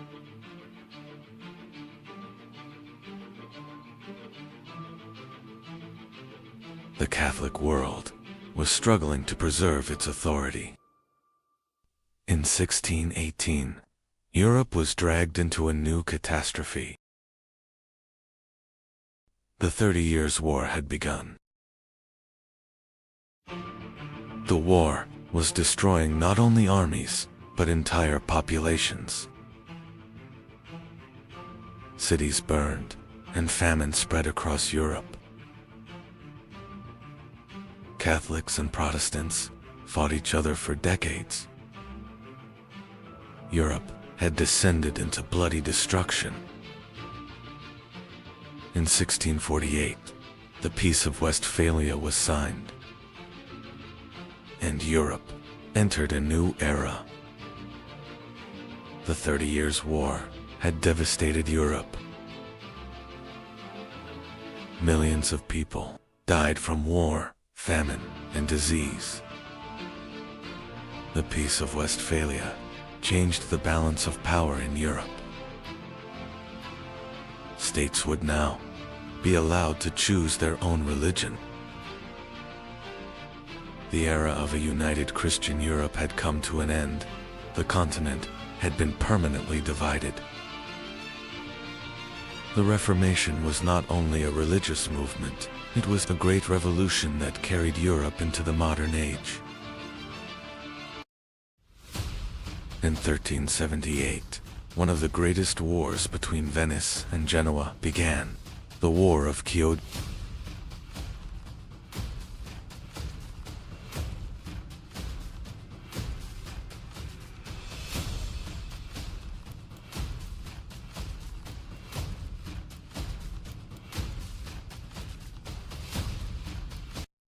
The Genoese fleet advanced far enough to directly threaten Venice itself.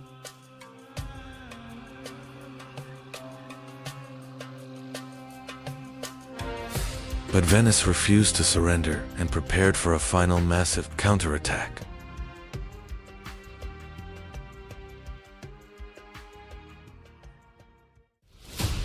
In the end, Venice emerged victorious at Chioggia, and the balance of the Mediterranean shifted once again.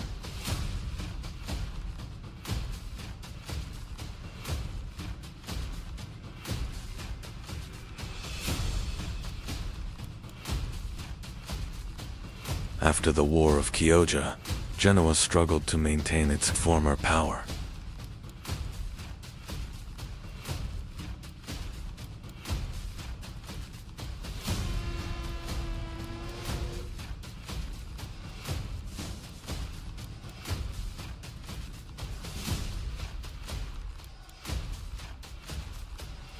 Political rivalries and economic troubles slowly weakened the city from within.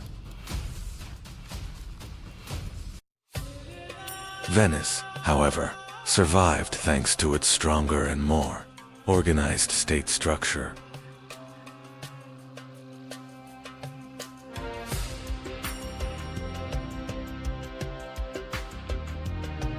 But the true rising power in the Mediterranean was no longer Venice or Genoa.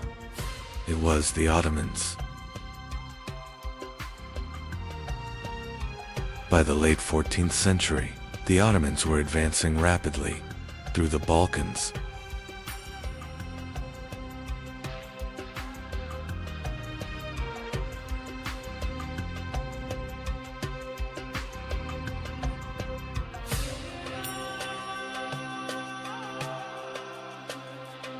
Meanwhile, the Byzantine Empire continued to shrink, leaving Constantinople increasingly isolated. Venice grew deeply concerned about Ottoman influence in the Aegean and Eastern Mediterranean. Genoa continued building cautious relations with the Ottomans in order to protect its trade.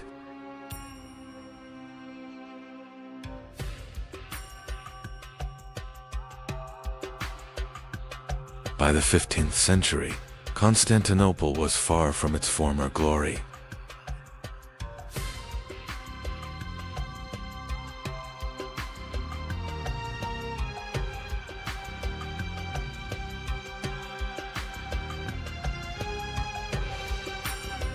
The once great empire now survived only around its capital.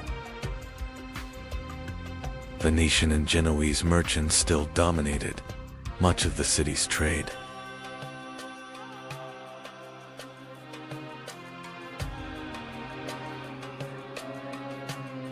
Meanwhile, the Ottoman state was growing stronger with every passing year.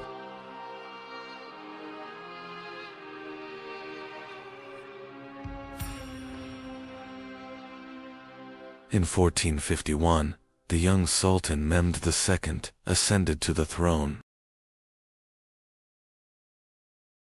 The new Sultan immediately began preparations to conquer Constantinople. Massive cannons were forged as the Ottomans moved to control the Bosphorus.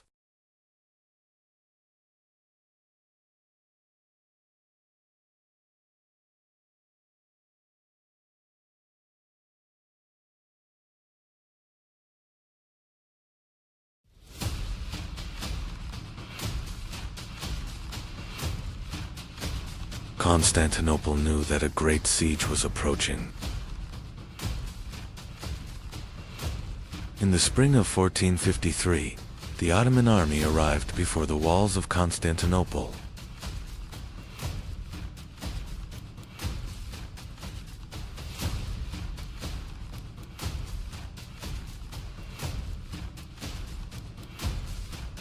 Inside the city, the defenders prepared for their final great resistance.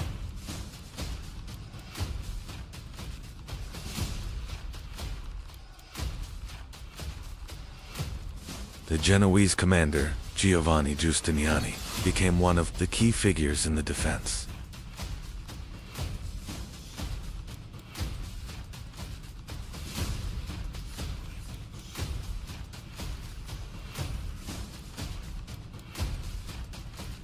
Venetian and Genoese fighters also joined the defense of the city.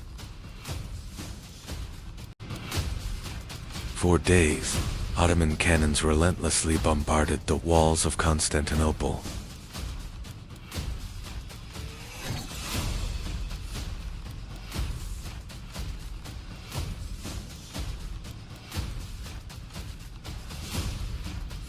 The defenders struggled through the nights to repair the shattered walls.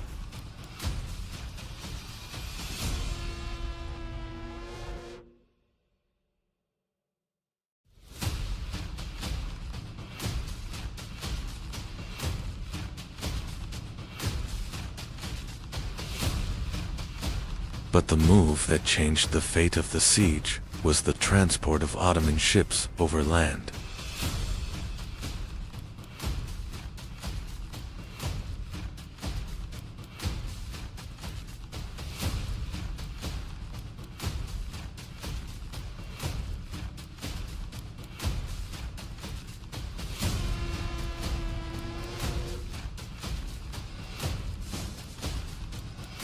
The arrival of the Ottoman fleet and the Golden Horn shocked the entire city. On the morning of May 29, 1453, the Ottoman army launched its final assault.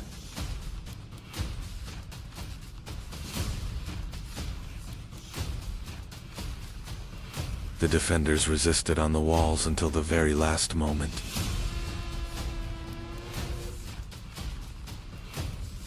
The severe wounding of Giovanni Giustiniani shook the balance of the defense.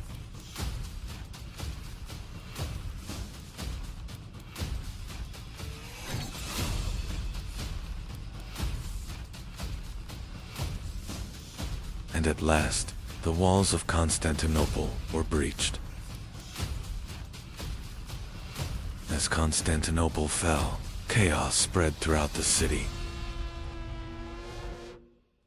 The young Sultan Mehmed II had opened the gates to a new era. The Genoese colony of Galata had now fallen under Ottoman rule as well. 1453 marked not only the end of Byzantium, but the end of the old Mediterranean order itself. Constantinople was now the new capital of the Ottoman Empire. For Venice and Genoa, the balance of power in the Mediterranean had completely changed.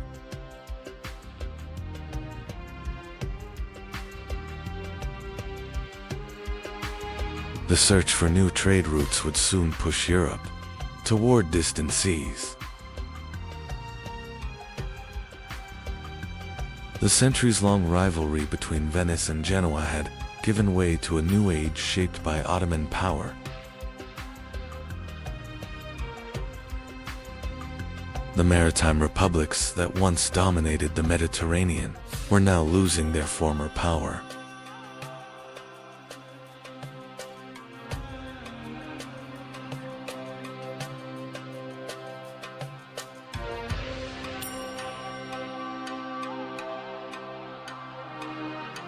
Trade routes were changing, and new empires were rising.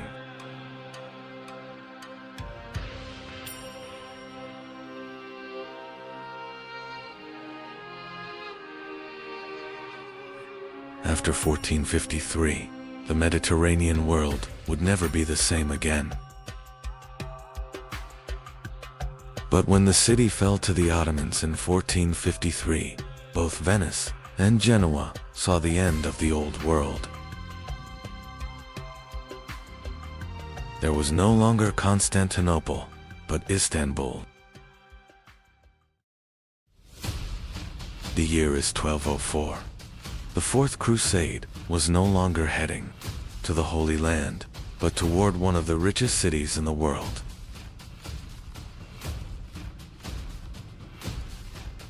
The target was no longer Jerusalem, but Constantinople. The Christian world was turning against itself.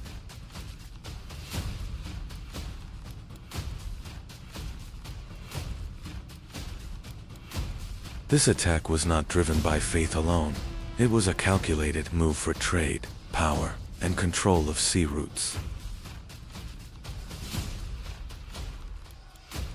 And at the center of this plan stood a rising maritime power, Venice.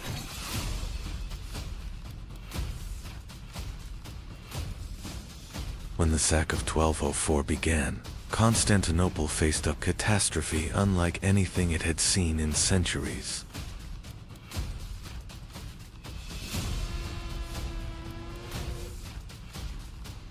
Churches were looted, sacred relics were stolen, and the wealth of Byzantium was loaded onto ships.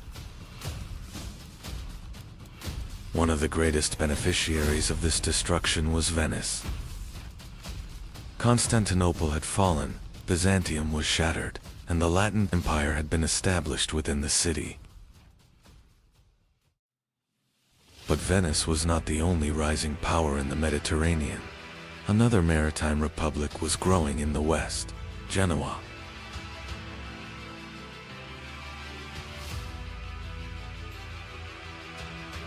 Through trade networks and powerful banking families, the Genoese accumulated enormous wealth.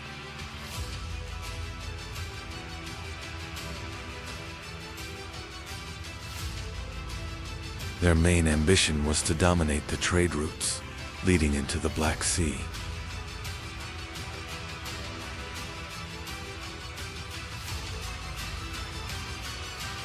And soon, a rivalry that would last for centuries began between Venice and Genoa. By the 13th century, Mediterranean trade had become one of Europe's greatest sources of wealth. Spices, silk, grain, and precious goods. Every product arriving from the east generated immense profit.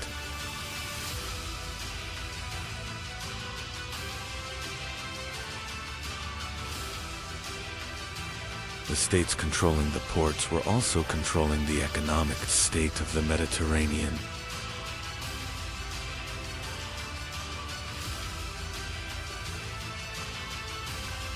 That is why the rivalry between Venice and Genoa became far more than a simple struggle for trade.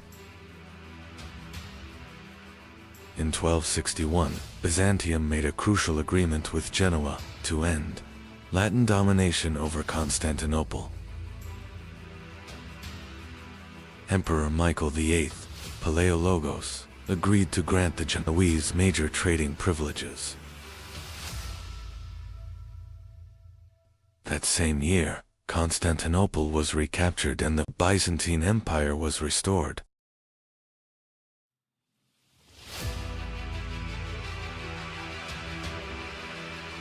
But even after its return, Byzantium was no longer as powerful as before. The city's economy was increasingly falling under foreign influence. One of the greatest privileges granted to the Genoese by Byzantium was the district of Galata. Rising across the Golden Horn, Galata quickly became one of Genoa's most important trading bases. Surrounded by warehouses, walls, and towers, the district became almost a separate city within Constantinople itself.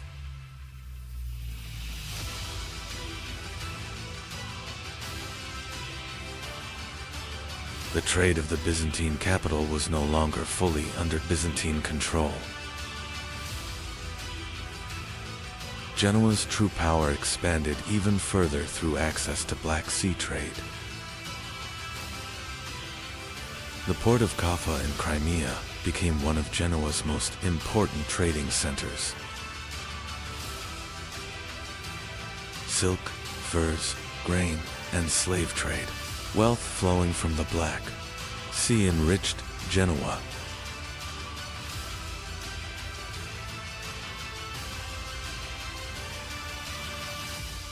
This expansion represented a major threat to Venice. By the late 13th century, the rivalry had begun turning into open warfare. Across the Mediterranean, the two great maritime republics fought each other for control of trade routes.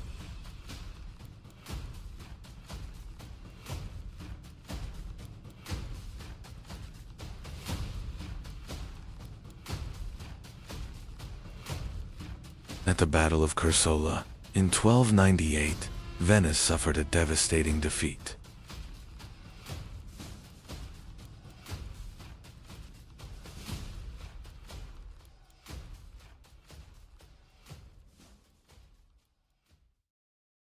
It is even believed that the famous traveler Marco Polo was captured during this battle. Despite the defeat at Curzola, Venice recovered rapidly. The Venetian arsenal was one of the most advanced shipbuilding centers of the medieval world.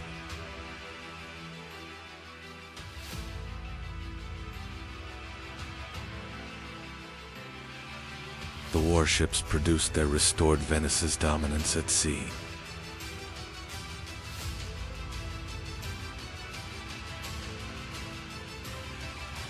For Venice, maritime trade was not just about wealth, but survival itself. Genoa drew its strength not only from warships, but from bankers and merchant families as well.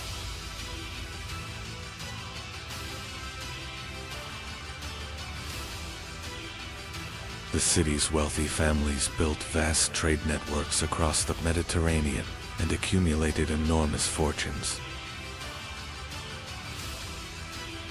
Genoese ships transported valuable goods from the Black Sea into Europe.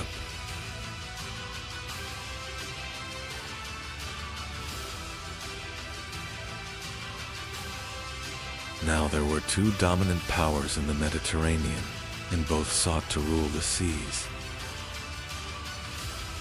By the 14th century, the Byzantine Empire was far from its former glory. Much of the city's trade had fallen under the control of Venetian and Genoese merchants.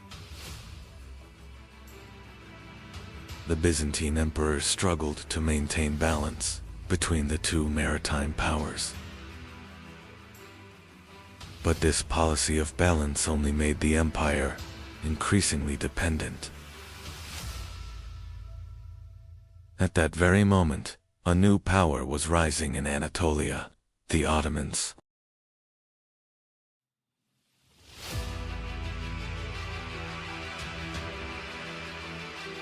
At first a small frontier principality, the Ottomans quickly gained strength along the Byzantine borders.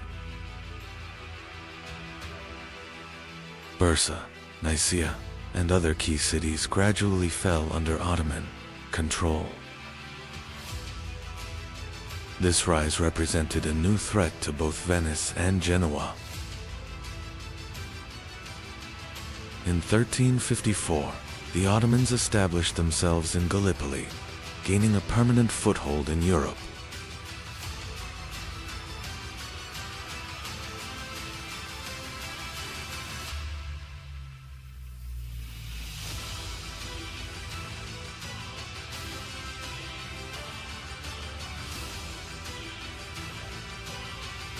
This development marked a major turning point for Byzantium. Venice saw Ottoman expansion as a threat to trade in the eastern Mediterranean. Genoa often tried to protect its interests rather than directly confront the Ottomans. But this fragile balance across the Mediterranean would not last for long, because the rise of the Ottomans was about to change the struggle between Venice and Genoa forever.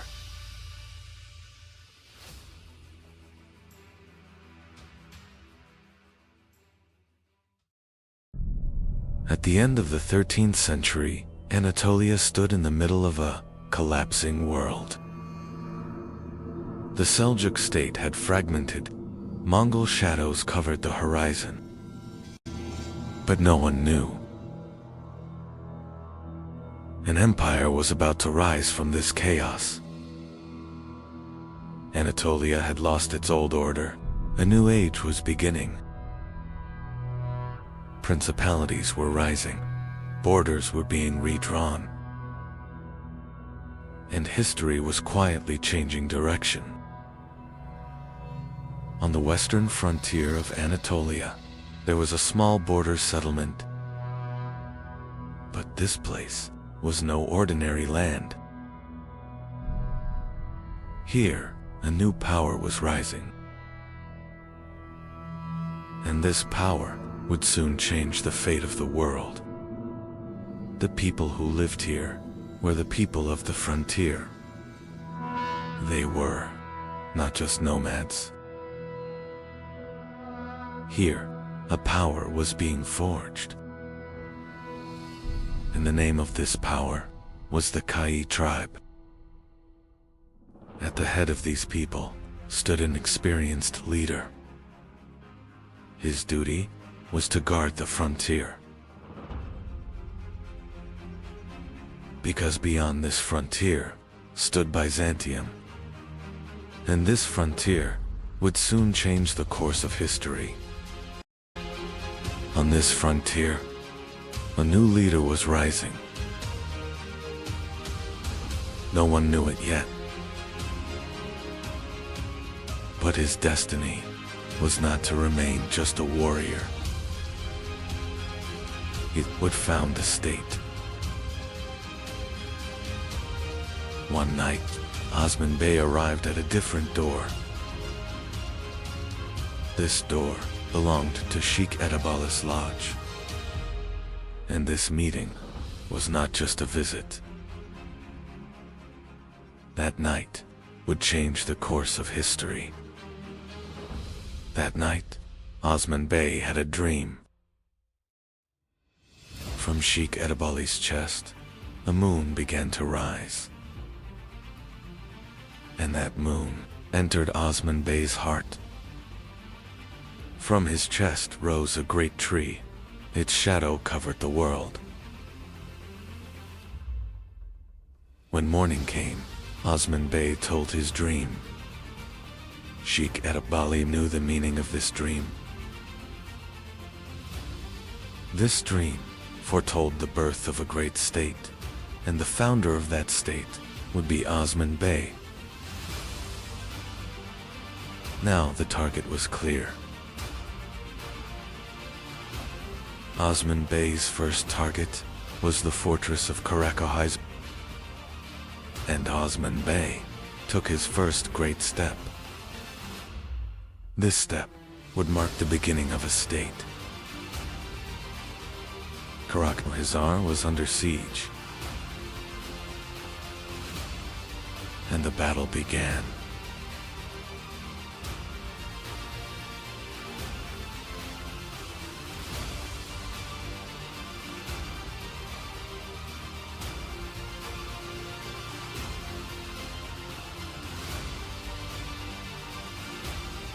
Soon after, Karakohize was conquered, and Osman Bey had taken his first city. Karakohize was now under Osman Bey's control, and the Ottoman banner rose over a fortress for the first time. In this fortress, the khutbah was proclaimed in Osman Bey's name. This moment was the declaration of a state's birth. By this time, Seljuk authority in Anatolia was fading, and the frontier lords began making their own decisions. Osman Bey, too, was now acting in his own name. These steps marked the true beginning of the Ottoman state. Across western Anatolia, Byzantine frontier lines stretched ahead. Osman Bey's next targets were Bilcek and Yarhisar. And Osman Bey began making strategic moves. The Ottomans were now beginning to expand. Osman Bey had formed a strong bond with Sheikh Edebali. This bond grew even stronger through marriage. And Osman Bey began preparing for This move would accelerate the rise of the Ottomans. Yarhisar was one of the Ottomans' next targets. And soon, the siege began.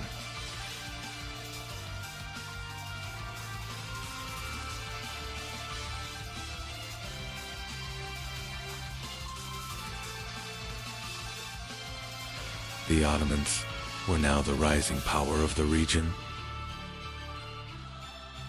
But ahead of the Ottomans stood a greater target. That target was and Bursa would become the first great capital of the Ottomans. But the conquest of Bursa had not yet begun. Across western Anatolia, Byzantine defenses were weakening. Ottoman pressure was steadily increasing. New warriors were gathering around Osman Bey.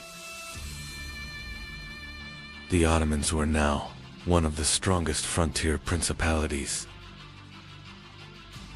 The Byzantine Empire sought to stop the Ottoman advance. And the two armies met at Koyunhisar. The outcome of this battle would change the balance in Anatolia.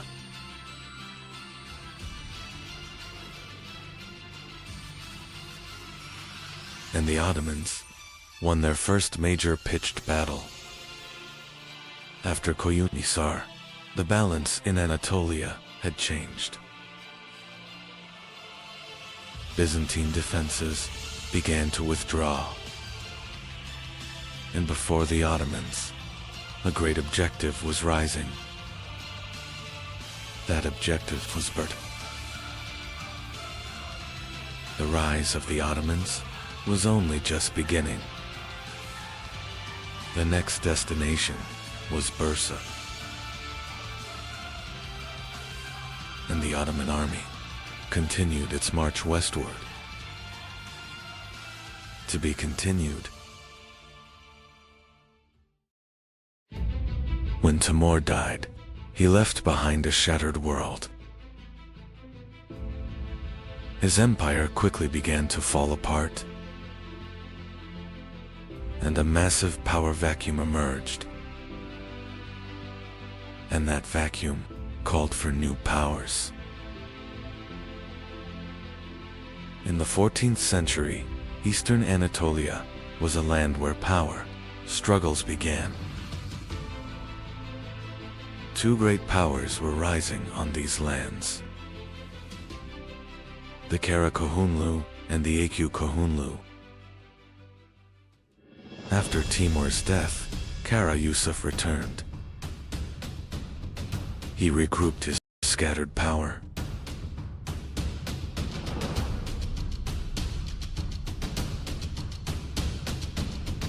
And he captured Tabriz.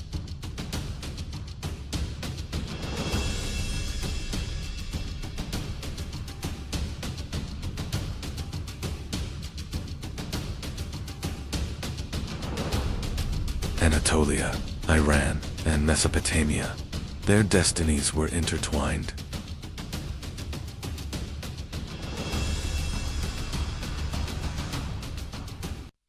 The Karakohunlu state was reborn. After Kara Yusuf, Sian Shah ascended the throne.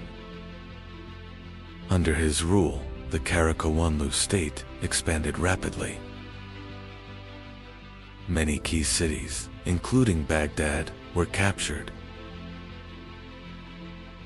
During his reign, the Karakohunlu experienced their golden age.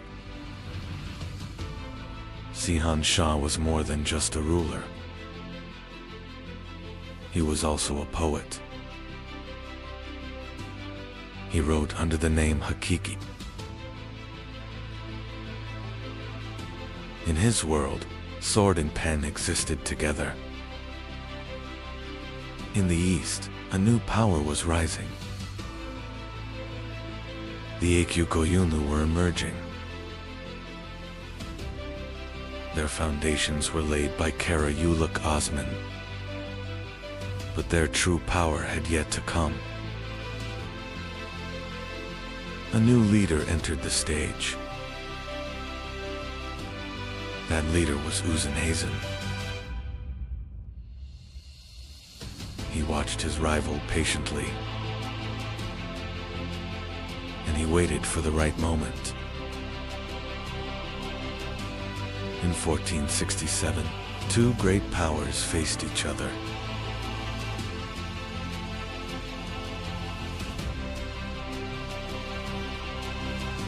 The battle was fierce and brutal. Sian Shah was defeated in battle, and the Karakohunlu state collapsed. After the victory, the Akkohunlu gained power. Uzenhazen established a vast empire. Tabriz became the capital of the Akkohunlu state. The state reached its peak during his reign. But in the west, a new power was rising. This power was the Ottoman Empire.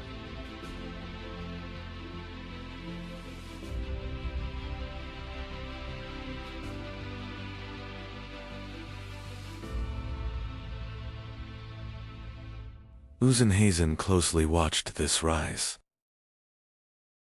Tension between the two great powers was rising. The Ottoman army was disciplined and powerful.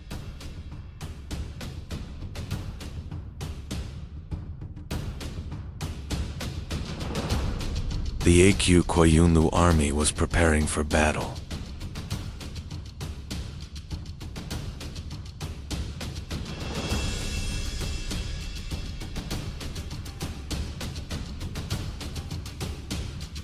The two armies faced each other. Before the battle, there was a heavy silence. The battle began suddenly.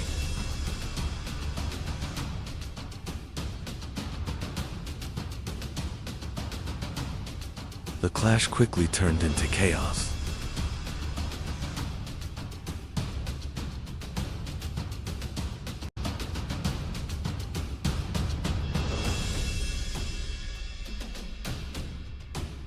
The Ottoman army used its firepower.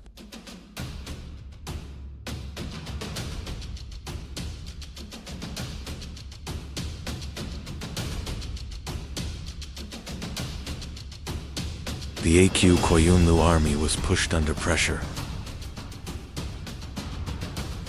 The balance of the battle had shifted.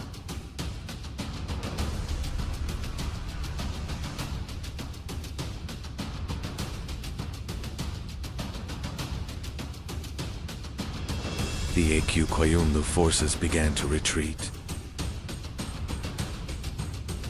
The battlefield turned into a scene of devastation, with hundreds fallen and order completely shattered. This defeat permanently ended the military dominance of the AQ Koyunlu state. After the defeat at Otluk Belli, succession struggles began within the AQ Koyunlu court. Power struggles among members of the dynasty intensified.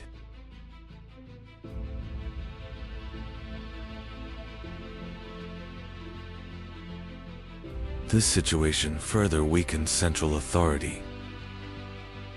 The state was now shaken more by internal conflict than by external enemies. As the AQ Koyunlu weakened, a new power was emerging in the east.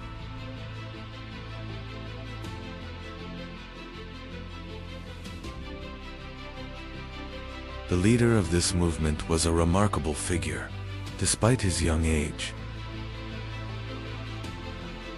He quickly gathered a large following.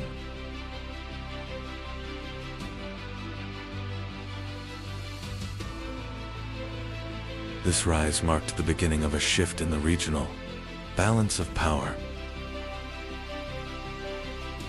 The leader of this movement was Shah Ismail.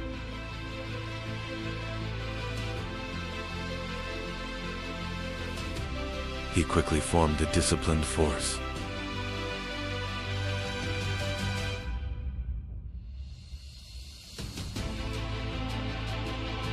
The force around him grew rapidly.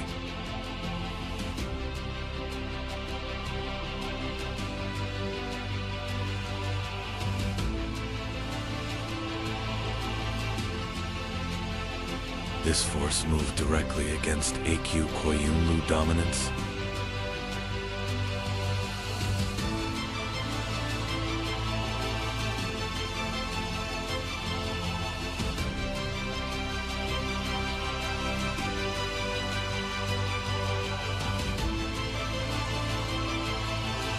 By 1501, Shah Ismail was advancing toward the heart of AQ Koyunlu territory.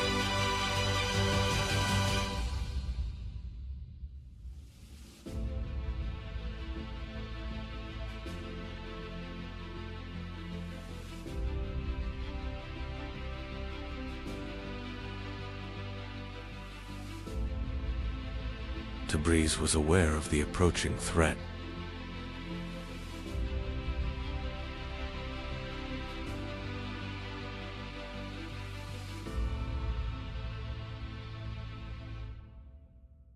Shah Ismail entered the city with little resistance.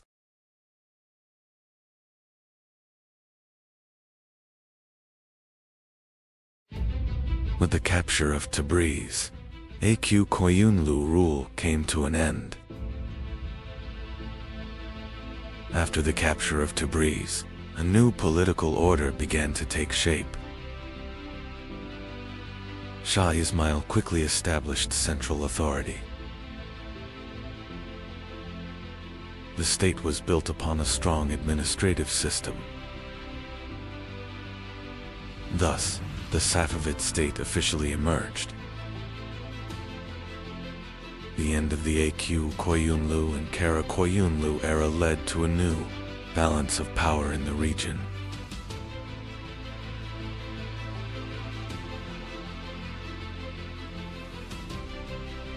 These two nomadic origin structures gave way to a more centralized and lasting state. The Safavid state quickly became one of the dominant political forces in the region. This transformation opened the door to a new era, Ottoman-Safavid rivalry. In the 14th century, across the harsh and unforgiving steppes of Central Asia, a child was born who would change the fate of the world. No one knew this child would one day shake empires. His name would be Timur. For a child growing up on the steppe, survival was not a choice, but a necessity.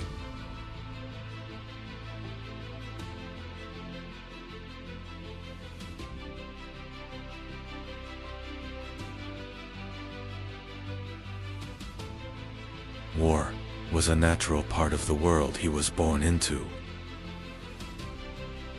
But Timur was learning more than just how to fight. And within him was the desire to become more than a simple warrior.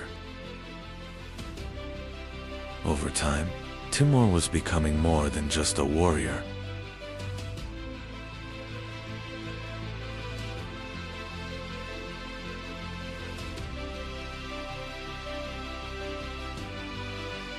Alliances were formed, and just as quickly, they were broken.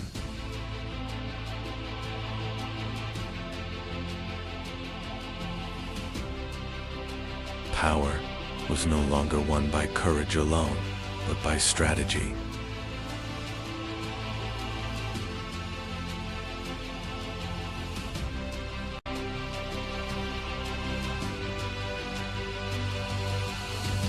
And Timur had learned the rules of this game. Semer was becoming the center of Timur's power. One by one, the tribes began to gather around him. And in time, Timur declared his own destiny. He was no longer just a leader, but the ruler of a rising empire. The goal was no longer survival, but conquest. Cities were besieged, and those who resisted paid a heavy price.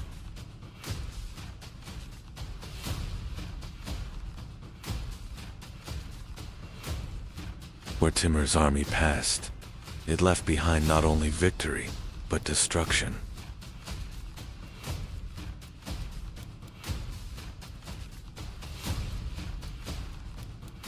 And Timur knew that fear was the most powerful weapon of all. Two powers once allied were now standing against each other.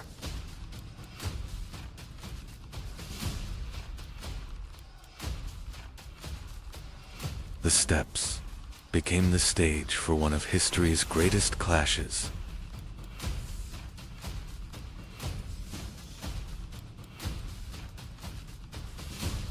Defeat was not just the end of a battle, but the fall of a power.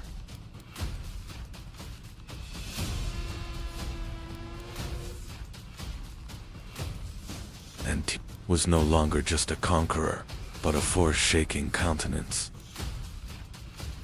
Timur's army was now advancing into the heart of India.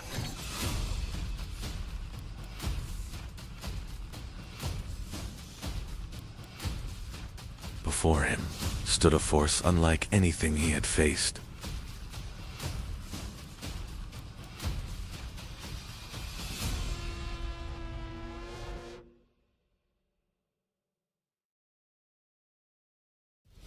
But the outcome did not change. The city fell.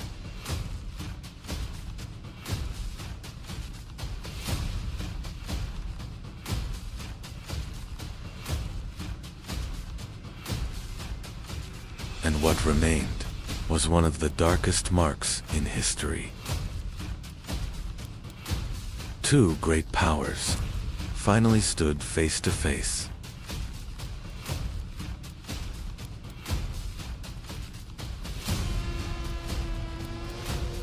The plains of Ankara became the stage for one of history's most critical battles.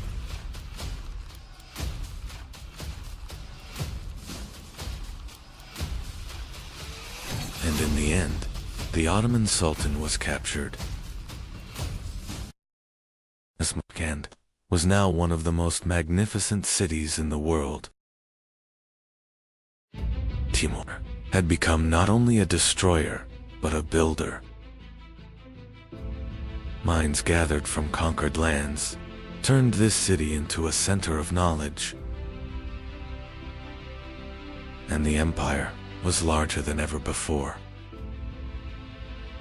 Timur's empire was growing larger with every passing year. Conquered lands were merging into a vast and unstoppable power. The roads were now under his control. Trade, power, and wealth flowed within his borders.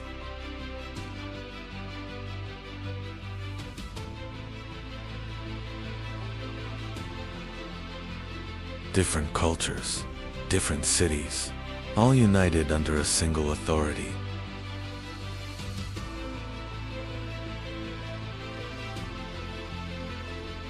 And Timur had no intention of stopping. For him, a border was simply the next target. Timur's victories were not won only on the battlefield. He was conquering the minds of his enemies. His name was enough to spread fear before he even arrived.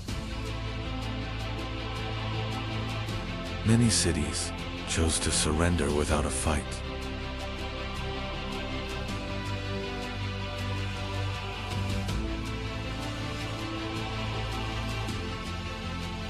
Because everyone knew the cost of resistance would be far greater. Timur's armies were now turning toward the greatest cities of the world. The target was Damascus.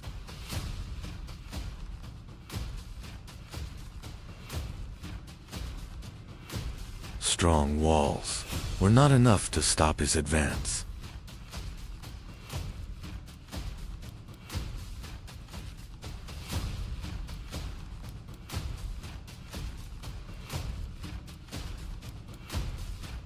Cities fell, and once great centers were left in silence.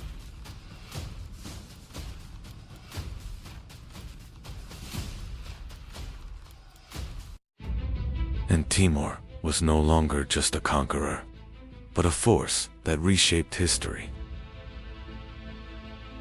For Timur, there was still a world left unconquered, and he turned his gaze to the east. Hedef Dunyanin and Büyük Medina Larindam, Biridi, Kin. But this time, nature itself was as ruthless as the enemy.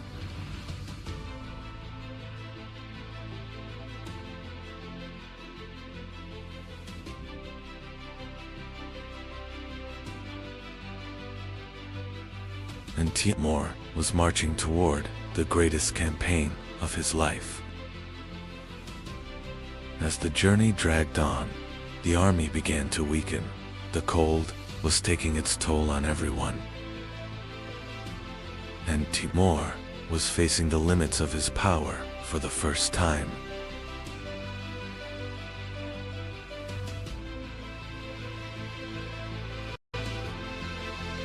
Whispers spread through the camp. The generals were uneasy. Something was changing. And in the end, even the greatest conqueror could not defy time. In 1405, the steppe fell into silence. Timur's campaign ended here. He was gone, but the power he built still remained. The empire was vast, but the one who held it together was gone. And Timur was etched into history as a name remembered with both fear and awe. His story was not written only in war.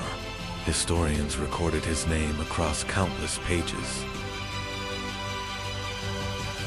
After destruction, a legacy emerged. Cities were reshaped.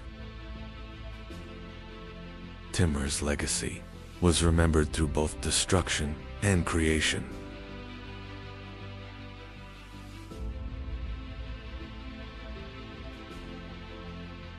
And today, his name still echoes as one of history's most powerful legacies. In the 13th century, the Islamic world was facing a major crisis. From the east, the Mongols were advancing.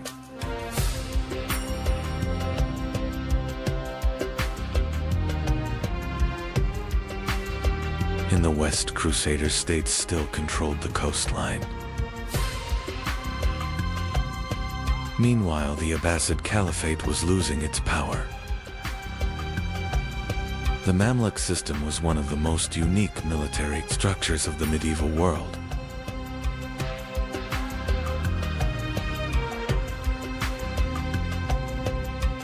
Mamluks were recruited at a young age and trained in specialized military academies in Cairo.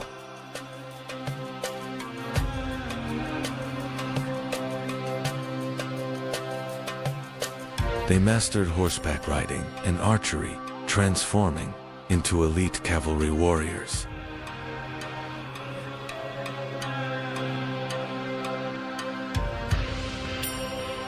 Their loyalty was not to families, but directly to their commanders.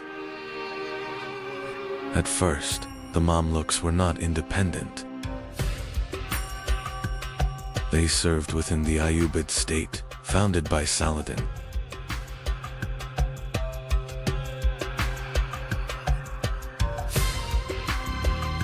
They were first used as palace guards and elite cavalry units.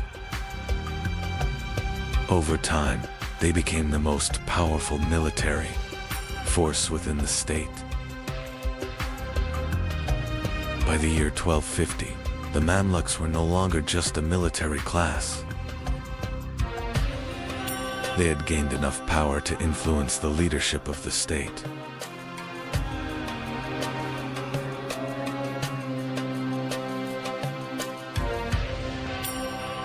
In 1250, they seized control and established their own state.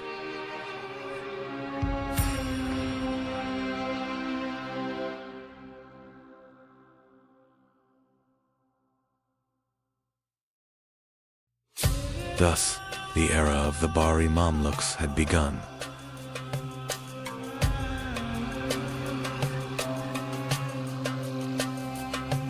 In 1258, Mongol armies reached Baghdad, the capital of the Abbasid Caliphate. Soon, the city was placed under siege.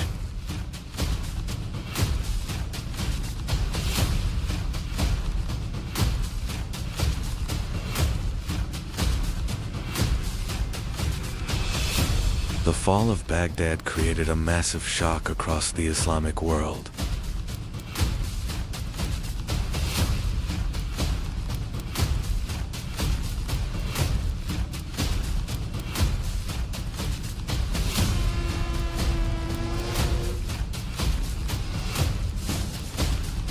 The Mongol armies continued advancing, and Syria became their next target.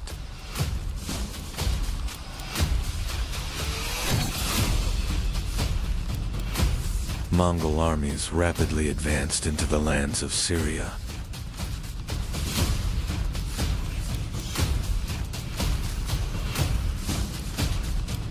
Damascus and the surrounding cities fell under serious threat.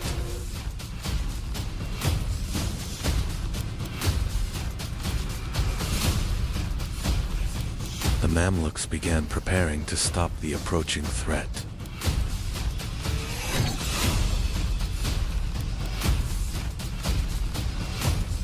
The Mamluk army marched north, preparing to confront the Mongols.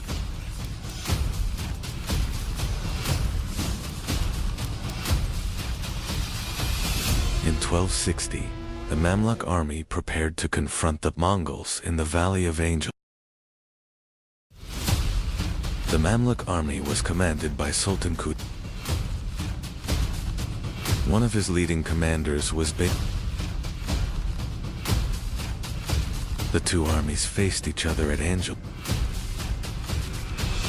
As the battle began, the Mamluks executed a planned tactical retreat.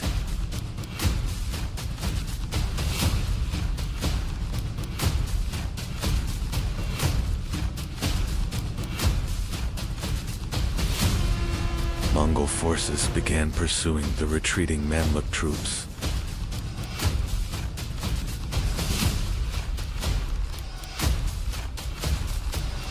But this retreat was a trap.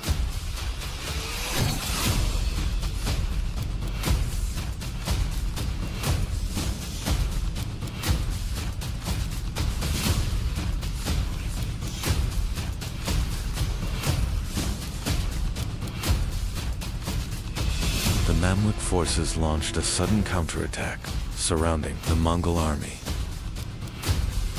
At Angjalut, the Mamluk army successfully stopped the Mongol advance.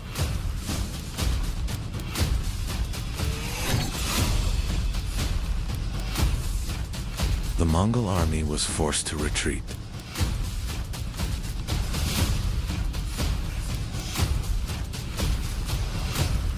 This victory was more than just the outcome of a battle. It became a turning point that changed the course of history. With the victory at Ain Jalut, the Mongol advance into the Middle East was halted.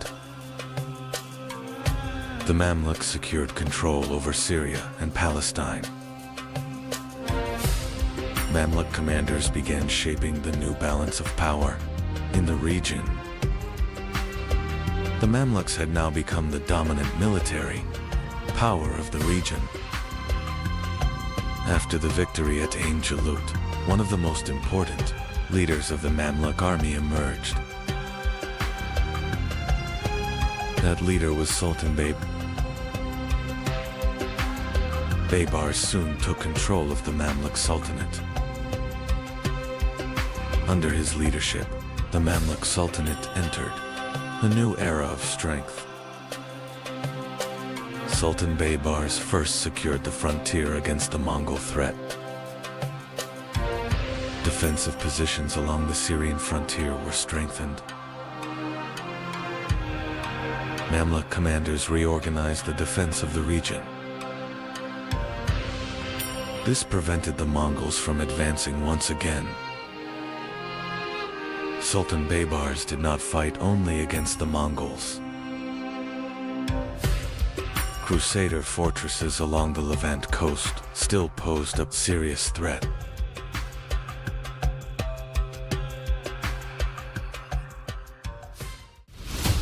Baybars launched a series of campaigns against these fortresses.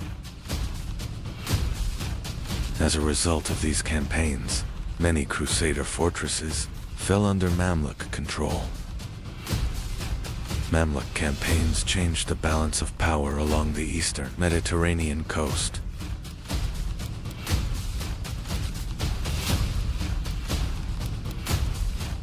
Crusader fortresses gradually became isolated. The Mamluk army turned toward the last major Crusader strongholds in the region. Thus, Mamluk dominance along the eastern Mediterranean coast began to take shape. In 1291, the Mamluk army laid siege to the city of Acre.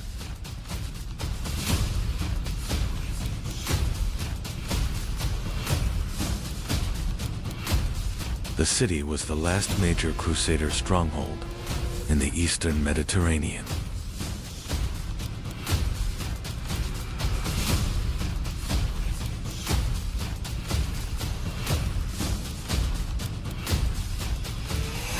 After intense fighting, the Mamluk forces managed to breach the city.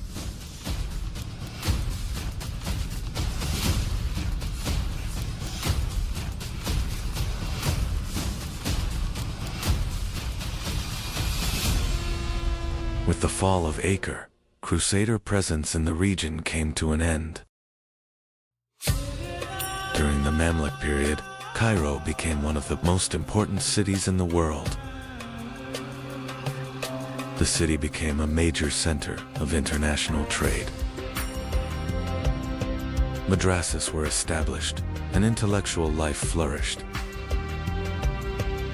Cairo became the political and cultural center of the Islamic world.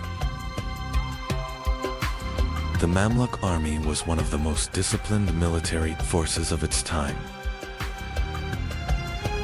Each Mamluk soldier was a skilled horseman and expert archer. These cavalry units provided exceptional mobility on the battlefield. Thanks to this military structure, the Mamluks remained one of the most powerful armies in the region for a long time.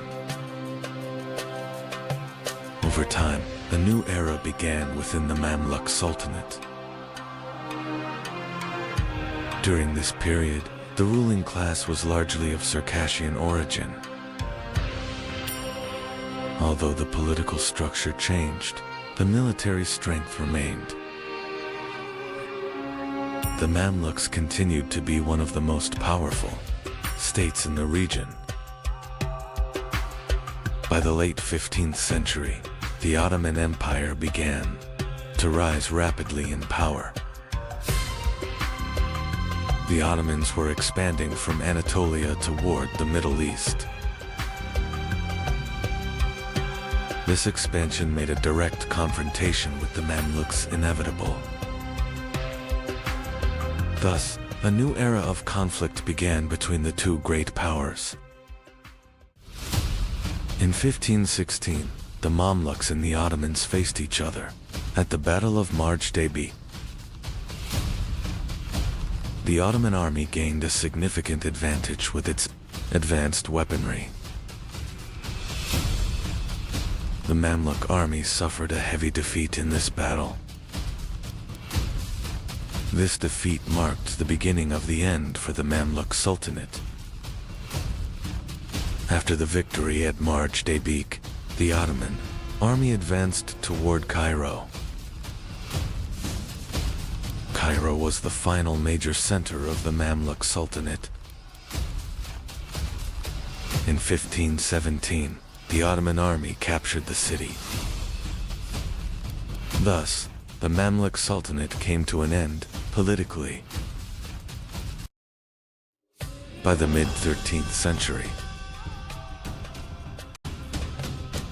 the Mongol armies were advancing toward the west. This advance was more than a conquest. It was the beginning of a new empire. In 1256, Hulagu Khan launched a massive campaign toward the west.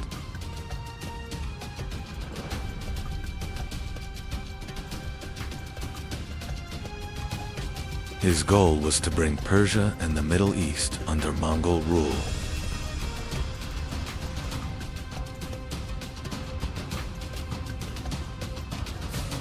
One of the first major targets was the fortress of Alamet. The Mongols laid siege to the fortress high in the mountains.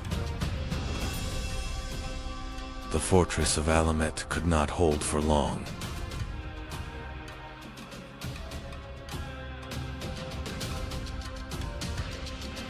The Mongol army captured the fortress in a short time.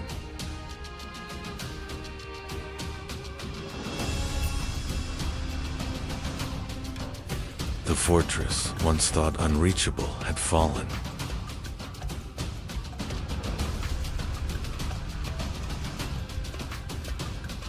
Now the gates of Mesopotamia were open to the Mongols.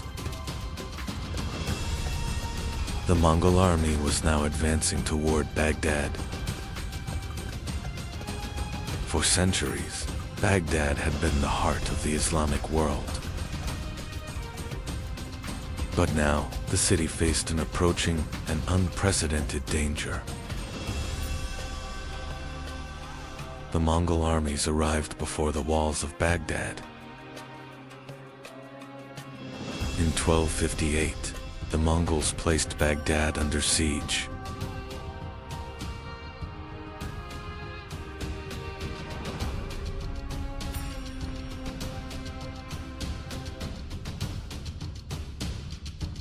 The siege quickly began to overwhelm the city's defenses.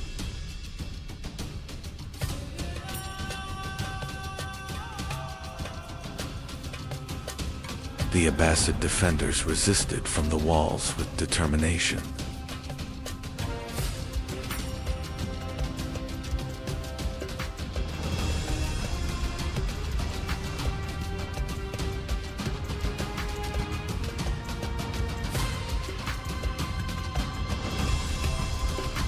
But the city would not be able to hold much longer.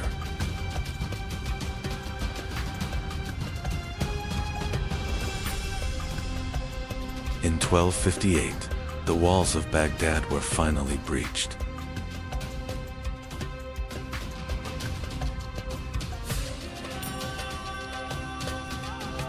The Mongol army entered the city.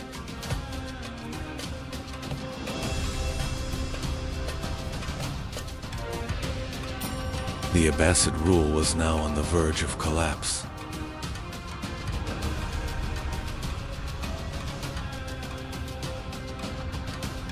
With the fall of Baghdad, the Abbasid Caliphate came to an end. After the fall of Baghdad, Hulagu Khan established a new state. This state would become known as the Ilkhanate stretched from Persia to Anatolia.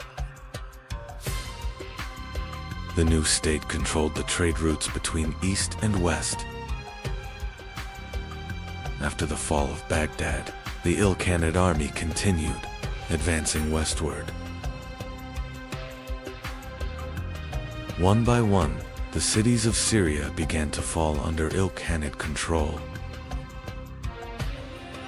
But the next target of their advance was Egypt.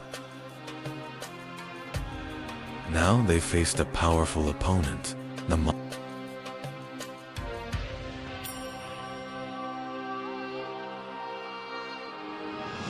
1260, two great armies met at Ain Jalut.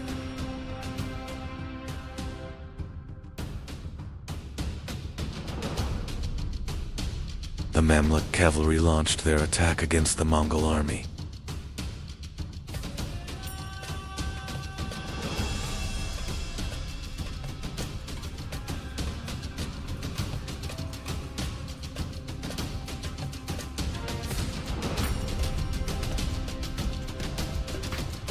The battle quickly turned into a fierce confrontation.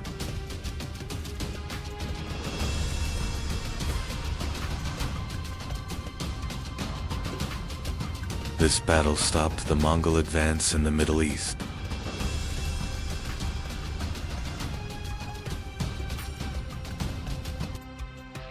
After Ain Jalut, the Ilkhanate began adapting to the lands they ruled. Persian administrators began to play an important role in government. Islamic scholars became increasingly influential around the court. The Mongols were no longer only conquerors, they had become rulers of an empire. In 1295, Ghazan Khan made a decisive choice. By accepting Islam, he changed the direction of the state.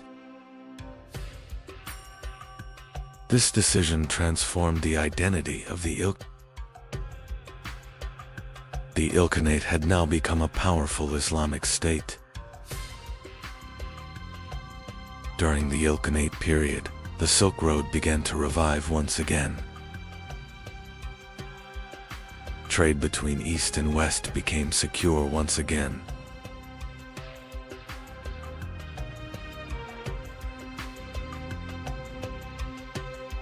The Ilkhanate administration secured control over the trade routes. These routes made the Ilkhanate one of the most important powers in the region. In 1335, after the death of Abu Said Bahadur Khan, the balance began to change.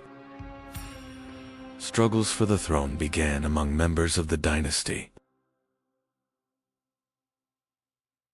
Regional commanders began acting independently. The Ilkhanate was losing its former strength. The Ilkhanate administration gradually began adopting Persian state traditions.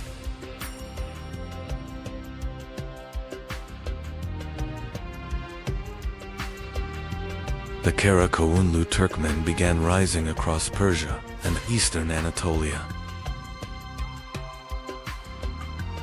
The Koyunlu soon became one of the major powers of the region.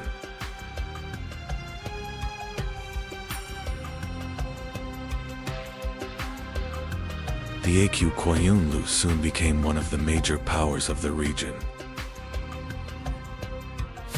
Although the Ilkhanate had fallen, its legacy continued to live on. Cities, trade routes, and centers of learning continued to survive. Movement along the Silk Road continued.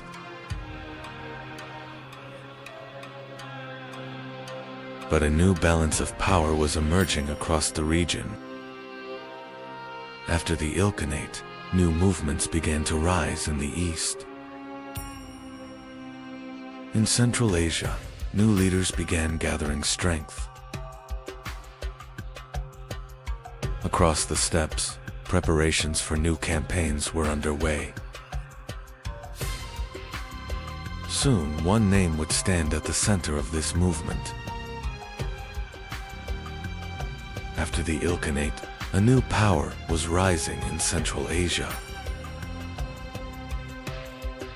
The leader of this rising power would be Timur. Soon, his campaigns would reshape the fate of the entire region.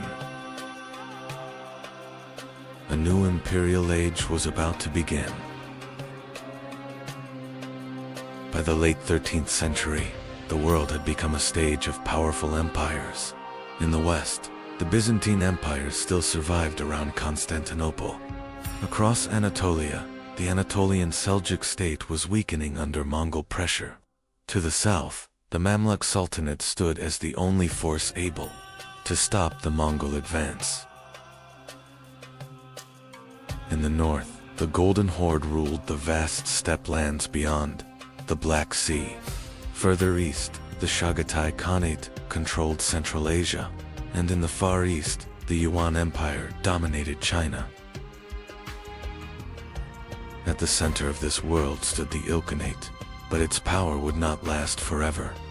Soon, a new conqueror would rise from Central Asia. His name was Timur. Across the Eurasian steppe, a new power was rising.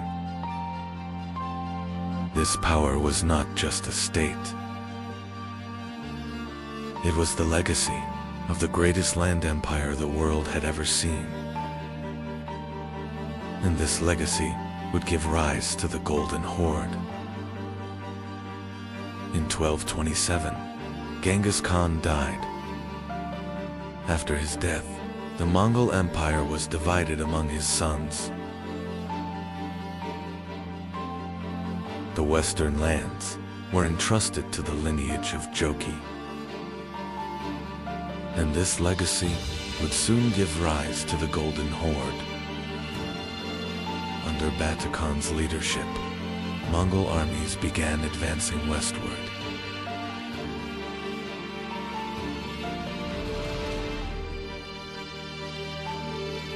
This advance was not an ordinary campaign of conquest.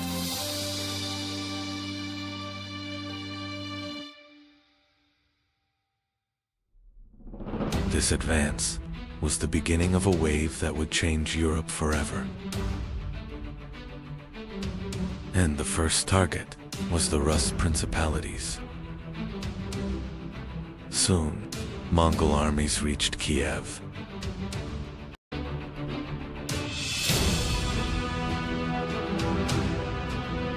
The city was placed under siege.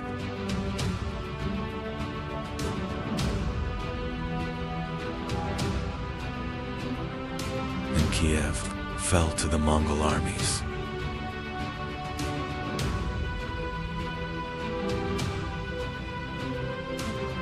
The balance of power in Eastern Europe had now changed forever. Mongol armies continued advancing westward.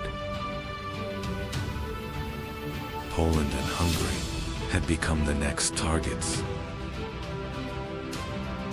European armies suffered defeat after defeat. A great fear spread across Europe. Mongol armies were preparing to advance deeper into Europe. But unexpected news arrived.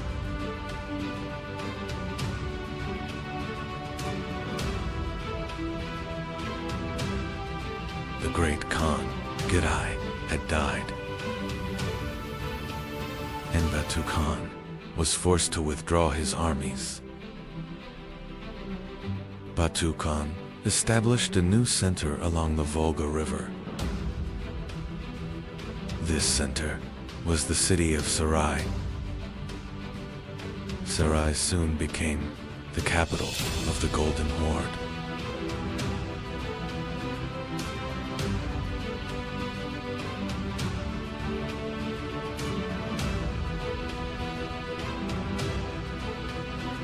And Sarai quickly became a major center of trade.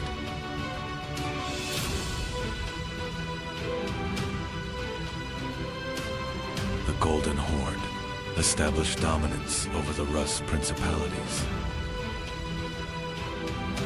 But this dominance was not direct occupation. The Rus Principalities began paying tribute. Through this system, the Golden Horde controlled vast territories efficiently. The northern branch of the Silk Road passed through Golden Horde territory. These routes connected the east and the west.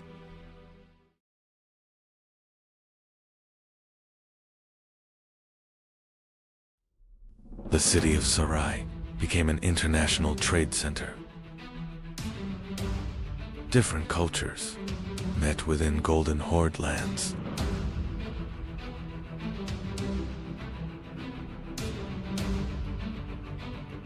Over time, the structure of the Golden Horde began to change.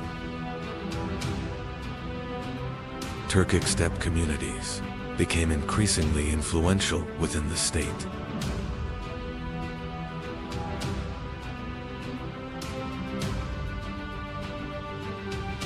This transformation also affected the structure of governance. The Golden Horde became a Turkic-Mongol steppe empire.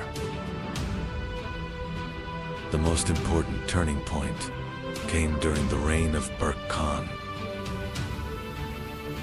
Berk Khan encountered Islam, and Berk Khan accepted Islam. The Golden Horde had become part of the Islamic world. The destruction of Baghdad caused great anger within the Golden Horde. Berk Khan moved against Hulagu Khan.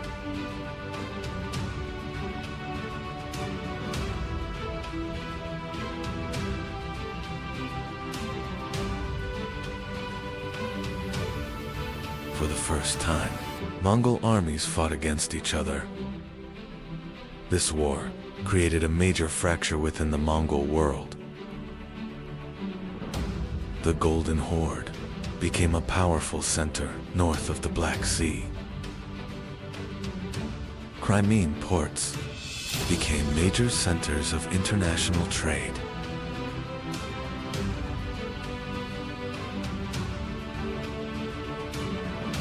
Genoese merchants established colonies in the region. These colonies strengthened trade between the Golden Horde and Europe. During this period, the Grand Duchy of Moscow began to rise.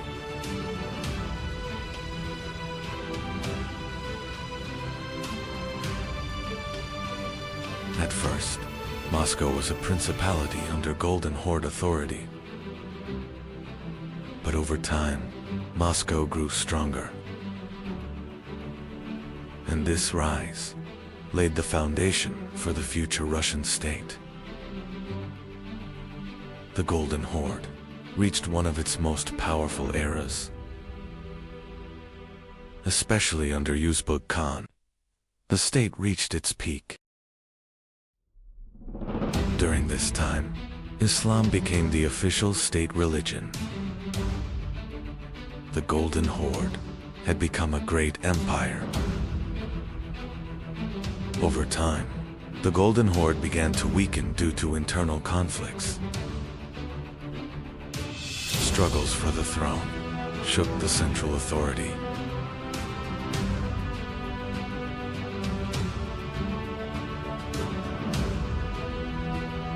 This situation allowed the principalities to grow stronger. The power of the Golden Horde began to fragment. By the 15th century, the Golden Horde began to fragment. The Kazan Khanate became one of the successor states. The Crimean Khanate rose to power north of the Black Sea. The Astrakhan Khanate also inherited the Golden Horde's legacy.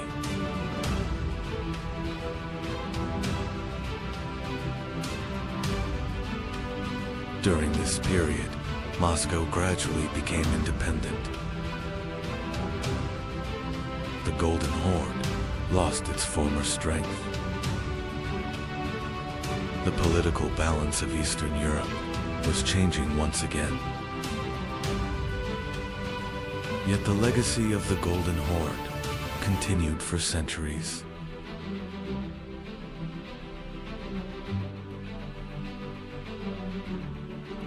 Toktamish Khan faced the army of Timur.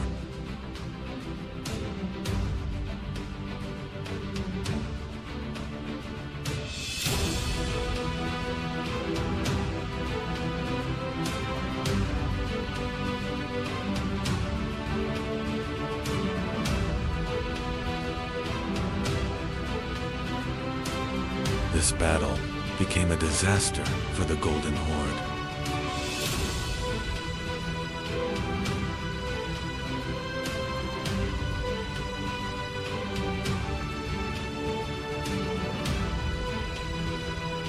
The Golden Horde suffered a devastating blow.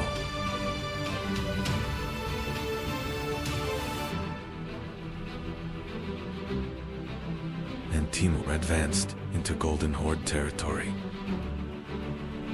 The legacy of the Golden Horde continued across the steppe, but in the east, a new power was rising, to be continued. In one of the harshest lands on Earth, a child was born. His name was Temujin. No one knew his future, but his destiny was not ordinary.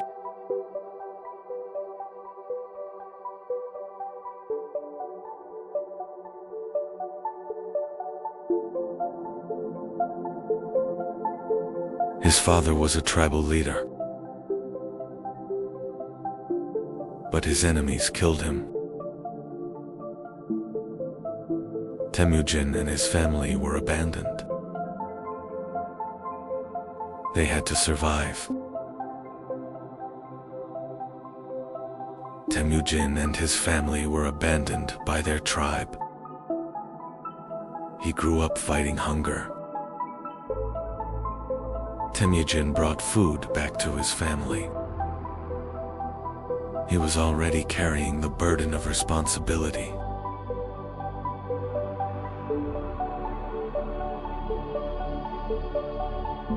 But being alone on the steppe was dangerous.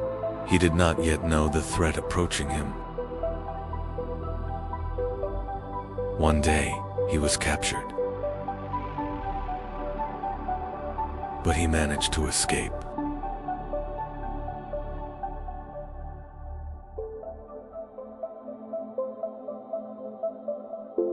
Now he was alone. But he had a great vision.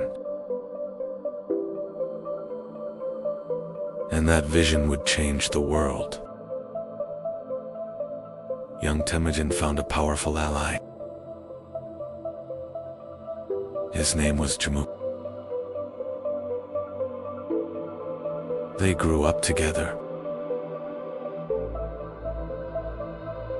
They fought together. Temujin began gathering loyal warriors. He was no longer alone. But leadership was not easily earned. Jamuka was chosen as leader. Temujin chose a different path. He chose ordinary warriors over nobles. This decision changed everything. Old friends were now rivals. An inevitable war was approaching. The steppe became a battlefield. And Temujin would not turn back. Temujin began to fight. The steppe was his battlefield. Many tribes joined him. His army was growing rapidly.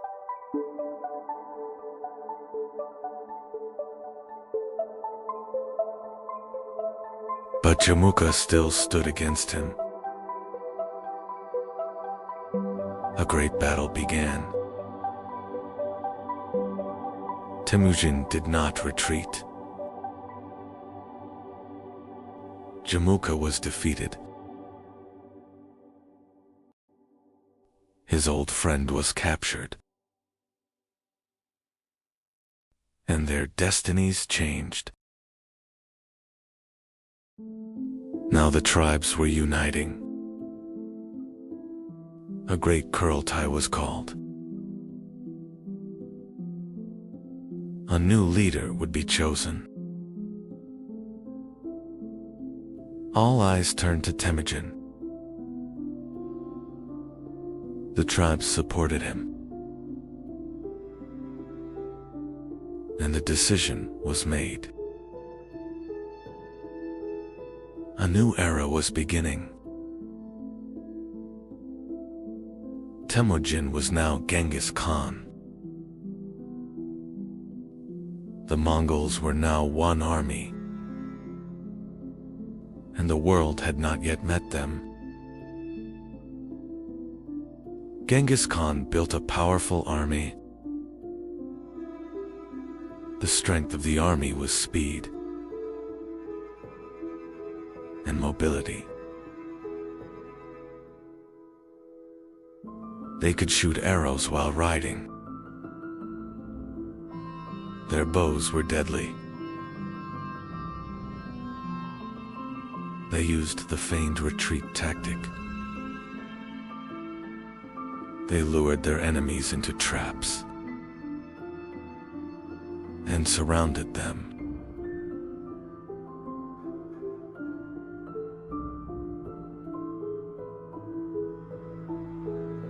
The army was disciplined. Every unit was organized.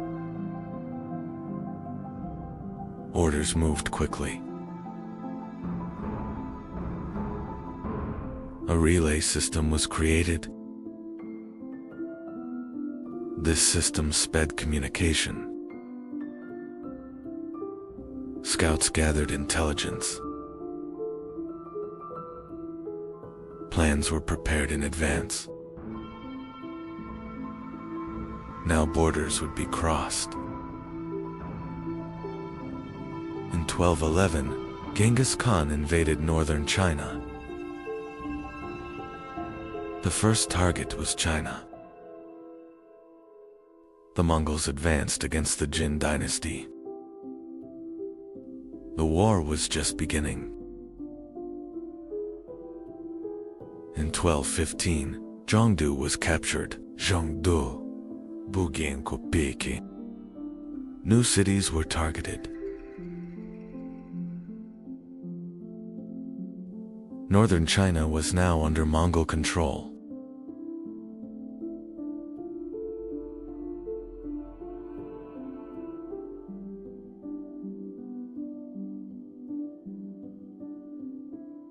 In 1218, the Mongols turned west.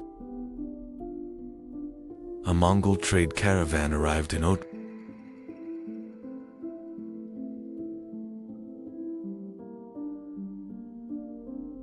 But the caravan was arrested.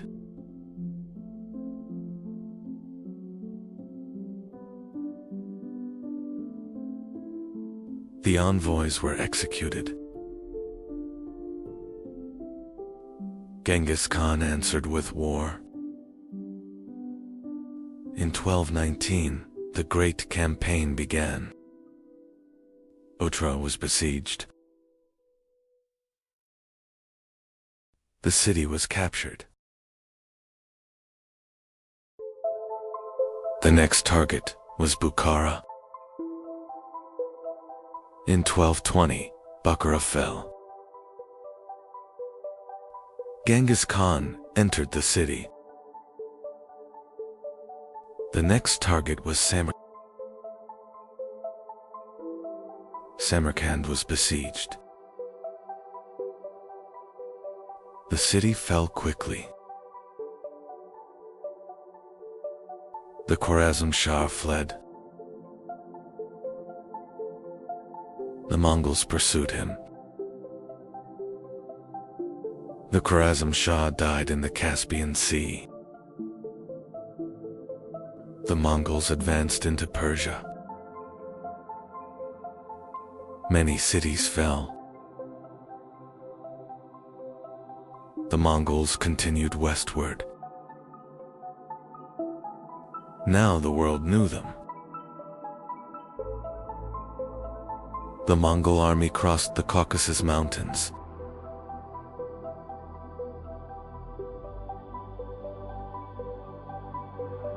They were now approaching the gates of Europe.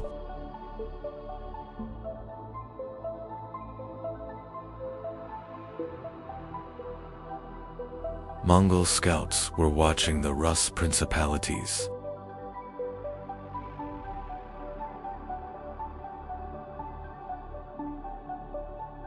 The great cities of Europe did not yet know the danger that was coming.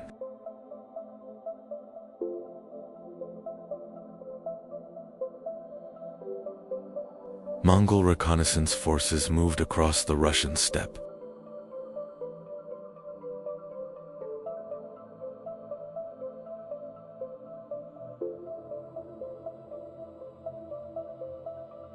The borders of Europe were now before them. The Rus princes united against the Mongols.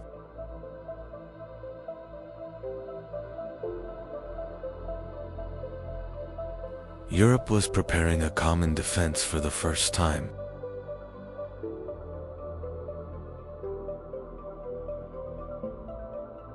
In 1223, the two armies faced each other at the Kelka River.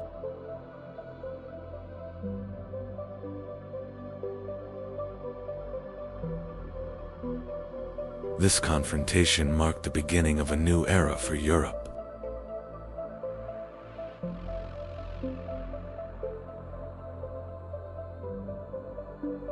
The Mongols used the feigned retreat tactic.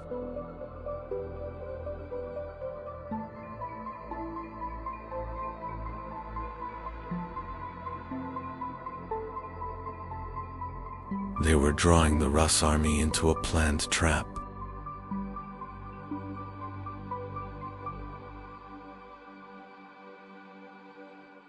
The Rus army began to pursue the Mongols.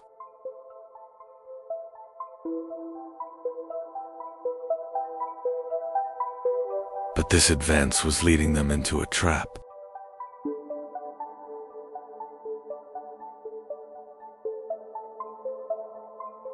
The Mongols suddenly turned back.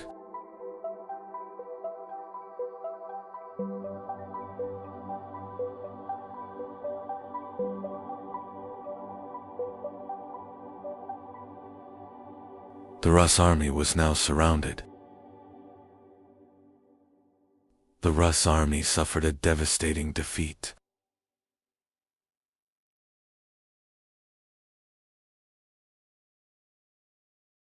Europe witnessed the true power of the Mongols for the first time.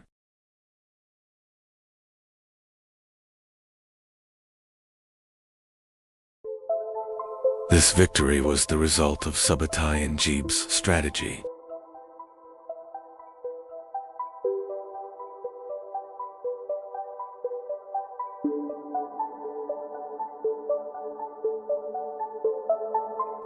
The Mongols had now tested the strength of Europe. The Mongols could have advanced deeper into Europe.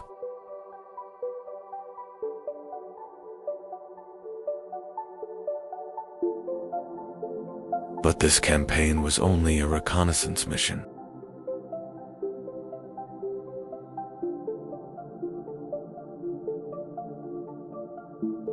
Europe was no longer unknown to the Mongols.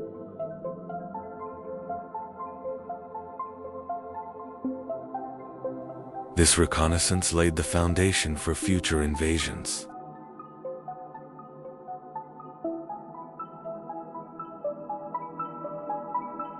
The Mongol reconnaissance army turned back east.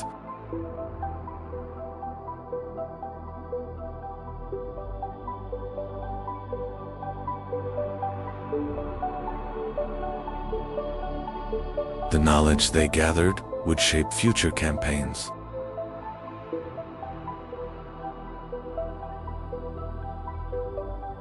In 1226, Genghis Khan launched his final campaign.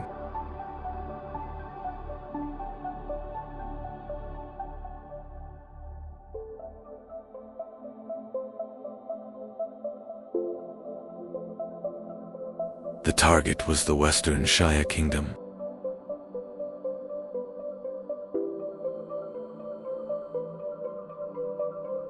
The Mongol army entered Western Xia territory.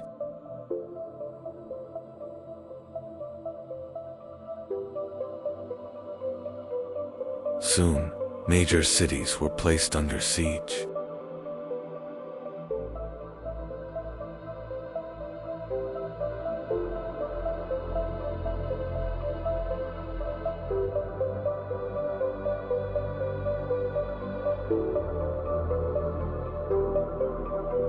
Western Shia cities were under heavy assault.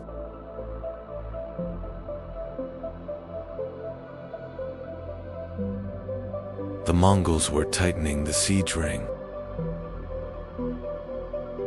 During the Western Xia campaign, Genghis Khan fell ill.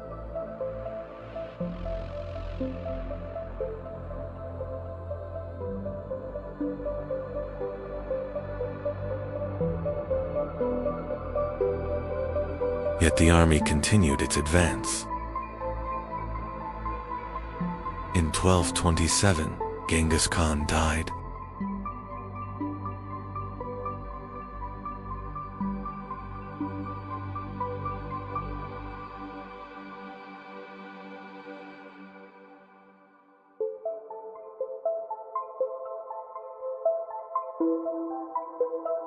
The death of Genghis Khan was kept secret from the army.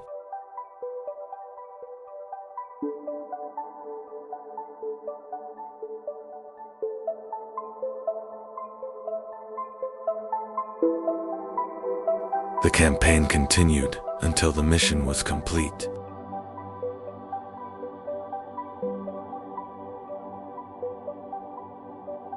Genghis Khan was buried in a secret location. The place of his grave remains unknown, even today. In 1229, Ogedei Khan was proclaimed Great Khan.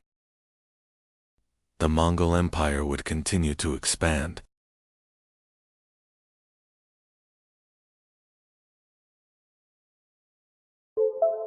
Ogedei Khan made Karakorum the capital of the empire.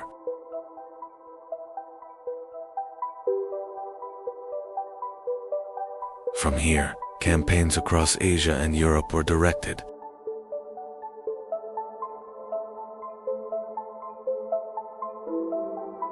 In 1236, Beit Khan launched a great campaign toward the west.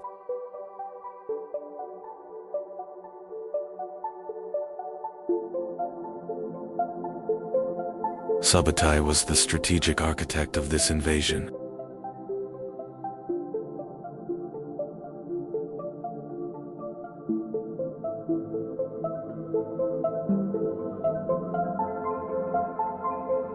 The Mongols defeated the Volga Bulgar.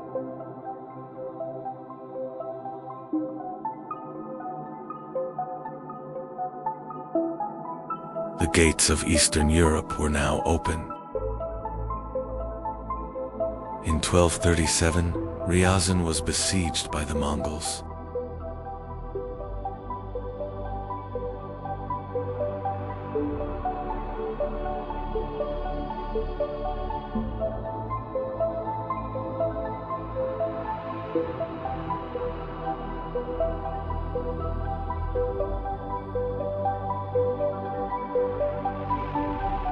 The city was completely destroyed in a short time. In 1238, Vladimir fell to the Mongols.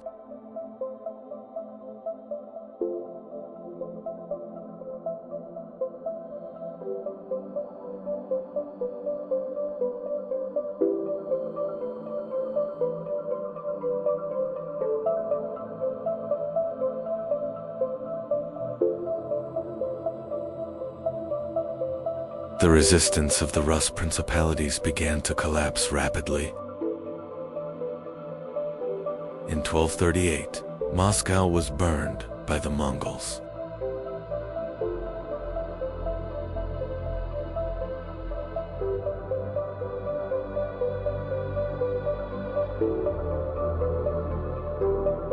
Though still a small settlement, it was completely destroyed. In 1240, Kiev was captured by the Mongols.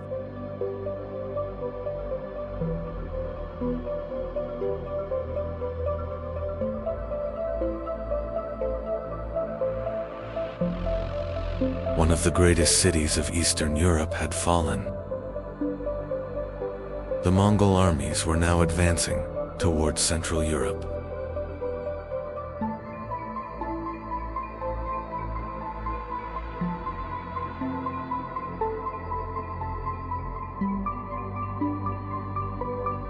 Poland and Hungary had become the next targets.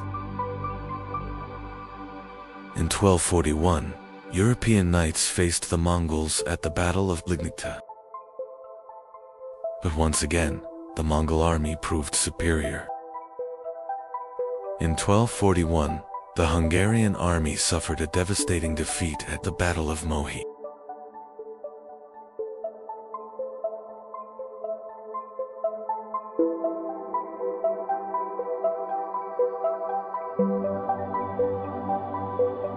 The Mongols had now reached the gates of Central Europe. The Mongol armies continued advancing across Central Europe.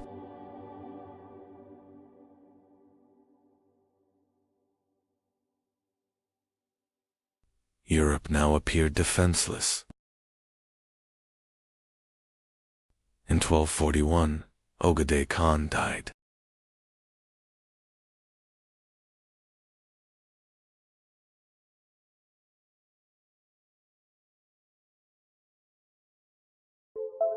The Mongol army had to return for the Kurultai assembly. The Mongol army withdrew from Europe.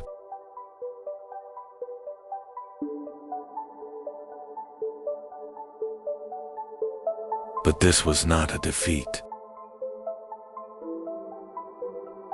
Beta Khan established the Golden Horde in the Western Territories.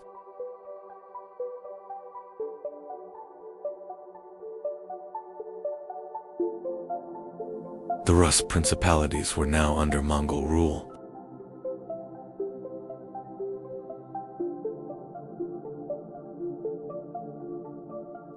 The Mongol Empire became the largest land empire in history.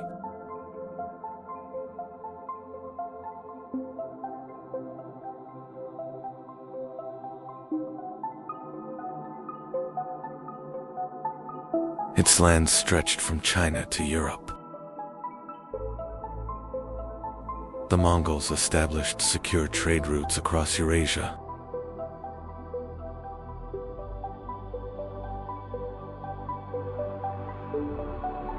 This period became known as the Pax Mongolica.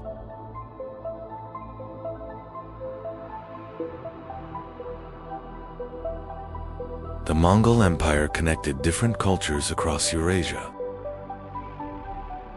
Knowledge and technology spread rapidly along its routes.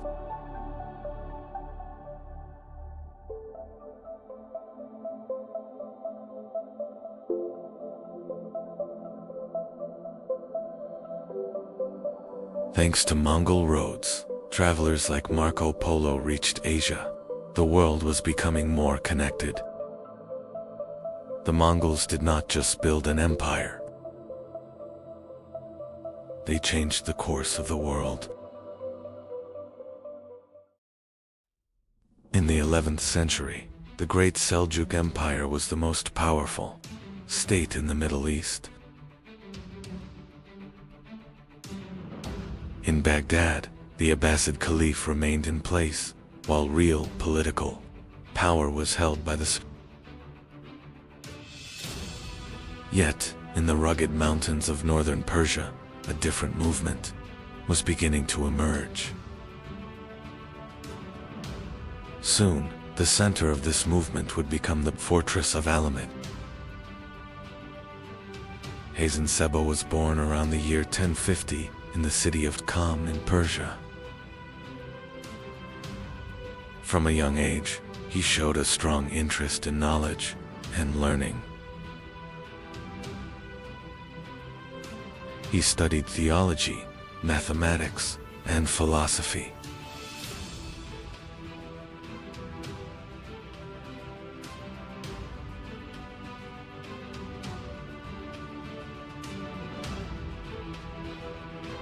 He studied theology, mathematics, and philosophy. During his early years, Hasan Seba encountered the teachings of the Islam. To understand this teaching better, he set out on a journey to Cairo. At that time, Cairo was one of the most important centers of learning under the Fatimid Caliphate. There, Hasan Seba met important figures of the Ismaili movement. However, political struggles within the Fatimid court made Hasan Seba's position increasingly difficult. As a result, he was forced to leave Cairo. Hasan Seba began his journey back toward Persia.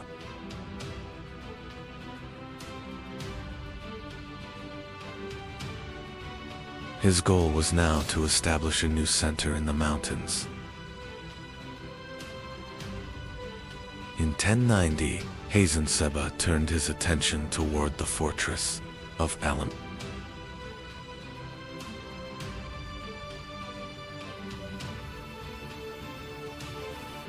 The fortress was captured not through battle, but through careful strategy.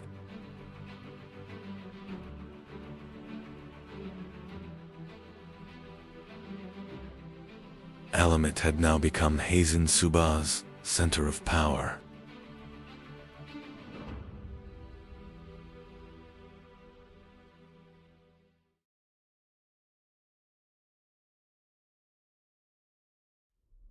Soon, this fortress would become the center of a new state. After capturing the fortress of Alamat, Hazen Seba began establishing a new order there. This was not merely the control of a fortress, but the beginning of a new political structure. Soon, other mountain fortresses around Alamat joined this growing network. Thus, a new state connected across the mountains began to emerge. Instead of building large armies, Hazen Seba formed a small but disciplined force. These men were the Fedayeen, trained with absolute loyalty. The Fedayeen were prepared for precise missions rather than open warfare.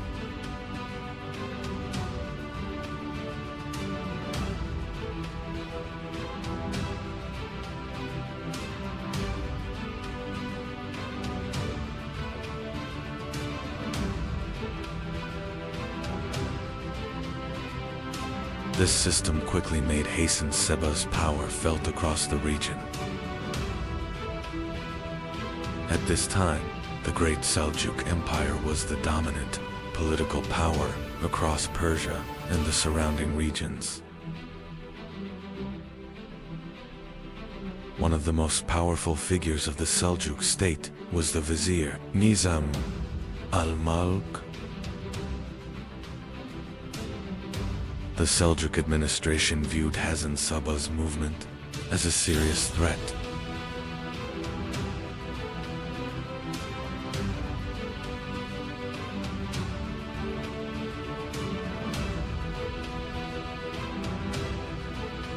Thus began a long struggle between the Seljuks and Alamat.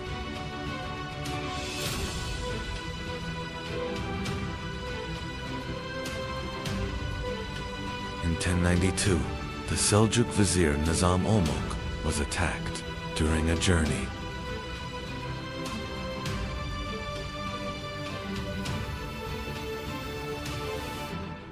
A Fedayeen approached the vizier and carried out the assassination.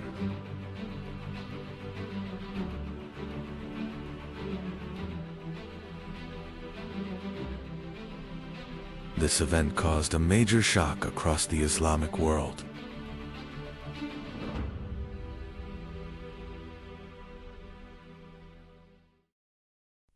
This assassination demonstrated the power of Alamat across the region.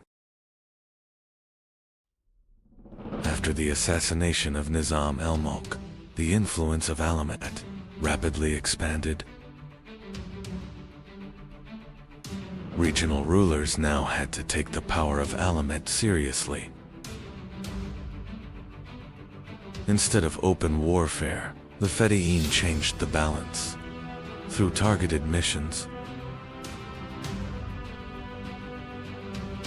This method allowed Hazen Seba to survive against powerful states with a relatively small force.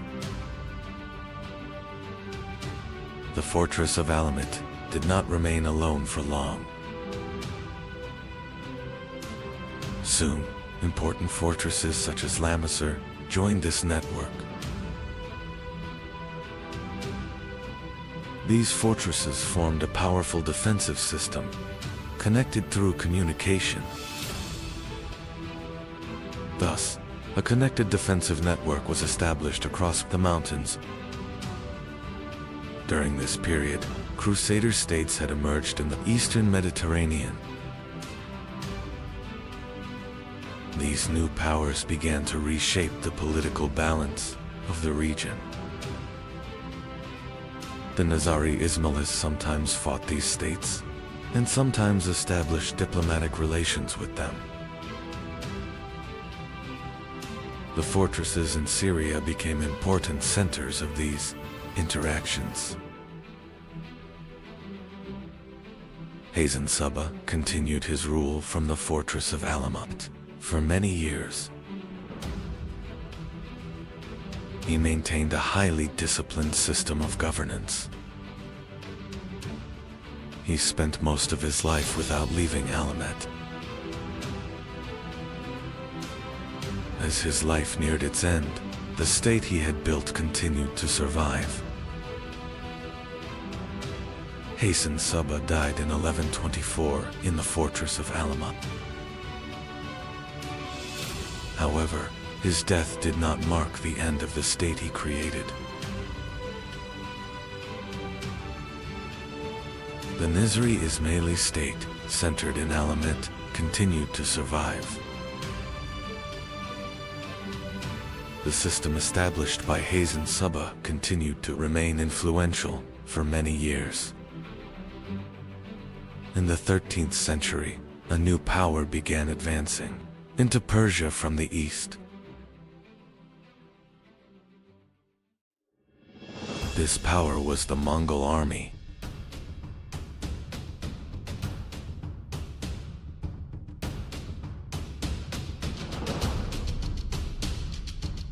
The Mongol forces were commanded by Hulagu Khan.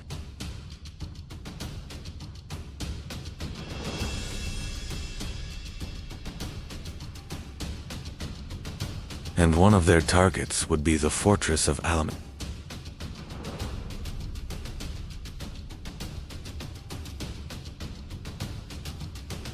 In 1256, Mongol armies advanced toward Alamet. The fortress of Alamat, which had resisted for decades, was placed under siege. In the end, the fortress of Alamat fell to the Mongols. Thus, the state founded by Hasan Subba came to an end. The year is 793. The ships on the horizon were not ordinary. Long, narrow, and crowned with dragon heads. The warriors of the north were coming. The longships reached the shore. Warriors carrying shields and axes stepped onto this silent coast. Lindisfarne was no longer safe.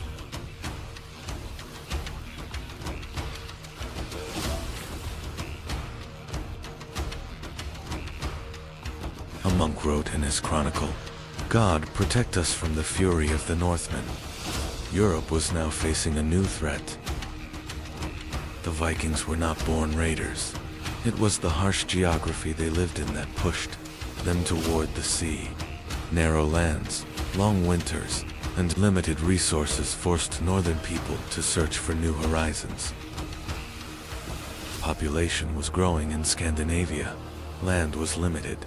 For young warriors, the path to wealth and glory now lay across the sea. The Vikings' greatest strength was not only their warriors, but their ships. Long ships could cross open seas and travel deep inland through shallow rivers. The Vikings did not raid England alone. Soon they reached the coasts of France, the Baltic, and the rivers of Eastern Europe. The northern warriors were now everywhere across Europe. In 845, Viking ships sailed along the Seine River. The northern warriors had reached the heart of Europe. Their target was Paris. King Charles the Bald was forced to pay a large tribute to save Paris.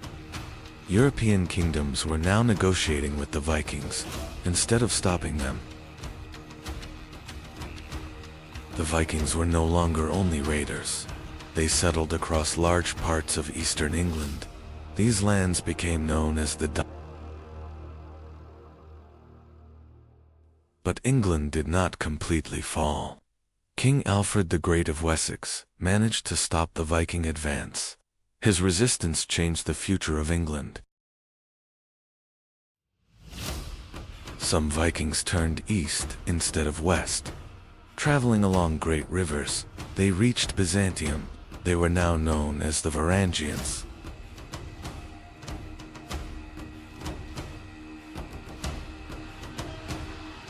Some Viking warriors entered the service of the Byzantine Empire.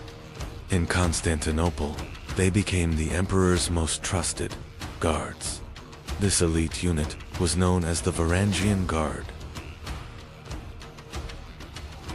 The Vikings were not only raiders, they explored new lands and settled there. Iceland became one of the most important colonies founded by the northern people. Viking explorer Eric the Red sailed even farther west. He named the newly discovered land Greenland and established a new colony there. Leif Erikson sailed farther west and reached a new continent. The Vikings had set foot in North America nearly 100 years before Christopher Columbus.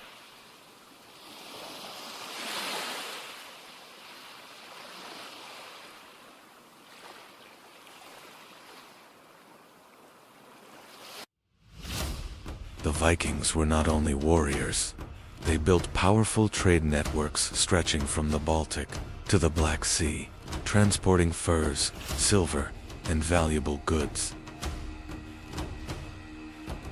Viking society was divided into three main classes. Jarls were the ruling elite, Carls were the free people, thralls stood at the lowest level as slaves. In the Viking world, battle was more than survival. They believed in Odin's wisdom, Thor's strength, and that brave warriors would enter Valhalla after death. Over time, the Viking world began to change. Scandinavian kings accepted Christianity. The old gods were slowly replaced by a new faith. The Viking Age came to an end, but the legacy of the northern warriors lived on in Europe's culture, trade, and exploration. They were not only raiders, they were explorers who helped shape history. One of the most mysterious figures in Viking history was Ragnar Lothbrok. According to some sources, he was a great warrior. According to others, only a legend.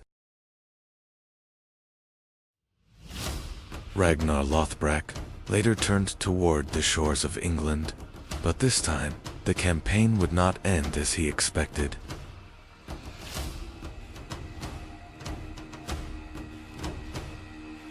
Ragnar Lothbrok quickly gained fame in the Viking world. His raids across England and Frankish lands made his name legendary among northern warriors. Ragnar was not only a warrior. Under his leadership, many Viking warriors united. Across the northern world, his name became associated with great expeditions. Ragnar Lothbrok sailed toward England one last time, but this time he did not command a great army. This journey would change his fate. Ragnar Lothbrok was captured in England. By order of King Alela, he was thrown into a pit of snakes. But his death did not end the Viking raids. It marked the beginning of a much greater army. Ragnar's death caused great anger in the north. His sons gathered one of the largest Viking armies in history to take revenge. In 866, the great heathen army reached the shores of England. This was no longer a raid. It was the beginning of a permanent invasion. The great heathen army quickly captured the city of York. The city would now be known as Jorvik and became a major center of Viking power in England. The great heathen army quickly began to shake the Anglo-Saxon kingdoms. Northumbria, Mercia, and East Anglia fell under Viking control. Much of England was now in the hands of northern warriors. Much of England had fallen to the Vikings, but the kingdom of Wessex still stood. King Alfred formed the last line of defense against the Viking advance. In 878, at the Battle of Edington, Alfred's army stopped the Viking leader, Guthrum. This victory became a turning point that prevented England from falling completely under Viking rule. After the victory at Edington, Alfred and the Viking leader, Guthrum, agreed on the Treaty of Wedmore. England was now divided between two worlds, the south, under Anglo-Saxon control, and the east under Viking rule. In 1066, William, Duke of Normandy, invaded England. This conquest was not only a change of kings, it was the return of the Viking legacy to England. The Norman descendants of the Vikings reached not only England, but also the Mediterranean. In southern Italy and Sicily, they established new kingdoms and shaped the politics of southern Europe. In 1066, Viking King Harald Hardrada launched his final campaign into England, but he was defeated at the Battle of Stamford Bridge. This defeat marked the end of the Viking Age. The Vikings changed Europe not only through war, but through the legacy they left behind. The cities they founded, the trade routes they opened, and the kingdoms they shaped permanently influenced the continent. The Vikings became the first Europeans to reach North America. The settlement at Vinland was short-lived, but it marked the first known European journey across the Atlantic. The Vikings were not only raiders, they were traders, explorers, warriors, and the legacy they left behind changed the course of European history.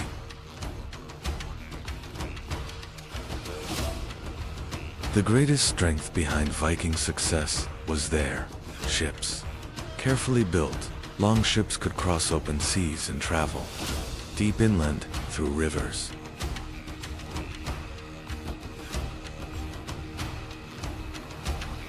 The Vikings were not only brave, they were skilled navigators.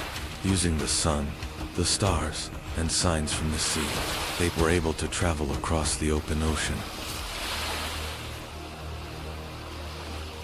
The Vikings were not only warriors from the north, they were explorers who expanded Europe's horizons, sailors who reshaped trade routes, and a civilization that influenced the course of world history.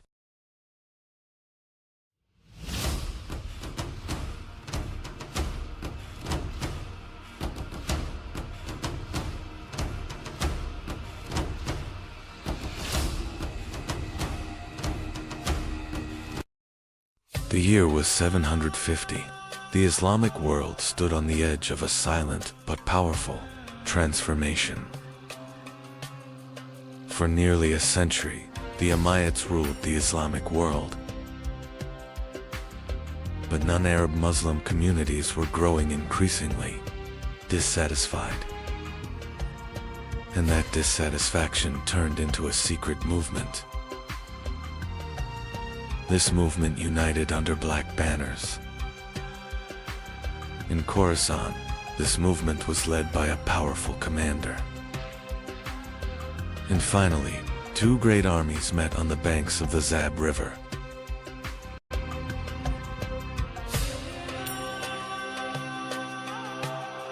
This battle was not just a defeat.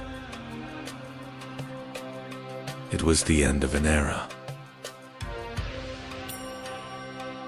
A new era had begun, and the Abbasids had entered the stage of history. After their victory, the Abbasids quickly began securing major cities. The new Caliph, Abu al-Abbas al-Safa, officially declared his rule. The new regime began rapidly erasing the traces of the old order. Caliph al-Mansur made a historic decision. The new capital would no longer be Damascus, it would be Baghdad. Baghdad was a carefully planned imperial capital built from the ground up. Soon, Baghdad became one of the greatest cities in the world.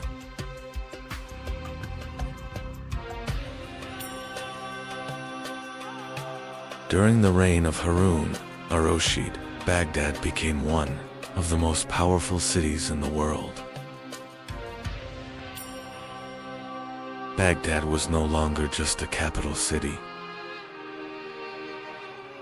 Baghdad had become the center where the world's trade routes met. At the House of Wisdom, texts from across the world were being translated. The knowledge of ancient Greece was being rediscovered. Al-Khwarizmi was transforming the foundations of mathematics. Astronomers studied the skies to understand the universe. Ibn Sina was writing one of the most important medical works in history. Early forms of modern hospitals were emerging in Baghdad. Baghdad had become one of the greatest centers of knowledge in the world. Under the Abbasids, Baghdad had become one of the brightest cities in human history. But the central authority of the Abbasids slowly began to weaken. In distant provinces, governors began making their own decisions.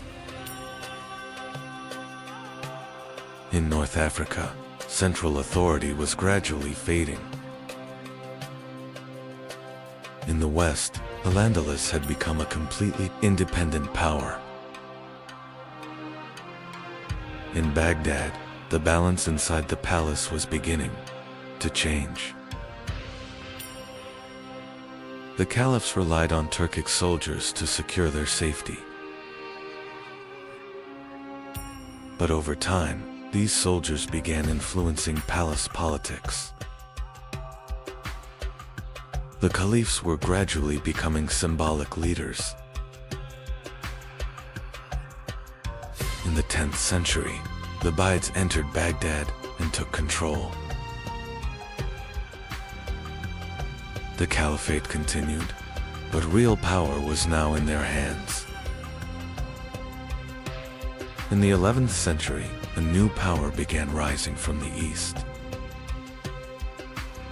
This power was the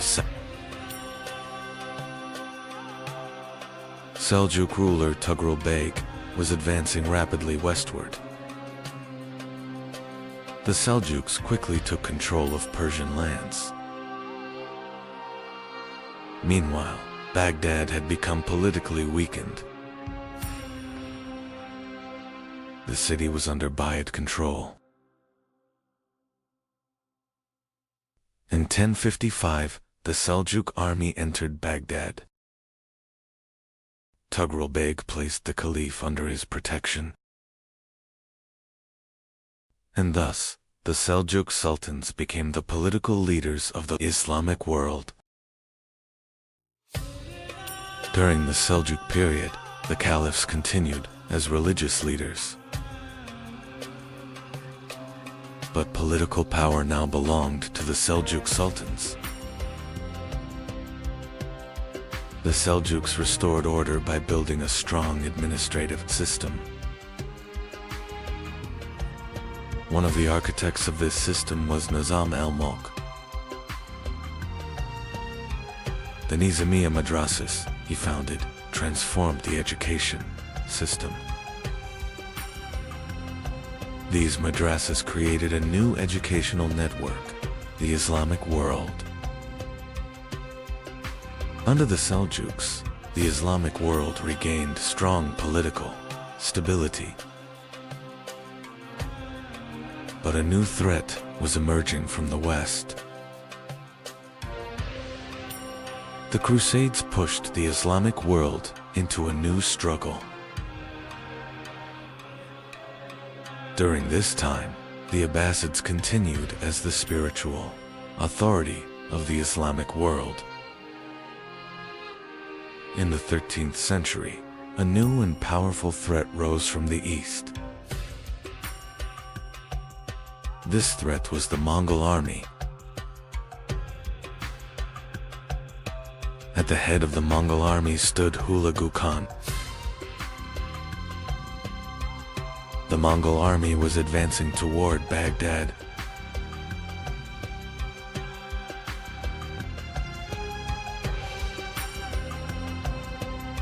1258, Baghdad was besieged.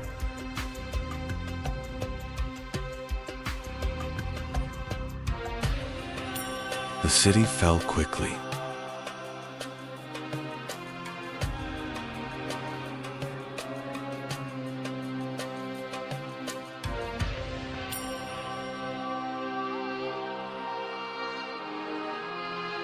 The House of Wisdom was destroyed.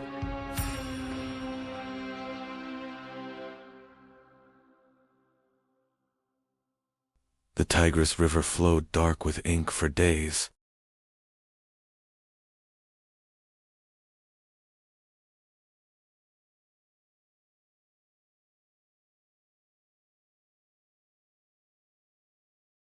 The last Abbasid caliph was killed. And thus, Abbasid rule in Baghdad came to an end.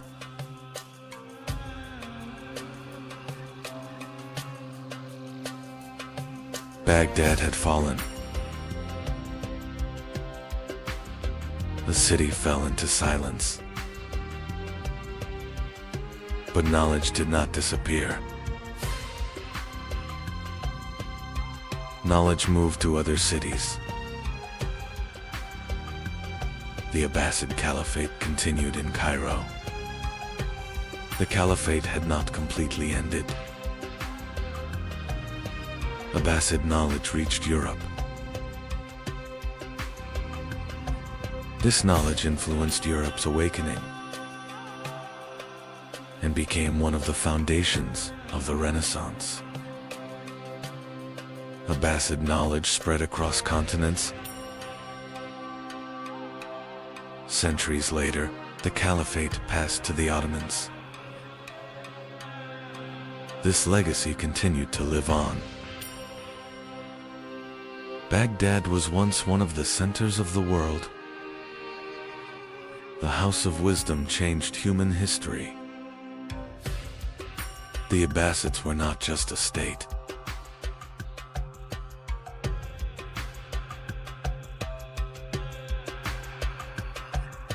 They were a bridge of civilization.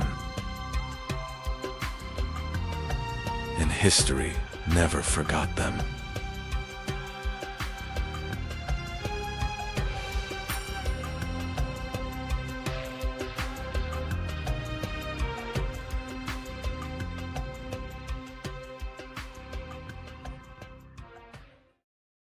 In 661, after the death of Ali, a new era began in the Islamic world.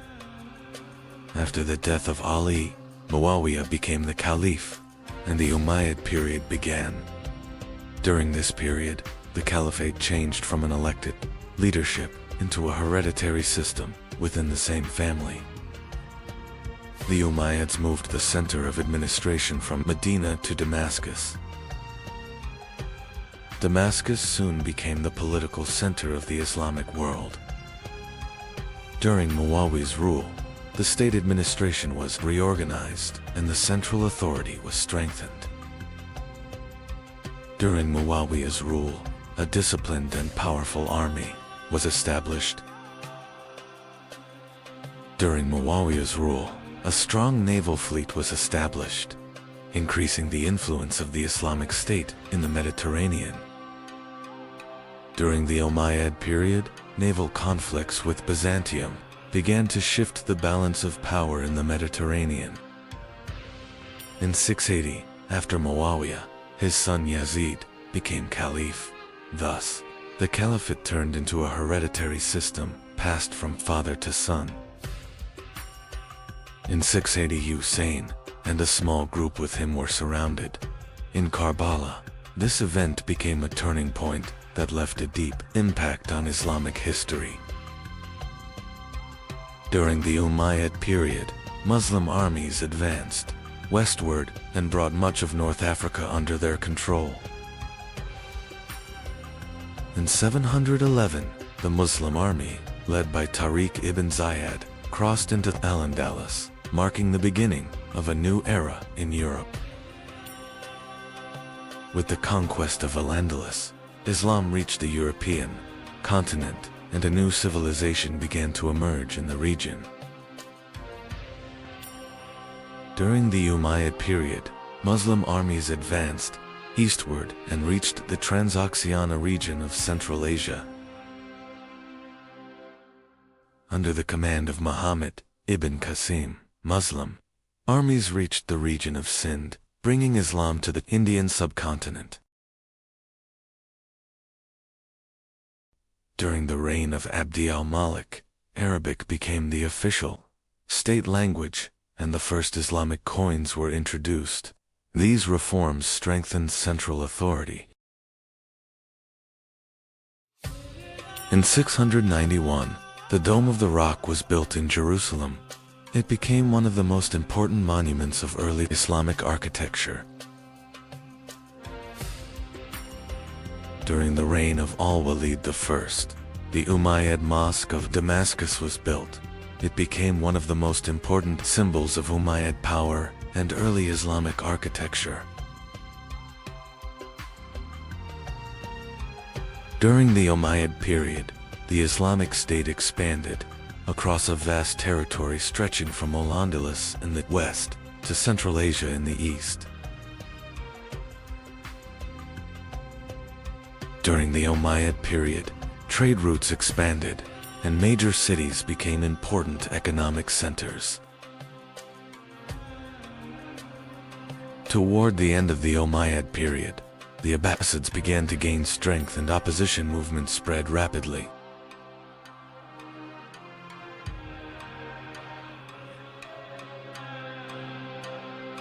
In 698, with the fall of Carthage, Byzantine control in North Africa ended, and the region came under Umayyad rule. After the capture of Carthage, the Umayyads established permanent administration in North Africa, making the region an important center of the Islamic world.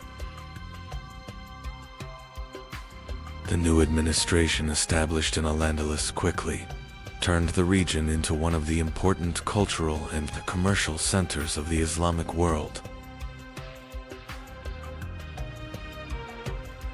During the reign of Abd al-Malik, the central administration was reorganized and the state structure became stronger. During the reign of Abd al-Malik, Arabic became the official state language. This reform strengthened unity within the AD administration. During the reign of Abd al-Malik, the first Islamic coins were introduced. This reform strengthened the economic independence of the state. During the Umayyad period, a postal system was developed to improve communication between cities. During the Umayyad period, several campaigns were launched into Anatolia. The Umayyads laid siege to Constantinople and fought major battles against Byzantium. During the Umayyad period, cities expanded rapidly and trade flourished. During the Umayyad period, scholarly activity began to grow. New trade routes connected different regions of the empire. During the Umayyad period, the Islamic State expanded across 3 continents. During the reign of Al-Wal, major construction projects were carried out in cities.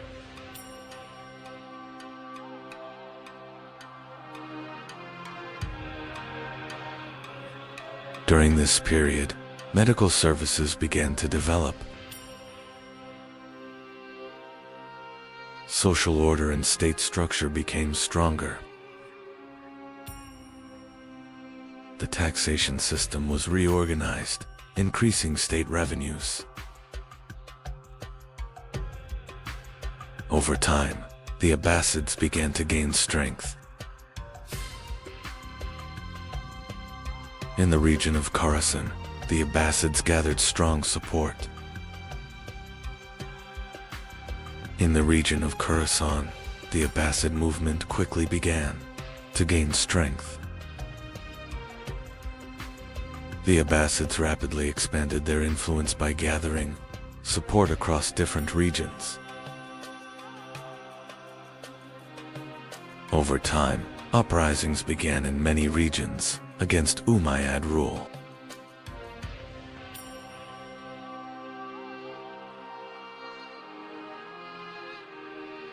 Abbasid armies advanced westward and began a major struggle against Umayyad rule. The two major armies faced each other near the Zab River. The Battle of the Zab in 750 became the decisive conflict that led to the end of the Umayyad state. After the battle, the Umayyad army was forced to retreat. Abbasid forces advanced toward Damascus and took sole control of the government. In 750, the Umayyad state came to an end.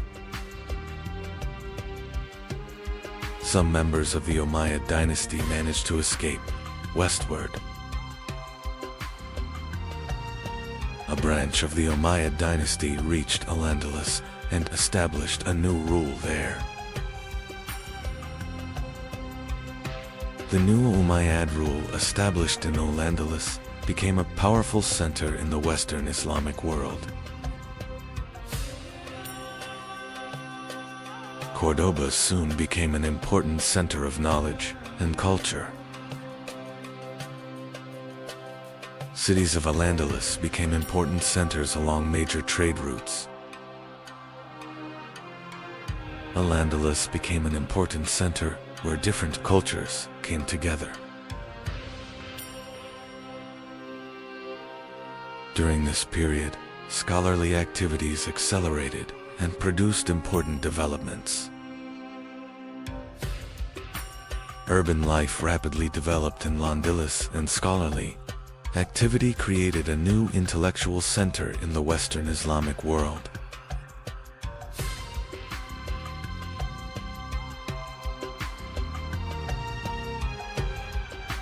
The Umayyads left lasting architectural achievements that became an important part of Islamic civilization.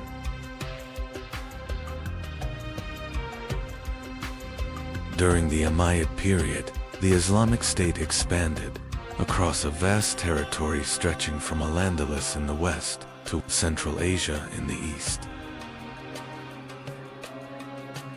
The Umayyyad period played an important role in the political, cultural, and economic development of Islamic civilization.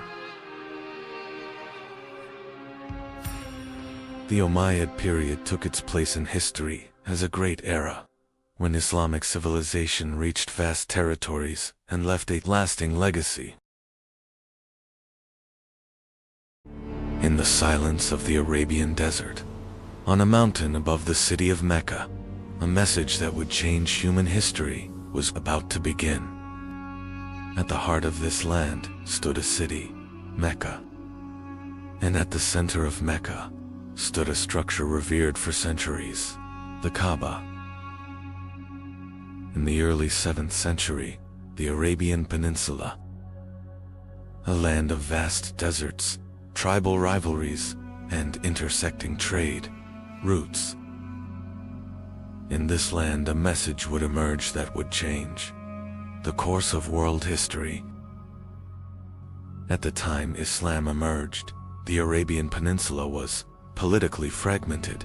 There was no central state. Society was organized around tribes, and each tribe governed itself. Rivalries and conflicts between tribes were part of everyday life. The strong held decisive power over the weak within society. Inside the Kaaba in Mecca stood hundreds of idols. It was in this very environment that a new message would soon emerge.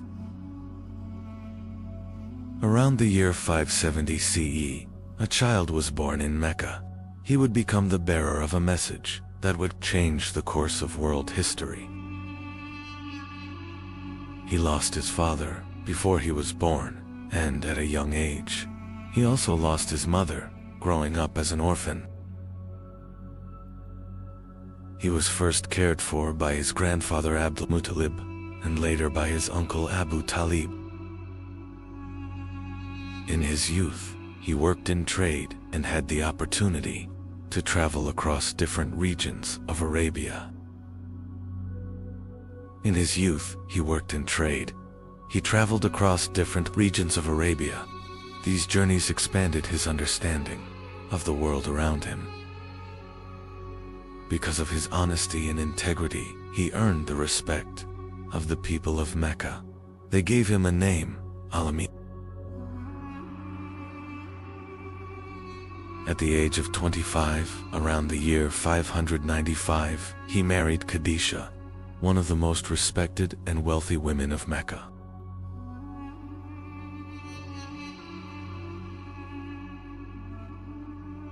The year was 610. He had withdrawn to the cave of Hira, near Mecca. There an event was about to unfold that would change the course of human history. One night, inside the cave of Hira, the first revelation began that would change the course of human history. And that night, the first word was revealed. Read.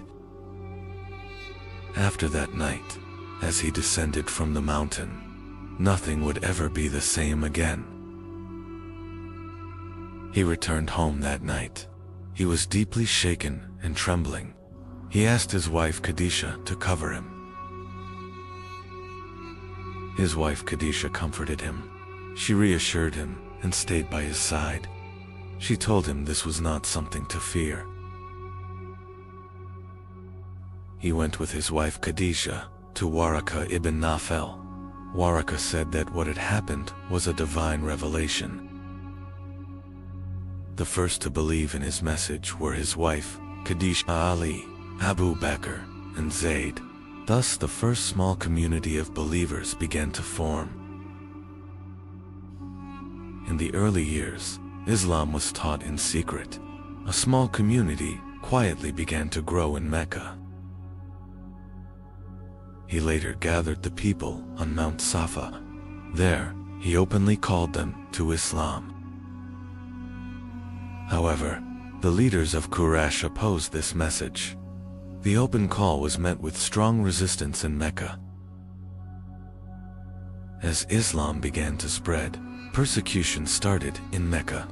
The early believers were subjected to severe torture because of their faith. As persecution intensified in Mecca, some Muslims migrated to Abyssinia. It became the first migration in Islamic history.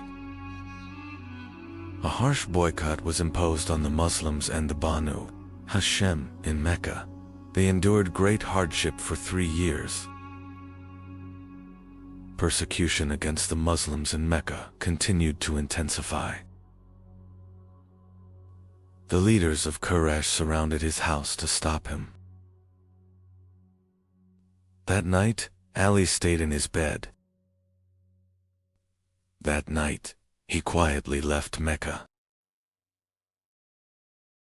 To hide from those searching for him, they took refuge in the cave of Thor. They remained hidden in the cave of Thor for 3 days. After a long journey, they approached Medina. After 3 days, they continued their journey toward Medina. They arrived in Medina.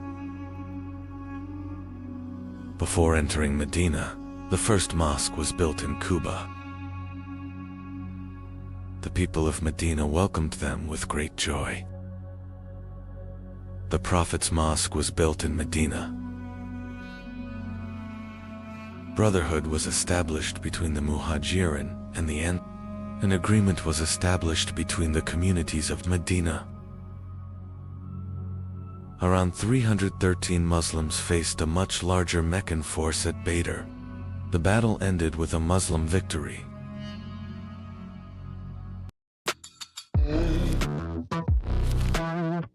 Design the perfect voice for your brand with 11 Labs. Change the way you record podcasts, voiceovers, and branded content with the #1 AI-powered voice generating technology. Stop searching for the perfect voice and stop wasting time re-recording take after take. Try 11 Labs for free and start elevating your content today.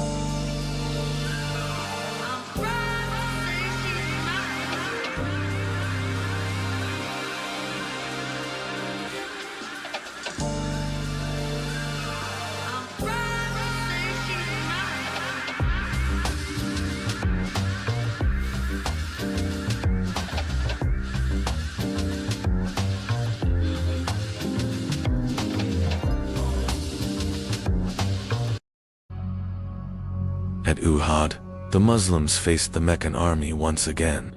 The battle became a difficult test for the Muslims. A trench was dug around Medina to defend the city. The siege failed. An agreement was made with the Meccans at Hudaybiyah. This agreement became an important turning point for the spread of Islam.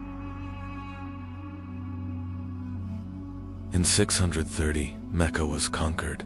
The city came under Muslim control with little fighting.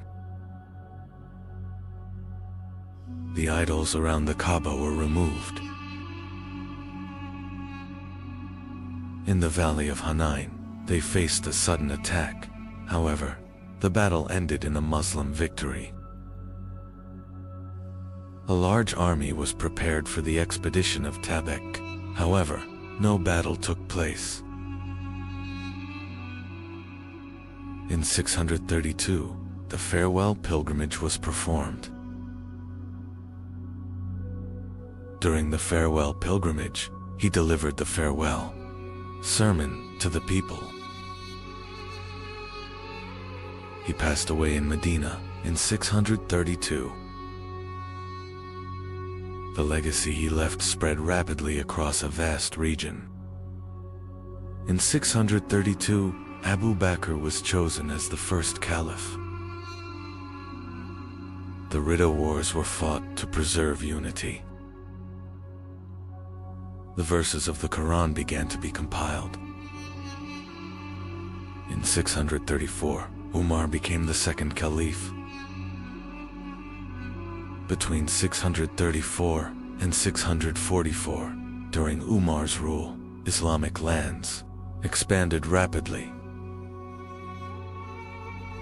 In 637, Jerusalem was peacefully surrendered. In 644, Uthman became the third caliph. During Uthman's rule, copies of the Quran were prepared and sent to different regions. In 656, Uthman was martyred. In 656, Ali became the fourth caliph. In 656, the Battle of the Camel took place. In 657, The Battle of Siffin took place between the forces of Ali and Muawiyah, the governor of Syria. This battle was a continuation of the political crisis that began after the martyrdom of Uthman. It became one of the major turning points of the Rashidun period. It was followed by the arbitration event and the emergence of the After the Battle of Siffin, an arbitration took place between the two sides. This development led to new divisions in the Islamic world. After the arbitration that followed the Battle of Siffin, a group separated from Ali's army and became known as the Kharijites. This development led to new divisions in the Islamic world.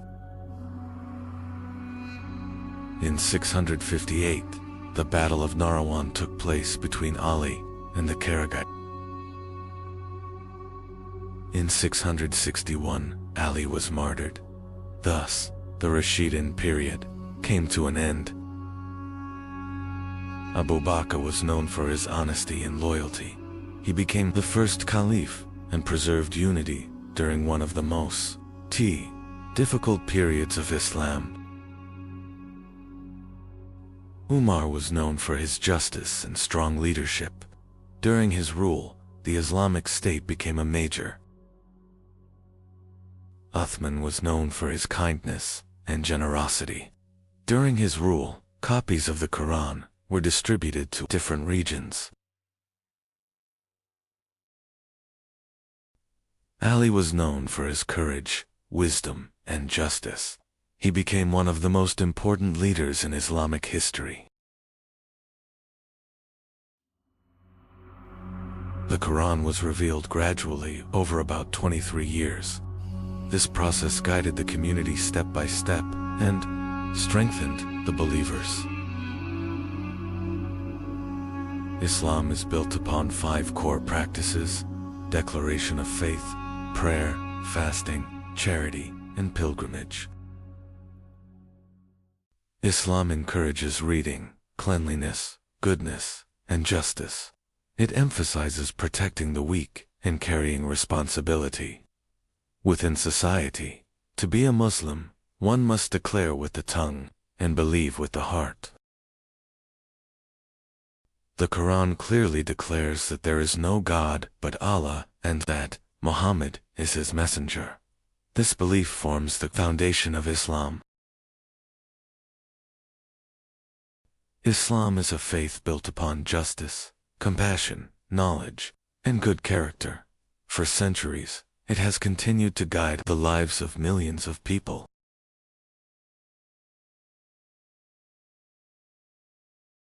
– 375 AD, Europe. The Roman Empire has ruled for 400 years.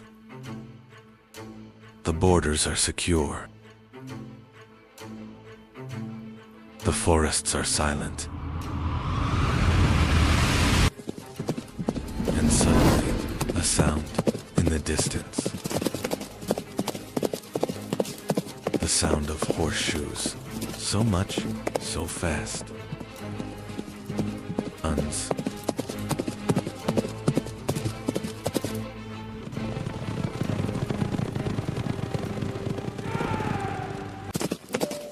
They are from Asia. And this sound will bring about the end of Europe.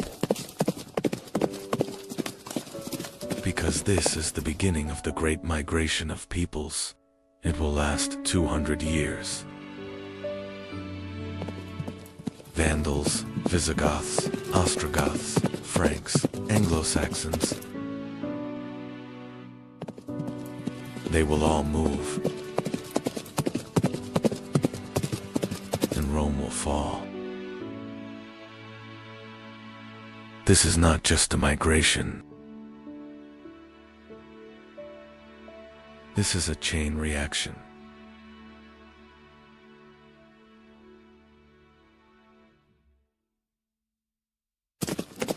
The Huns are pushing back the Goths, the Vandals. The Vandals the Alans, and all of them towards Rome.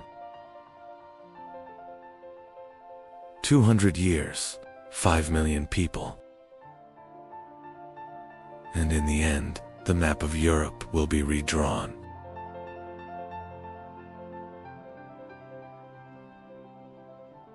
Today's Europe is the result of this migration. France, Germany, England, Spain, they were all born during this period. Asia Kazakh steppes, late 4th century, the Huns. Who were they? Perhaps Xiongnu, perhaps Xiongnu. Chinese sources mentioned them 200 years ago. But now, they are moving west. Why? Drought, civil war, Chinese pressure, we don't know. But what we know is this: they live on horseback, they shoot arrows, they move around, and they never stop. Attila, the scourge of God. He kills his 2 brothers. He becomes the sole ruler, and for 20 years, he shakes Europe to its core. For the horn! Byzantium pays tribute, 700 kilograms of gold. Every year, Western Rome flees. Gaul, Italy, 452, at the gates of Rome. Pope Leo I is coming. Attila is returning. Why? The plague? The Pope's speech? We don't know, but it's coming back. And in 453, he dies on his wedding night from a nosebleed or poison. There are legends. But the Huns are dispersing. The migration isn't ending, but it's accelerating. The Goths, they're coming from Scandinavia. 200 years ago, South Vistula River, in 238, the First Roman War.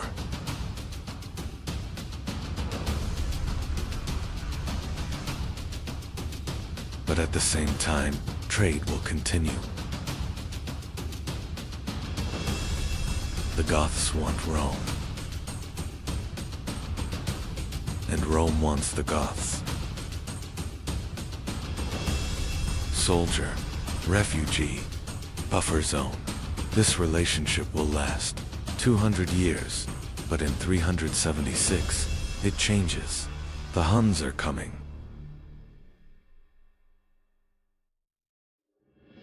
376, Fritigorn, Gothic king, reaching the Roman border. Refugees, hungry, and Rome is helping the refugees. But it's not enough. The hunger revolt begins in 300. Emperor Valens is dying. For the first time, an emperor is killed by barbarians. 410, Alaric, Visigoth king.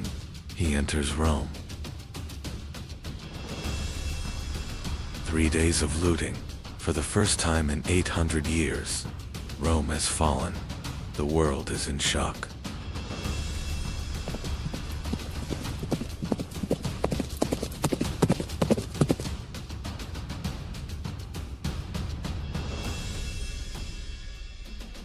(418).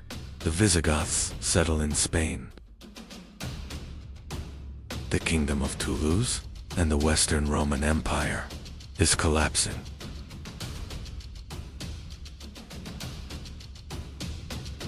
476. The last emperor, Romulus Augustulus, young puppet. The Ostrogoth general Odoacer dethrones him.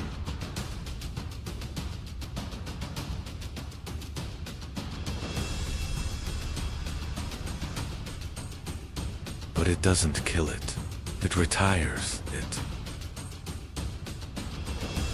The Goths are now in Italy, and the Western Roman Empire is coming to an end.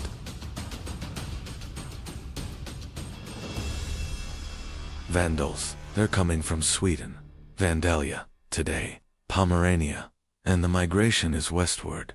406, the Rhine River.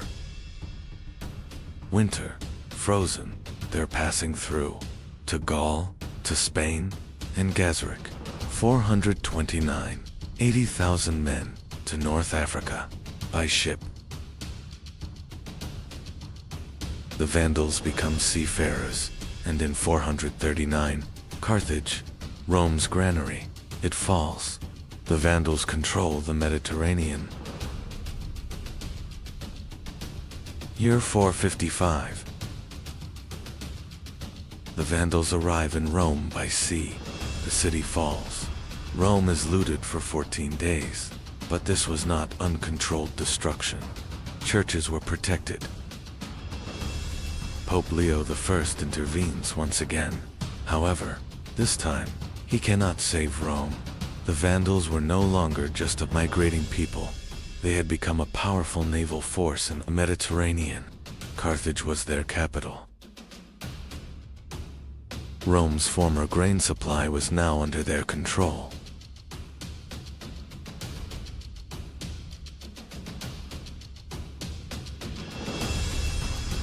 Gold and trade were strengthening Vandal power.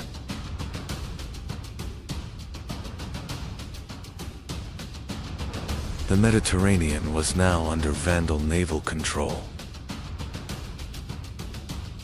The Franks were a Germanic people, living along the Rhine River, but they were influenced by Rome. In 481, Clovis became the sole king of the Franks at just 15 years old. And Clovis fought continuously for nearly 30 years. The victory at Soissons broke the last major Roman resistance in Gaul.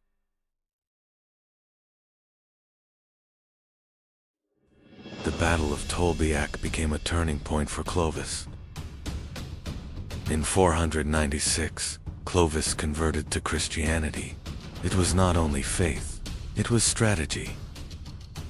The Roman Church and the Gallo-Roman population now supported Clovis. Clovis died, but the Franks continued to grow.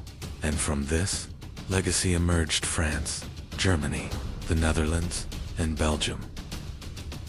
In just 200 years, between 375 and 575, Europe became unrecognizable. Western Rome collapsed. The Eastern Roman Empire survived, but reduced in power. New kingdoms emerged: Visigothic Spain, Ostrogothic Italy, Frankish Gaul. The Vandals, Burgundians, Alans, Herulian Gepids. Some disappeared, others faded into history. This transformation was not only political. Language, culture, and religion changed. Christianity spread. The Pope grew. Stronger, Rome returned. Not as an empire, but as a church. Today, France, Germany, England, Spain, and Italy. All of them were born in this period. The migration period was not destruction, it was rebirth. The fall of Rome was the birth of Europe. This was a story of 200 years, a story that began with the sound of hooves. The Huns, Goths, Vandals, and Franks disappeared, but their traces remained. The migration period lasted from 375 to 568, 200 years. 5 million people moved. Europe was reborn. Rome fell, but Europe began. Year 224. Rome faced a new enemy in the east. Its name was the Sassanid Empire, and it would become Rome's greatest rival for 4 centuries.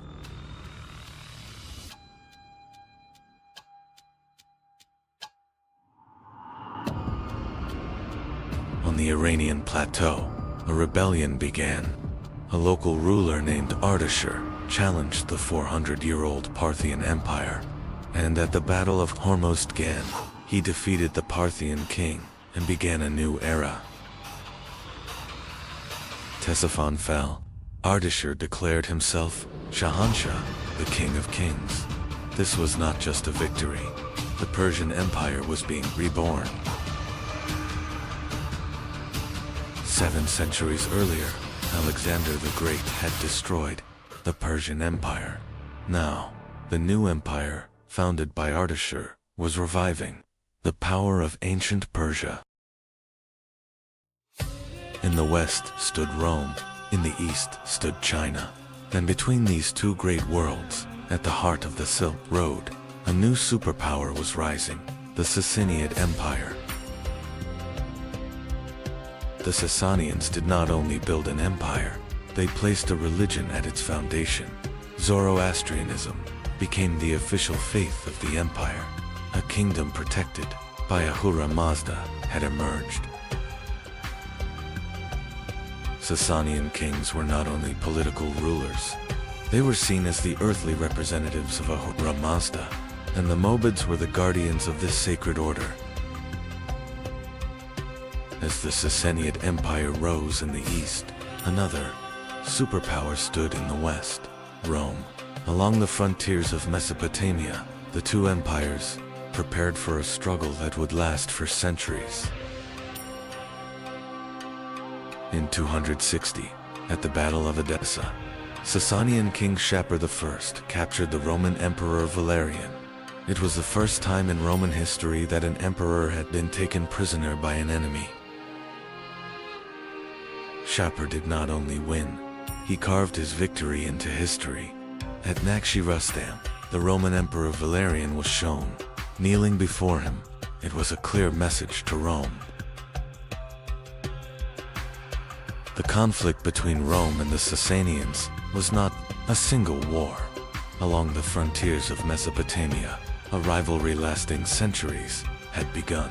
The same cities, the same fortresses, changed hands again and again.